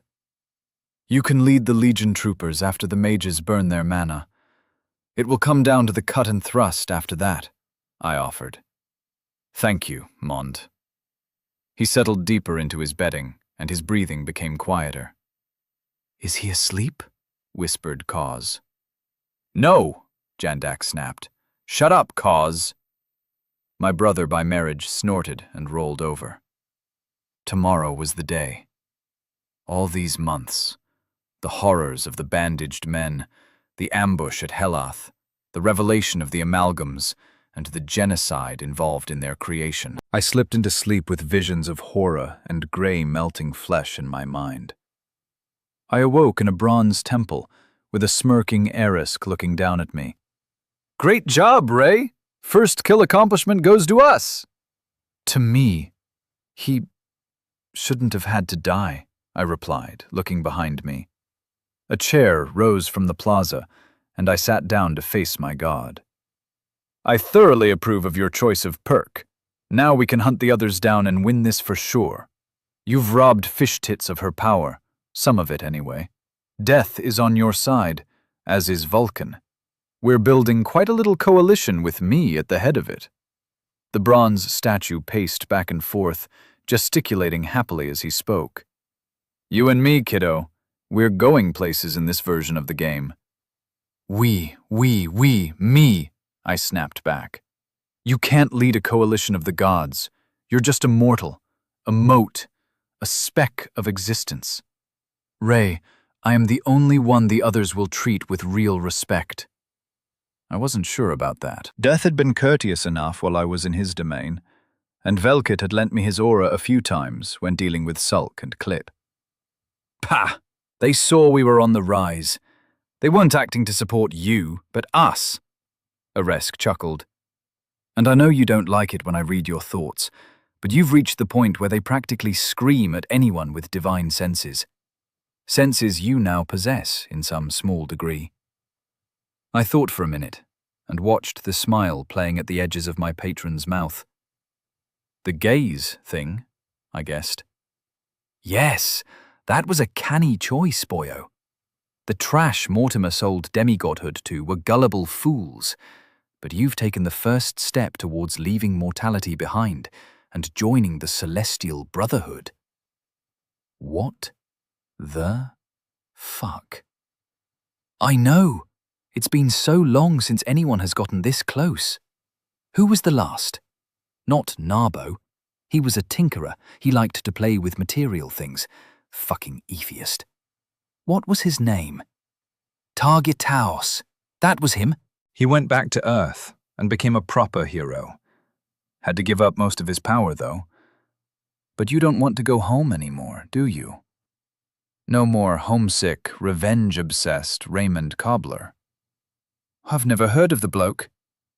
The armor and weapons on their bronze plinths seemed to spin a little faster as Eresk became more excitable. A happy god was arguably worse than an angry one.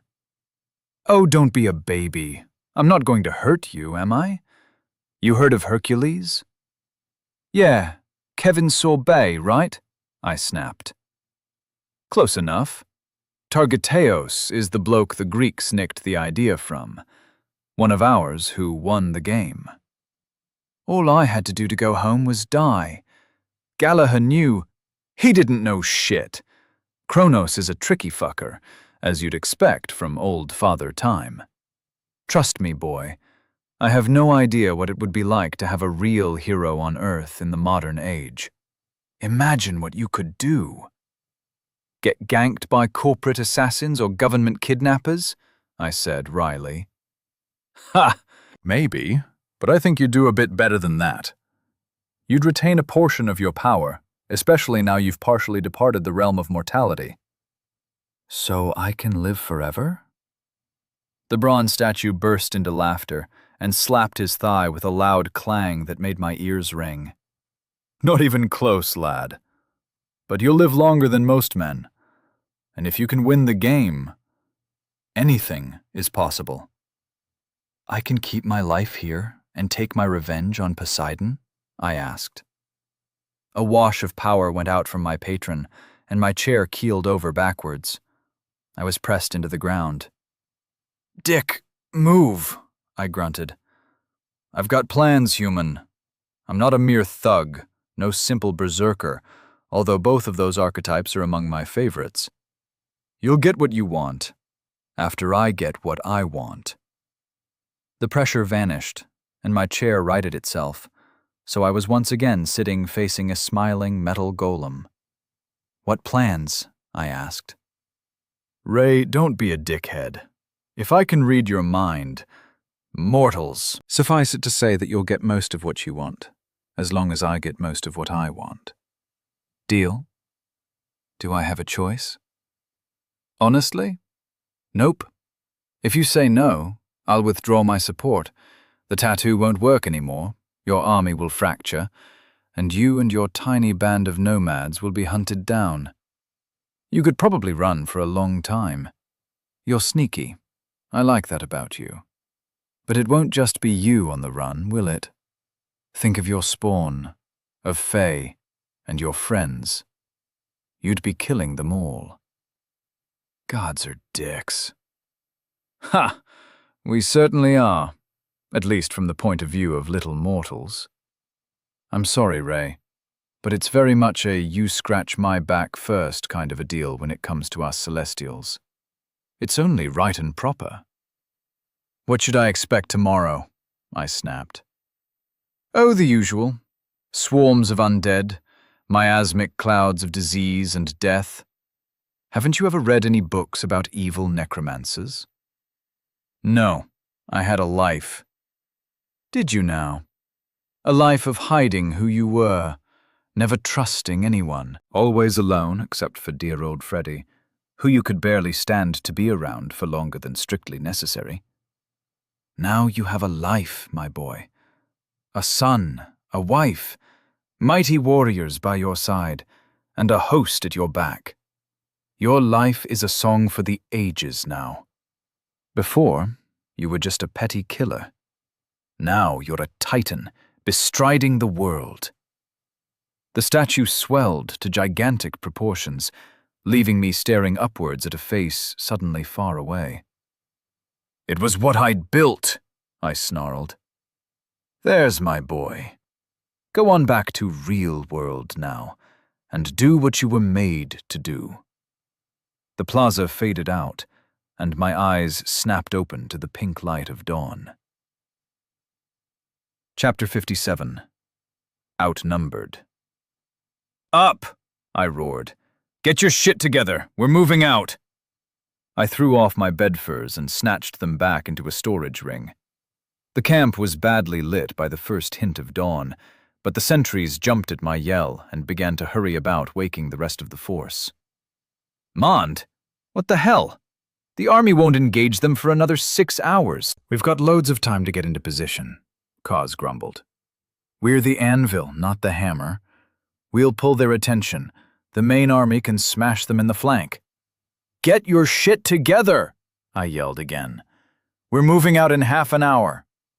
Legate, this is perhaps ill-advised, offered Bon as he crouch-walked over to me. Why? I snapped. Pritiban settled onto his heels and gave me a serious expression. He had somehow already been fully armed and armored when I woke up with a fire in my belly. The guy must have slept in his war gear.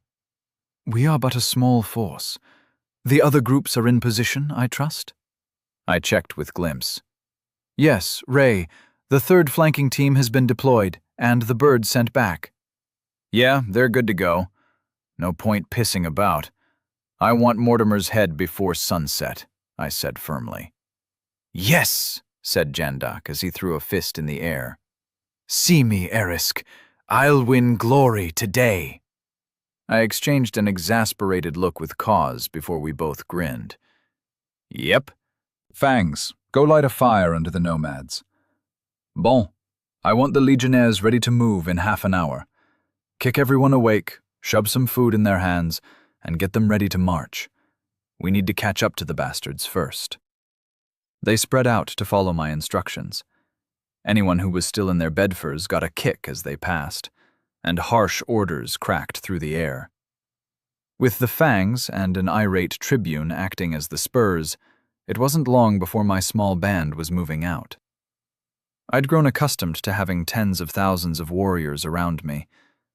Now, with barely 1,000 at my back, I felt somewhat vulnerable, especially as I borrowed Glimpse's senses to survey the enemy. There was a knot of brightness at the heart of Mortimer's formation. Colorful banners waved from spears, and the normal humans acted as the nucleus of an undead cell while it oozed across the scrubland. Around this band of merry brothers was a sea of gray. The arid landscape looked like a gray swamp, undulating towards Rukash. Trying to count them was a futile endeavor. I had them pegged at around 300,000 undead, but I was probably off by at least 10%. That was what Burning Skies was for, though. My entire force was outnumbered at least 10-1. I could see them maybe a dozen miles away from the horde of undeath as my little band ran towards the enemy. Scouts from both sides were already skirmishing, nomads and shit-sitter cavalry trading blows. The nomads tended to win out. They were born to ride. But enough of the enemy were escaping back towards Mortimer's army that they'd know soon enough the legions and the nomads were coming. This might work to my advantage. Aresk had pissed me off. I'd acted without thinking to roust the troops and hit the bastards as soon as possible. Once King Dickhead was in the ground, I'd have some peace for a while to work out what to do with the others. But the lead elements of both sides were already tangling with each other, so we might not be the anvil after all. We ran like wolves, a steady lope eating up the ground between us and our prey. The rattle and clank of armor from the Legion and the susurration of the leather-clad nomads marked our passage as we rushed towards battle. I crested a low hill and skidded to a halt. My armor appeared over my body at the same time as I pulled half a dozen of my dwindling supply of mana potions from a storage ring. I dropped all bar one into a belt pouch and drew my sword. Acres of dead men and women moved in the plain below me, a silent mass of animate flesh that ought to be in the ground or have been atop a pyre. Well, I could fix that easily enough. As the legionnaires stopped, in almost perfect formation around me, and the nomads spread out to cover their flanks, I made the sky go dark. The last set of upgrades had turned Burning Skies into an apocalyptic weapon. It had to start within my casting range, but I could shape it how I liked. And I was only limited by the maximum area of the spell. The edge of the enemy army was perhaps half a kilometer away. My range was perhaps a fifth of that, but I could extend a centimeter-wide line of the spell, allowing me to use the bulk of it across a vast area. I sent the spell out like spider webs, half a meter wide, spreading out from my launch point to the mass of the foe. The fireballs that flashed from the sky eradicated everything in a 33-meter radius when they hit, turning most organic matter directly into gas and trace elements. I cast again, and the red sky darkened once more. Then again.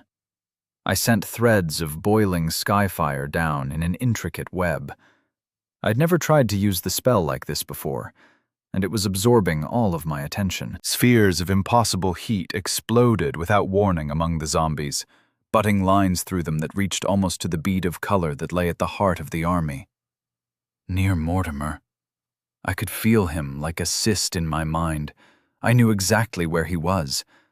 But whenever I tried to send a thread of Burning Skies in his direction, dozens of shields leapt up to absorb the falling fire. Reanimated Humanos X33705 slain. 505,575 souls harvested. Well, that worked. But it was barely 10% of the undead. I swung my visor up and chugged 2 of my precious mana potions.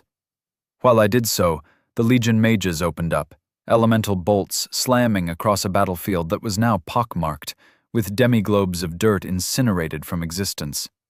Lances of light cut through the mob as it tried to coalesce and turned to face the threat we presented. The lines of blazing glory from the Legion's spears slammed into more hasty shields before they could hit the human core of Mortimer's forces. I watched via glimpse from the sky as another of the 3 forward-deployed units arrived on the scene. 1,000 soldiers emerged from a scraggly forest to the south of us and unleashed another barrage, further disrupting the horde. My mana ticked back up, and I threw myself forward into the ashy wasteland I'd created, leaping over the divots I'd burned out of the earth until I was close enough for another barrage of burning skies. "Jandak, go!" I yelled over the detonations that were racing away from me as the crimson clouds unleashed their fury on my enemies. My friend blurred past me and ran towards the humans at the heart of Mortimer's army. I followed suit, making sure to let him keep a slight lead. I could feel Koss behind me, and the threads leading to the rest of my unit followed closely behind him. A ululating cry went up from the nomads. Eriskin, Mondin, Jagapin, whatever the hell Kalpaker's tribe was called, they all charged forward with screams of rage and fury. The dead were nothing to us now, but there were so many of them. Jandak cut a path, 100 meters of spraying gore and limbs. Then the mob began to slow him down. I ran behind, blade flicking left and right as the swarm tried to close in behind my friend. Interspersed in the mob were the lesser amalgams, 3 or 4 poor bastards melted together by Mortimer's necromancy.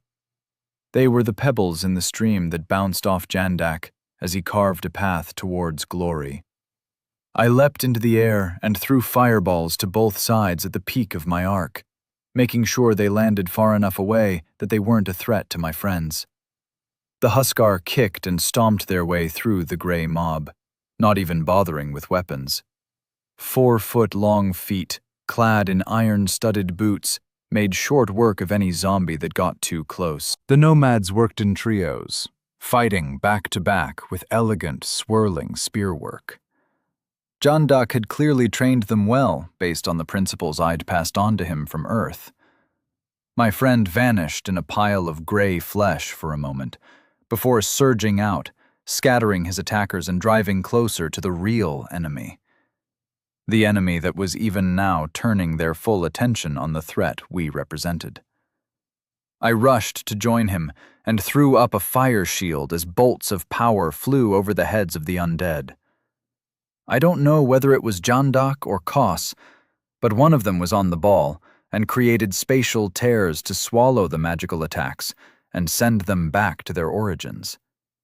Enemy shields sprang up to block their own attacks. All to the good. We needed to waste their mana and exhaust their trinkets. Once magic was removed from the equation, we could deal with the fighters easily enough. Even my troops, who'd only gotten a couple of levels, were more than a match for the bandaged men, and the Huskar could slam through heavily leveled enemies with ease if they didn't get blown apart before they could close.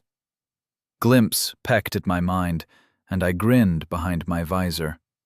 It seemed that my Titans had decided to charge rather than advance with the rest of the army, and had arrived early. Mulius and Marbo steamrolled through the northern elements of Mortimer's forces. His human mages were forced to split their attention between the advanced teams and the monstrous Huskar. The flashes of magic were largely ignored by Mulius, who trusted his shaggy metallic fur and vast health pool to handle the damage. Marbo threw up shields and spatial tears whenever his feline form could slip around them. For such a large being, Marbo was extremely adept at avoiding attacks, and his 2-foot-long claws rarely paused from scything through the dead while he did so. I sent Glimpse winging back towards the other advance teams as I continued to slice my way after Jandak. They had charged as well. From above, Mortimer's army looked like a rotten cake with 3 large wedges cut out of it. Without his massive amalgams, my fellow exile was massively outclassed. The wedges began pushing deeper into the gray mass, carving into the center of the fetid army he'd amassed. I cast Burning Skies again and focused it on the nearest sections of the human elements. As soon as the clouds changed color, dozens of shields flickered into being above the human forces. They stopped the worst of the barrage. Barely a handful of fireballs landed. Reanimated Humanos times 1,074 slain. 16,110 souls harvested. Normalis Humanos times 430 slain. 4,300 souls harvested. Soulbound Servant slain times 123 slain. 2,000 460 souls harvested. It was only a fraction of the human troops, but I had opened up a gap in their defenses. They were now focused on 4 directions. The Titans stomping towards them were probably the most terrifying threat, judging by the blasts of magic being fired at them. Then there were our expeditionary forces, enjoying a brief reprieve from the ranged attacks and taking advantage of the opportunity to whittle down the horde some more. Finally, they were clearly watching the sky in fear, waiting for the clouds to change color. I waved my sword over my head as I followed in Jandak's wake, and we charged to close with the people controlling the mass of the shambling dead. Chapter 58. High Ground. There wasn't any posturing or pontificating from the human elements of Mortimer's army. They saw we had broken through, and a barrage of spells was launched at us. Most of them were blocked by shields, but I felt dozens of threads snap in my soul from behind me. Jandak was a blur, leaping from side to side as bolts of elemental fury blew past him, and he closed the distance to smash into the first line of physically gifted soulbound. The first one caught a spear to the knee. He used the man's leg as a pivot, driving the pinned leg into the ground with a sickening, crunching sound that was audible over the din of battle. He pole vaulted, throwing himself nearly 20 meters over the heads of the first ranks of the enemy and taking his spear with him.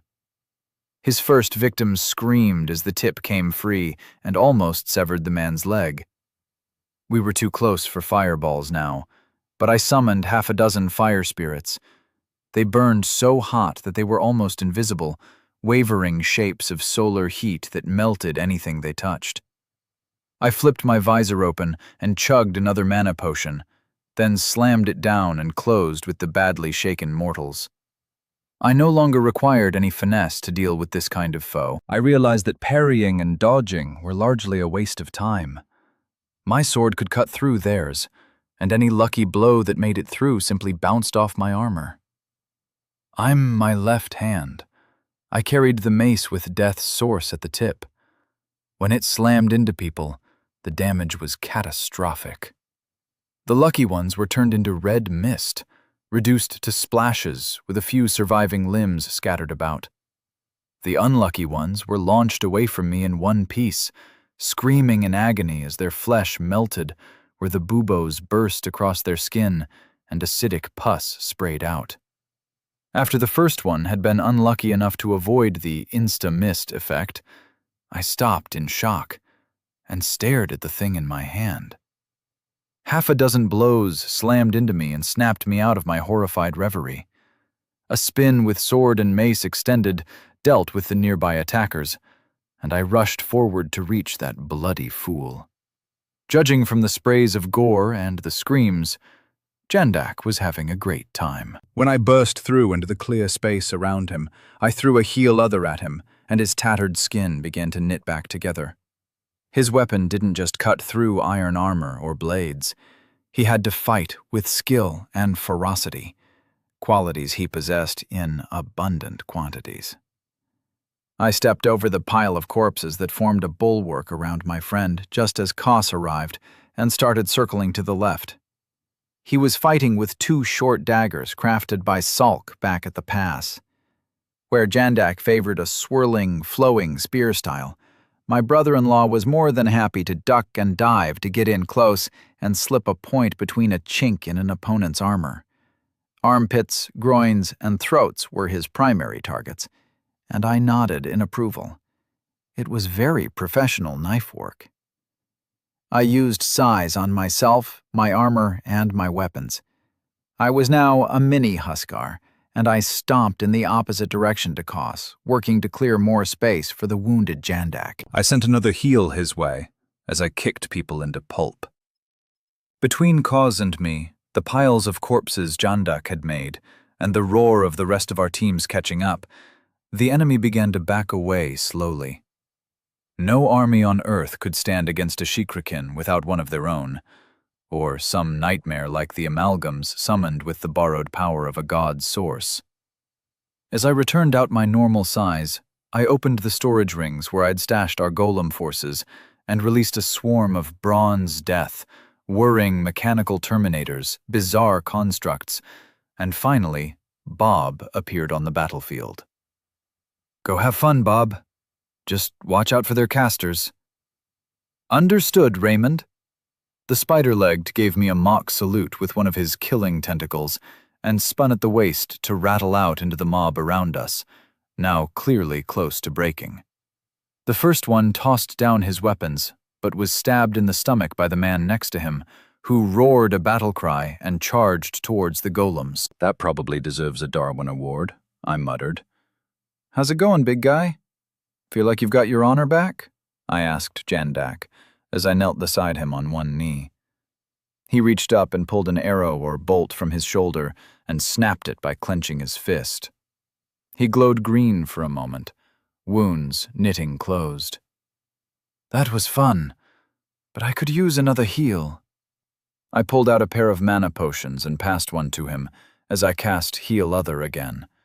I drank mine as he did likewise. I reached out to Glimpse and borrowed his senses.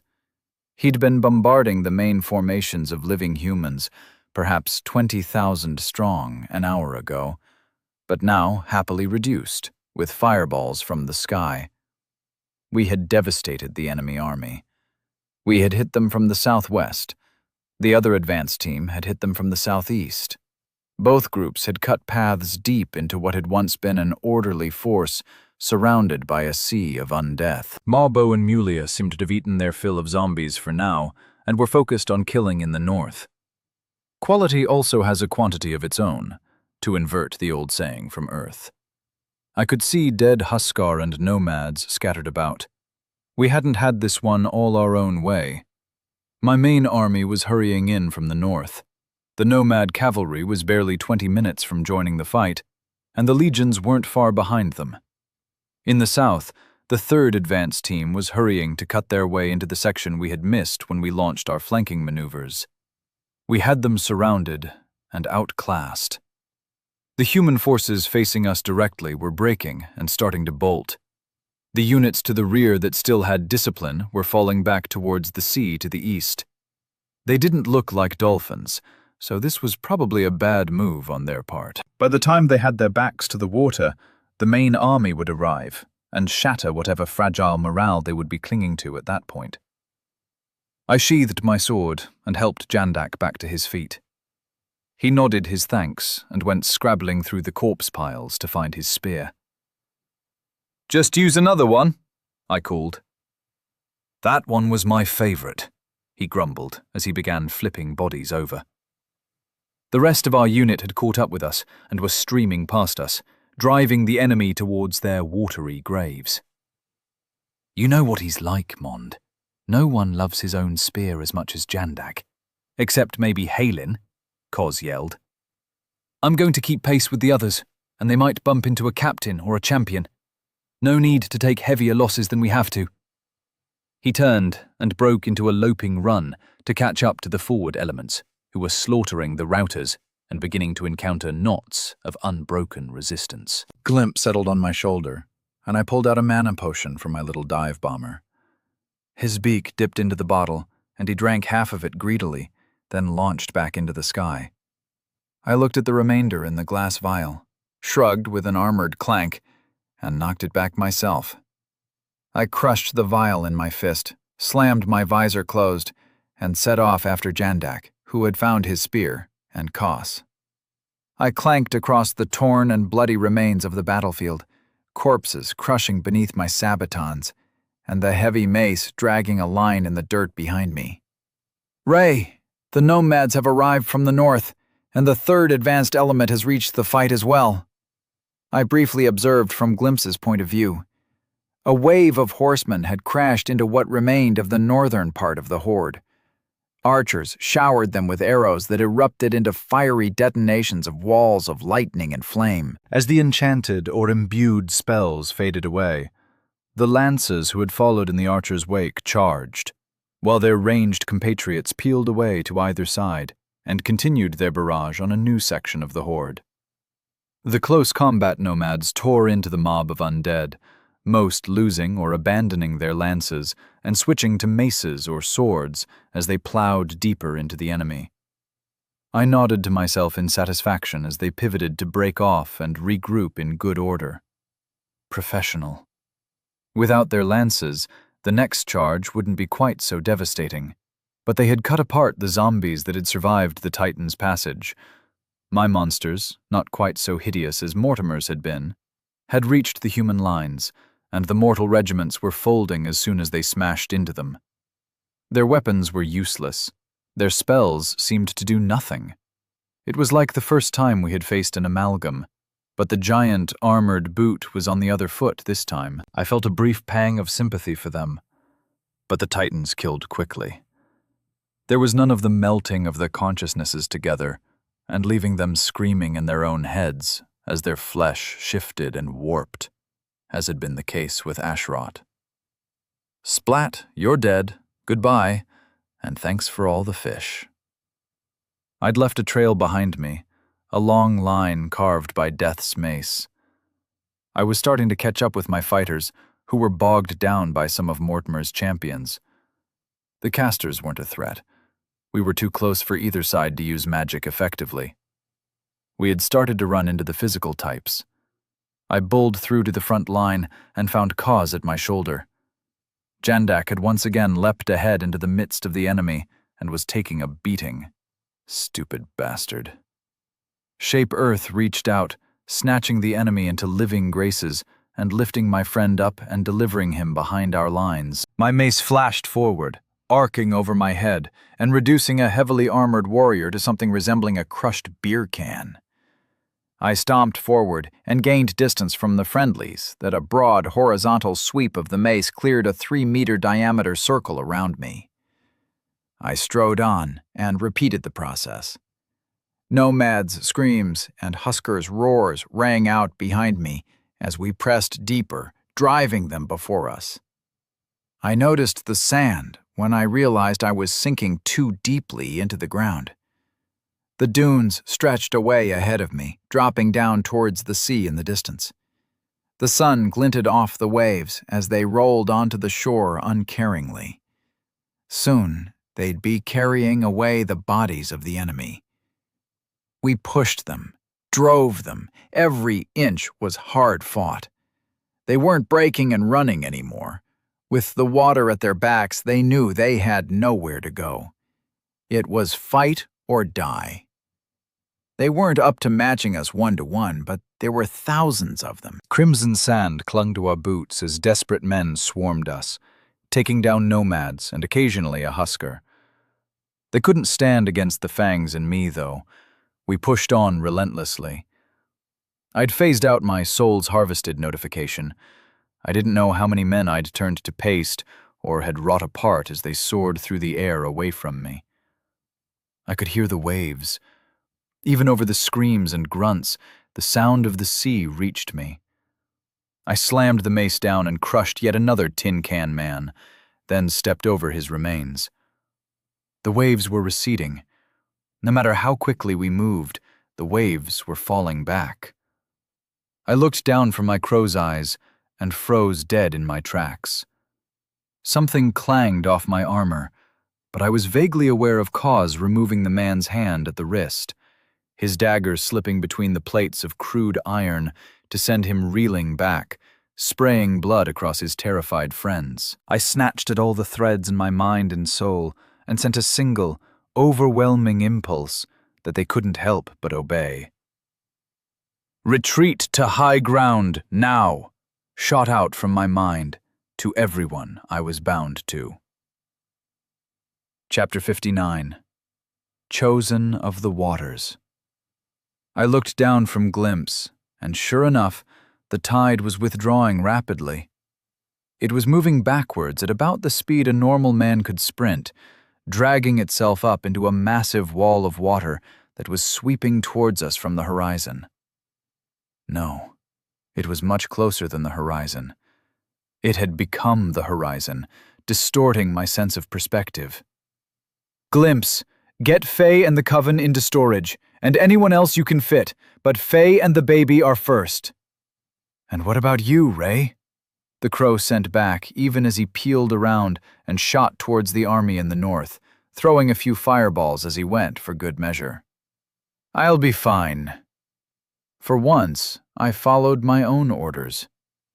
Half a mile behind us was a low hill, maybe 150 meters above sea level. It had been a bitch to fight our way up about 40 minutes ago, and I slashed out through the bonds to push everyone nearby in that direction. Then I slapped my haste amulet and blurred back and forth, sweeping my friends and allies into storage. I didn't have a necklace of beads like the bird did. I had half a dozen in the form of rings and stone beads on a necklace under my armor. My sword and armor vanished. I didn't need the weight, and suddenly I was moving much more easily across the sandy surface. I got most of the nomads in. Krill squawked indignantly as he saw me coming for him, having swept up the nomads who had survived our attack. Barely half of them had made it this far. While the legionaries had taken much lighter losses, they were too big to be able to store them away. Giant footsteps boomed as they sprinted for high ground, throwing up gouts of sand. The enemy was stumbling forward in confusion. We'd been slaughtering them, slowly but surely, a moment ago. Their backs were to the sea, and they'd been fighting to the death. No more breaking and running. Now they launched a confused countercharge and tried to close on us as we retreated, but even the soulbound struggled to keep up with us. Once I had all the nomads, including my pissed-off-looking fangs, I slowed my retreat and stood at bay to serve as a rear guard. When one got too close, I would flash forward and pulp or melt him with a smashing blow from my mace, then scurry back to join my retreating husker. We slogged up the rise. The sand and dirt were slick with blood from our earlier fight, making the going hard. It didn't bother the husker. I was starting to think they had some kind of inbuilt magic to spread their weight, possibly linked to how they could move so quietly when the big bastards wanted to. Clumps of scarlet sand clung to my feet as I struggled to top and knocked my boots against the bottom of my mace to clear the crap off. Glimpse was back overhead now. If you've never seen a tidal wave sweep onto shore, you've never witnessed the total, utter indifference of the sea. Nothing can stand before it. A wall of salty goodness that is completely uncaring of anything humanity or geology can do. It will flow forward. Buildings, dams, and defenses mean nothing. All they do is channel the force in another direction. Nothing can stop Poseidon's wrath. "Arresk! This bitch is fucking cheating! How about a few massive bronze shields to cover the army?" I yelled at the sky as I chugged another mana potion. Shit. I was getting dangerously low on the precious items. I should have bought more before they limited the purchases. There is currently a rather fierce argument going on about this, Ray. I am not winning it. Kronos is annoyed to have lost his champion, and his voice carries considerable weight. "You're the god of fucking war!" How does this not fall within your control? I snapped at the clouds, and the huskar nearby shuffled away from me slightly, glancing upwards nervously. I'm in the fucking synod now. Don't push me, mortal. You aren't in any real danger, just your army. Good luck, kid. Gods are dicks. I cast Shape Earth once again and began forming a V-shaped bulwark in front of your refuge. It was far too low, but it was all we had. I pulled the sand up higher and higher, forming a solid structure as I hardened the sand and dirt into something akin to granite. Not high enough. I ran back and forth along the length. I could hear Bon bellowing orders to his mages to hold their magic, to prepare to use ice shields to support my puny defenses. I had no time for them now. If they were going to live, I had to make sure this hill survived relatively intact. I pulled up another layer. The wall was nearly 15 meters tall now. I checked with Glimpse, and sure enough, the water that had seemed to run away from us was on its way back with a vengeance. Mana potion, multiple Shape Earth spells, a frantic cycle as I tried to build a wall tall and strong enough to resist what that scaly-titted bitch was sending at me. I began sculpting the upper levels with a protruding lip that curled over towards the sea and would hopefully help divert the water away, stop it from washing over us and swamping our little hill. I smashed some idiot in iron undies with my death mace as he leapt up to interfere with my work, and he spiraled away towards the coast with a scream as his skin boiled away from his bones. The sound of a tsunami is not something that can be compared to anything I have ever heard. It starts with silence, and that absence gradually builds to a gentle roar. It is the sound of inevitability. Nothing a man can do can hope to stand against it. I was now swatting desperate soldiers off my wall with the mace as they scrambled to escape the coming calamity. It became clear that they were no longer a threat. They'd dropped their weapons, and most of them had hurriedly shrugged off their armor to make scaling my breakwater easier. I started catching the wrists of desperate men and tossing them over my shoulder to be taken into custody by the Huskar behind me. The humans looked pathetically grateful, hugging the ankles and knees of the armored giants that towered over them and corralled them towards the front of the hill. Not smart. If the tide washed over us, having 80 kilos of idiots smash into your knees was probably not going to help you keep your feet. But whatever, I was busy chucking them towards safety. I'm not a monster, whatever Poseidon might have told my fellow competitors. I checked with glimpse. Shit. I rose up on a spire of stone from the pinnacle of my impromptu dam. The sea was coming back in force, sliding up the coast and obliterating the parts of Mortimer's army who had run the hardest and were closest to the shoreline. It was like watching a spillage in slow motion. It seemed to creep, slowly but inexorably, from above. When I switched back to my own eyes, there was nothing slow about it. The water surged inland, swallowing the beach and what remained of Mortimer's army. "Did you get them?" I sent to the bird. "Yes, Raymond. Fayella, your son, and the coven are safe. If I die, find my body and let the nomads out of my rings?" "You will not die." I wasn't so fucking confident.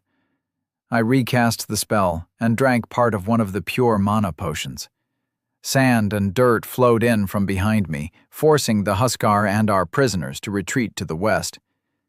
They didn't retreat very far because the water soon surrounded us and began sucking away to the high ground like a pensioner with a boiled sweet. The breakwater was holding, but it was bugger all use to the poor bastards who used to serve Mortimer. Frantic fingers clawed at the wall I'd thrown up before they were swept away, either by the tide or by the bodies of their comrades bouncing off them and knocking them loose from their fragile hold on safety. I was reinforcing the bulwark, pulling up dirt from beneath the ground and packing it in to replace the outer surface as the torrent wore away at it. I could feel the threads in my mind snapping as hundreds, thousands of my soulbound were snuffed out by the bubbling death Mortimer and Poseidon had unleashed on us. In the distance, halfway to where the shore used to be, a waterspout rose up, a match to my stone one, and began moving towards us. I could feel the bastard at the top of it. He practically glowed in my mind, and if I shut my eyes, I could track every wobble and shift as he drew closer to me. The bodies swirling past us began to reverse direction, flowing back towards the waterspout. Corpses flowed up it, melting and merging together until a 15-meter-tall version of Mortimer stood atop his watery spike, drawing ever closer to me. The skin was still pink and brown. These corpses were all fresh, and rot hadn't had time to set in yet. "Fucking necromancers," I grumbled. Necro Mortimer stopped a dozen emtras away from me and glared down at me. "Failed immortal.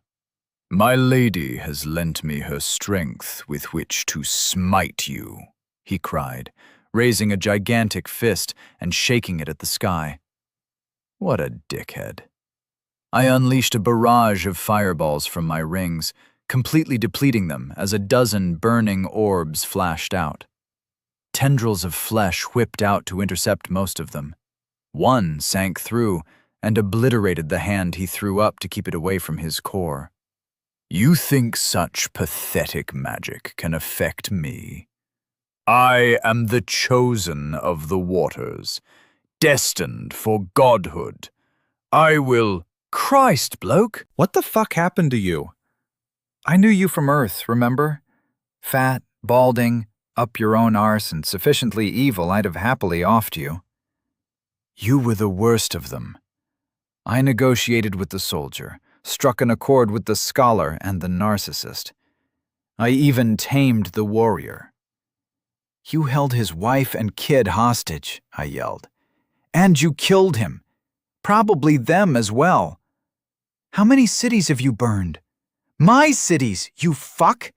You stole them from me! You can't play chess with a pigeon. It will knock all the pieces over, shit on the board, and still think it won. I was done talking to him. Whatever he'd gone through since he came here, he was a fucking lunatic now. No trace of sanity remained. I tensed as I prepared to attack, but beams of light and darkness shot past my spire and sliced into his augmented body. He hadn't been expecting the magic from my Huskar, and chunks of his corpse form were blasted away, holes punched through in places that gradually began to close. He screamed in rage and rushed forward. I spun my mace in one hand as my midnight black armor appeared over me, and crouched. 3 gray blurs shot past beneath me, rising up to reach my enemy. Huskars, in gray robes and matte armor, flew into the corpse god. They didn't make a sound, like all good Umbrati. The secretive and silent guardians of the Legion met the monster and latched on with their free hands, short swords the length of a man flashing faster than mortal eyes could follow. Mortimer screamed in rage again and started trying to pull the tenacious giants off, cursing as he crushed the first one into pink ooze that he then absorbed into his body. That was not good. The amalgams had had a similar ability, but he was much faster to incorporate the bodies than they had been. I pulled a stone out of the belt pouch that hung on my sword belt. Just a pebble. A simple rock that I had enchanted with my highest-level fireball spell. I bounced it a couple of times in my palm as I waited for my opportunity. He cast off the second Umbrati, who fell into the water and was washed away inland by the now ebbing tsunami. The third was viciously stabbing him where his balls would be if that were a real body. I respected the effort and the commitment to fighting dirty. The pebble flicked out as Mortimer reached down to deal with his assailant. Another barrage of spells flew from my allies, perfectly timed to conceal the seemingly harmless pebble. Tendril flickered and spells detonated too soon, but my little rock, like the very first ones I'd enchanted for Krill all those months ago, slipped through his defense and slammed into the head of the thing. A sphere of destruction appeared, wiping out the top third of his body and launching my remaining Umbrati into the water below. I followed after the stone, arriving on the torso of the monster a second after it detonated. I cast wildfire and combustion, lines of cloying flame spreading out around me as my now incandescent body melted my way into the corpse thing. Where are you hiding, you little shit? Chapter 60. Faye would pluck me I couldn't smell, for which I was profoundly grateful, and I wasn't certain how I was able to breathe. As far as I could tell, my lungs were currently transformed into fire as well. Fingers scratched and clawed at me as the thing shifted like the Amagams had. But this was just a baby in comparison to Ashrot, and I'd burned enough of them from the inside to know how to deal with it. I found something that didn't just melt and latched on with one hand. Muffled screams echoed around me as I pulled my catch into a fiery embrace. Clouds of putrescent gases erupted around me, and my health started ticking down rapidly. I pulled, levering myself against something relatively solid, some crafted structure of bone in the corpse thing's pelvis. Poseidon!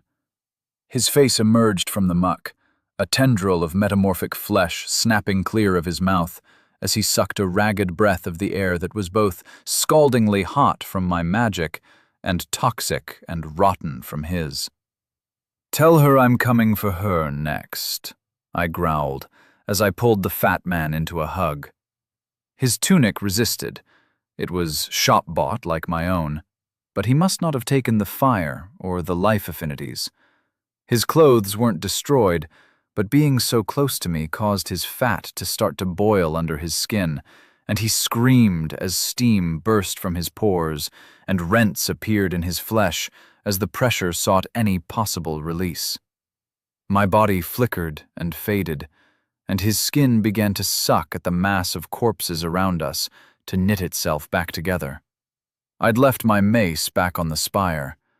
Fucking unprofessional, and I cursed myself, but it had seemed like a fairly useless weapon when it came to digging into a pile of dead bodies. He flailed and fought back. Despite the damage I'd done, he looked to be healing quickly through whatever high-level death spell he was using. I snatched a breath and coughed brutally. The air was thick with poison. My eyes were watering, and everything had become a blur. But I still had a grip on the bastard. I didn't need to see him. He glowed in my mind as Hunter's gaze had locked onto him completely. His flesh and muscles squirmed and twisted, but I wasn't letting go, and I clearly had an advantage in terms of strength.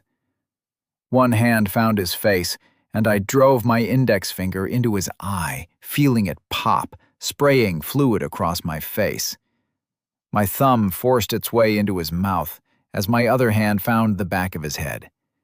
Then I clenched everything. My finger and thumb struggled for a moment, the bone of his skull putting up a steadfast resistance. But then there was a crack, and thumb and forefinger pinched together somewhere in his brain. The hand behind his head pulled forward and squeezed at the same time. My hands met somewhere in the middle of what had once been his head. My left fist encased in my right hand, like Bruce Lee saluting a master. "One of the 6 has fallen. Raymond Cobbler has killed Robert Mortimer. The second exile has fallen. Raymond will have access to a curated selection of rewards for taking the second step on his true path. Shikrikin, slain ×1. No souls harvested. Choose one of the following rewards. Stolen power. You will inherit the water affinity from Robert Mortimer, spells unlocked to his levels. Bargain prices. Shop costs reduced by 90%. A boon from a god of your choosing. Make your choice." I was falling, bits of corpse thing tumbling around me. The tsunami had spent its fury, and huge swaths of my army were gone. The waters were still deep, and now a terrible riptide was pulling everything out to sea. The waterspout had gone. Mortimer and the bodies he'd melted together were falling just above me towards the waters below. "I choose the boon," I yelled as I slammed into the water, tons of inanimate flesh landing on top of me and forcing me deep underwater. Everything became a whirlwind of bubbles and murk. I couldn't tell what was up or down as I tumbled through the liquid, being dragged down and out to sea. I kicked and fought, but couldn't escape, couldn't find air to breathe.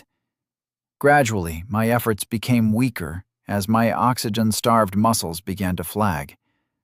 The bits of Mortimer's construct kept battering me and pushing me down.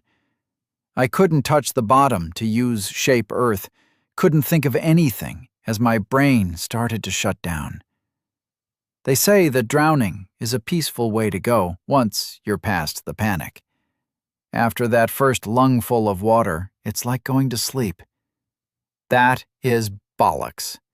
My heart thundered as I snatched a breath of water, the last of my air escaping in a damp cough. My eyes slid closed, and darkness took me. After a moment of limbo, I found myself back in the meeting place of the gods. Aresk stood over me in his full Titan form. Kronos and Poseidon were both scowling at me from across the neutral zone, where the divine auras mingled. Aphrodite and Death both smiled and nodded to me in a worryingly friendly way. Thoth was inscrutable with his raven head. Beady bird eyes stared fixedly at me, like I was an interesting lump of carrion to be eaten. "Which god do you want a boon from?" asked Aphrodite. "I've got a wonderful idea for you." She undulated forward and held up a golden apple. "I choose Kronos," I snapped. "You killed my champion, and you are currently drowning back on Earth. I am not sure this is wise." He kept switching appearances from young to old while he talked, but his voice was a constant boom. "You should force Poseidon to give you a boon. Like gills." "You won't let me drown. Poseidon cheated. Mortimer couldn't summon that tidal wave. No mortal could." "She cheated, so you won't let me drown." "That's my boy."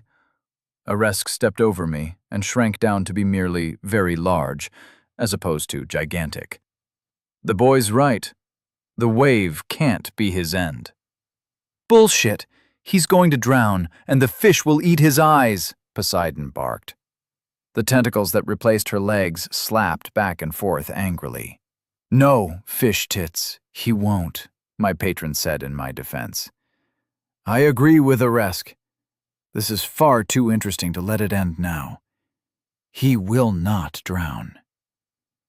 The gods stood, and their lips moved, but I couldn't hear anything. Aresk gesticulated wildly, agitated and argumentative. Poseidon smirked and winked at me, and Kronos gave me his ever-changing stare.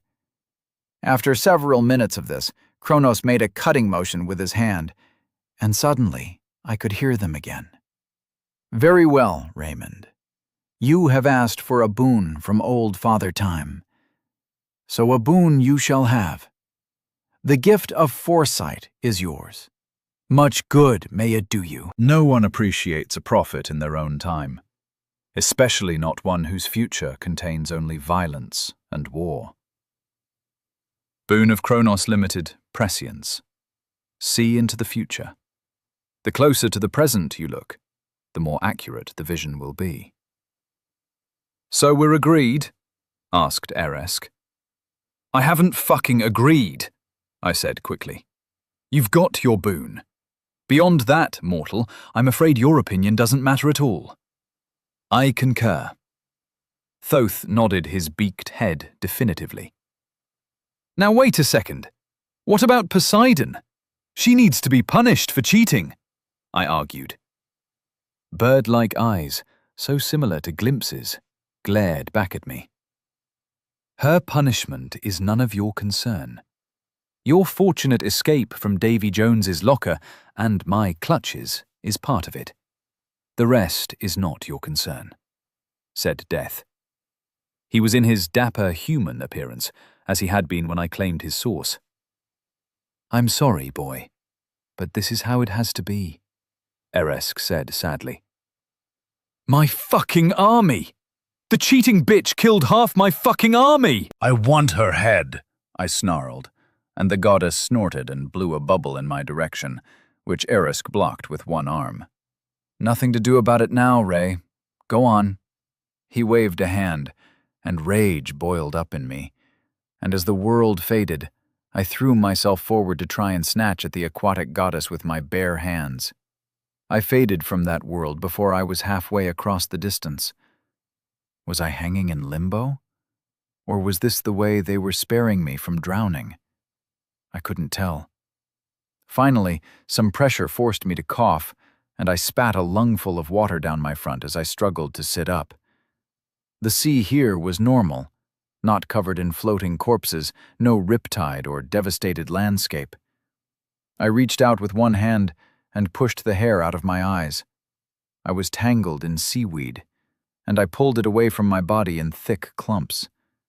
This seemed to be a perfect desert island, with tropical trees, balmy weather, and crystal blue seas. I reached out and found that the threads that remained in my mind were all impossibly far away. I used my other sense, the semi-divine one. The two poles in the east that drew my mind like a compass needle seemed to be about as far away as they had been before. The one to the southeast was a lot closer. Perhaps a few 100 miles now, as opposed to thousands. "I'm coming, Ray," sent Glimpse. "What about the army?" I asked him. "Routed. The Legion is gathering the survivors and marching back to Urkash. I've told them you're alive. I can take you back north in storage. Maybe. Maybe not." I emptied my storage rings of people, and just over 200 nomads spread out around me, moving to investigate the island without being asked. Spears poked suspiciously at the alien-seeming vegetation. "You always take us to the loveliest places. Where the fuck are we? And where's the rest of the army? Where's Halin?" growled Jandak. "We're somewhere in the south." "What happened?" "Why didn't you let us fight?" asked one of the nomads whose name I didn't know. "You can't fight a tsunami. I saved your lives. A lot of the army wasn't so lucky. When Glimpse gets here, you can get a ride back if you want. But I get the feeling this is not a very subtle hint as to what I'm supposed to do next from those dickhead gods." I stared towards my next target on the horizon. "You going to sprout wings?" Krill asked. "We're not a people famous for nautical skills, Mond. I think we can work something out. Here." I extended a hand and he took it. I passed him 50,000 souls and did the same for Kos and Jandak. "I assume my sister is well?" asked Cod with an arched eyebrow. 300 grand gone in an instant. It was less than half of what I had. I started doing the numbers. Call it 215 survivors here with me. Carry the one. Yeah, this could work. And I'd still have plenty left for Faye and the Coven when Glimpse dropped them off. On second thought, it might be better to have Glimpse take the women back to Urkash. I was not looking forward to the berating I was going to get. Faye would pluck me, stuff me, and feed me to you roasted if I kept her in storage, Raymond. Fair enough. We'd best let her stretch her legs before she goes home. I looked to the south and saw the empty ocean that stretched out ahead of me. I could sense my next target. Maybe this one could be left alone? Maybe I should just go back to Urkash. I had an empire to run in the north. My eyes were locked in the direction of that threatening, glowing beacon in my mind.